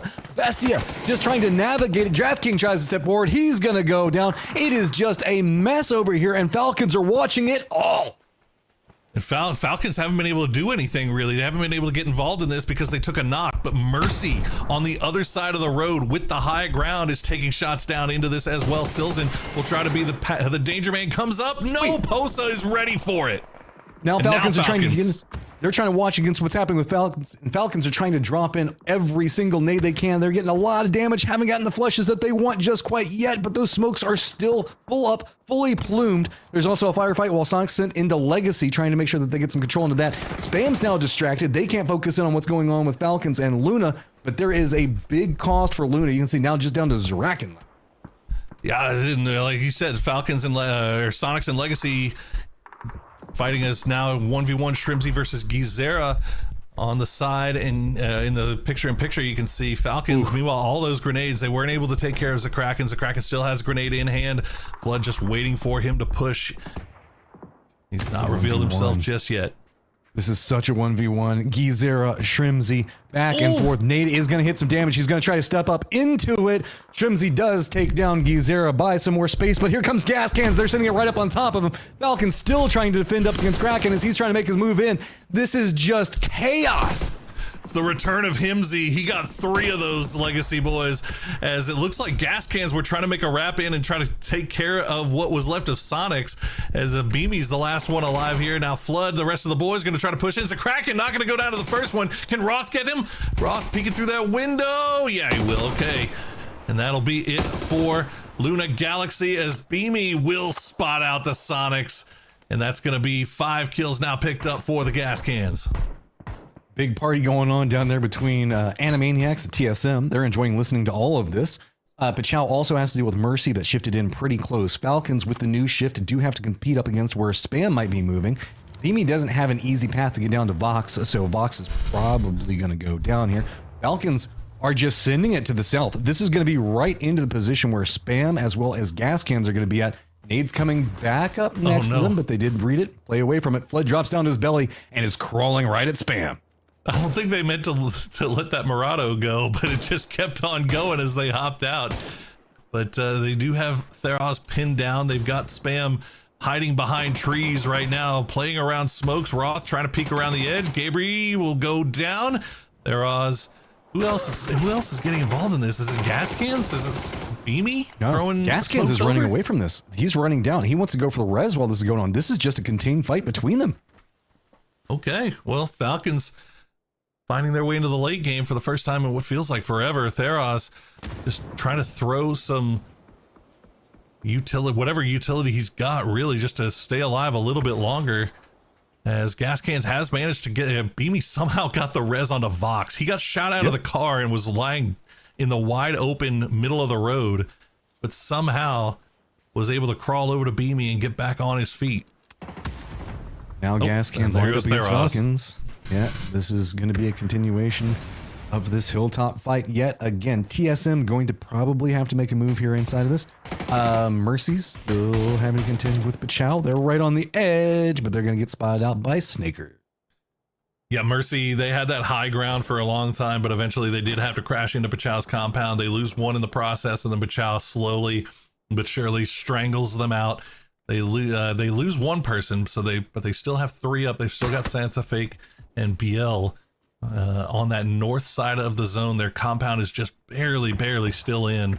But Gas Cans and Falcons, they've got to. This is going to be a fight that has to come to a head. Whoever wins this gets control of this last corner of high ground. And it is vital because nobody wants to move lower with these shots. Flood, he's going to take some damage. He's going to step down into it. Animaniacs can't really make any moves, but TSM are going to make some moves. They're going to try to cross over into this. Keep in mind, Pachau does have some vision in. That's why so much smoke is down at the time for this. Animaniacs now refocusing this direction while there's going to be a couple of ships coming out. Alo does manage to make it to the wall. Comes with a lot of damage, but this is what they wanted. No Nox having to contend in with this. They're now creeping forward, trying to find an angle into it, but they do not want to overpush this one. They know the fact that if they take any casualties here, it is going to be a massive cost. So instead, slowing it back down, Luke spots out the shift behind him. Good read and well played from TSM. This is just going everything in their favor, picking it all up. Wow, that was so clean from TSM, and I would expect nothing less, but man, they absolutely read Animaniacs like a book right there. Zig, the last one alive, as somehow Falcons have managed to stay alive here with Gas Cans pressuring them. But Pachau has left their compound. They're trying to take a little bit more position here, and Zig will get spotted out by Sparking, so that'll be TSM winning that battle. More kills, more points, late game top four. We're in a 3v3v 2v2 as it is 2 versus 2 at the high ground, and then the 3s are on the lower ground. Problem with it is everybody's looking up at that high ground. Pachau on one side of it, TSM on the other. Push now coming out. Vox going to try to make a play into it. Good exchange between them, but Vox is going to go down, and it is going to be Falcons eliminated. Now Gas Cans has to be careful. Pachau wants to peek back into this. Oh man, Falcons wins that by that much amount of health there onto Beamy, and what a grenade from Santa, puts it right in his pocket. And now it's down to Pachau versus TSM. Pachau with the high ground, TSM with the compound. I don't know who's got more in terms of utility at this point, but you got to feel like TSM used a lot of it trying to get across the street right there. They were also in that fortification for so long with Animaniacs next to them, so they should have been able to re-loot something. Now, finally in a phase 8, this is starting to get a bit more nail-bitery for everybody to contend with. Pachau has the high ground. They also have an off angle to play from. It's going to be TSM walking into the den, for lack of a better term. They know exactly where TSM is going to be coming from. So what can TSM pull off here? Is it just going to have to be the aim? Do they have smokes? Do they have something sneaky still up? Try to pull out of their sleeve.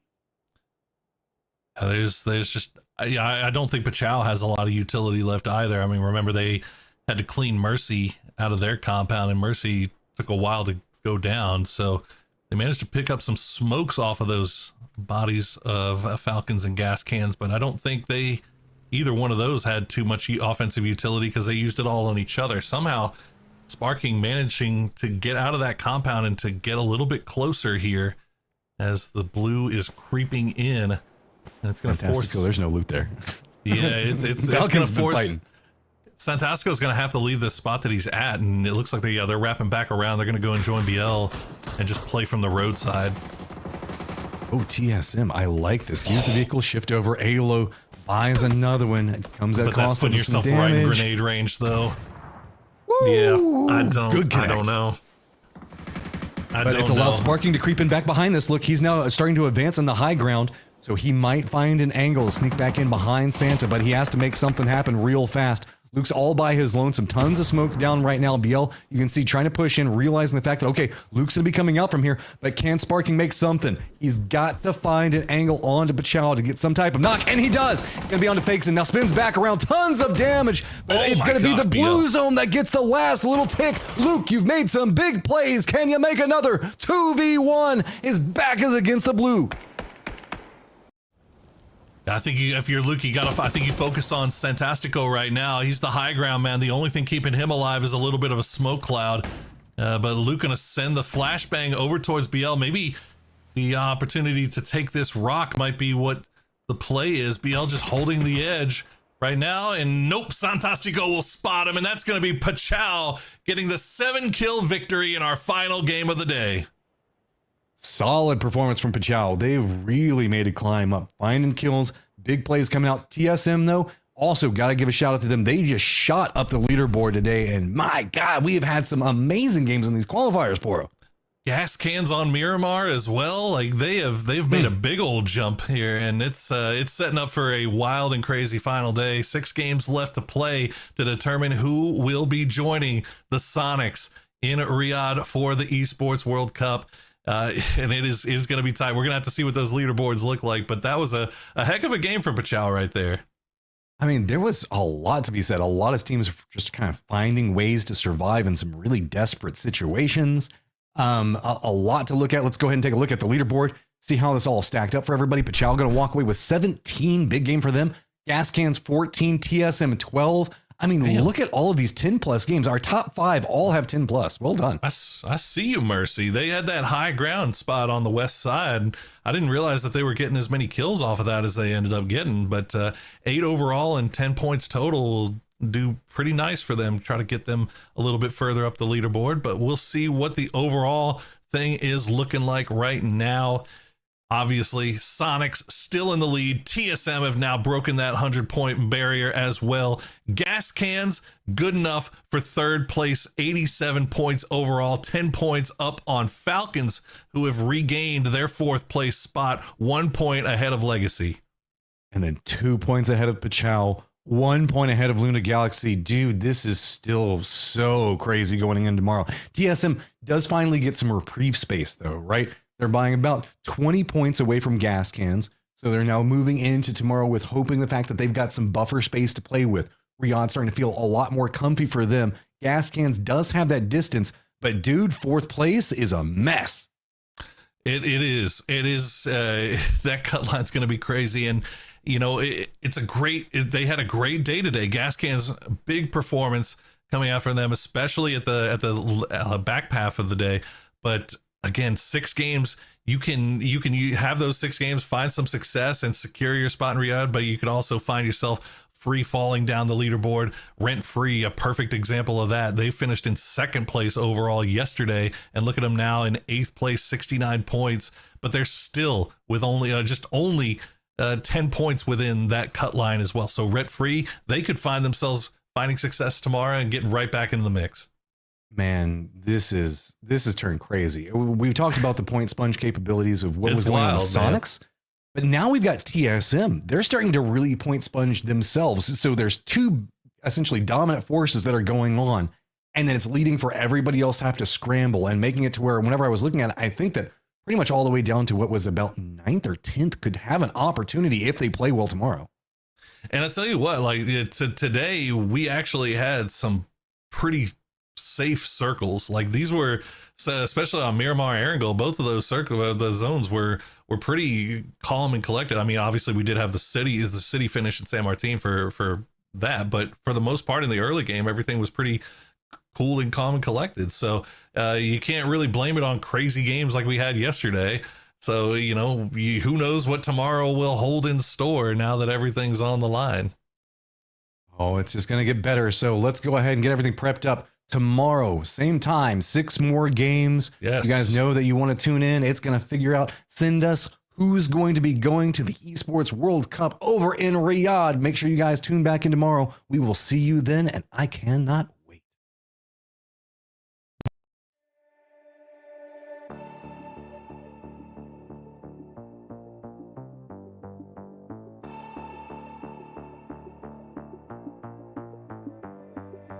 Why, one by one, you always come back like a curse? Looking in the dark, your soul is blind. You lie, time and time.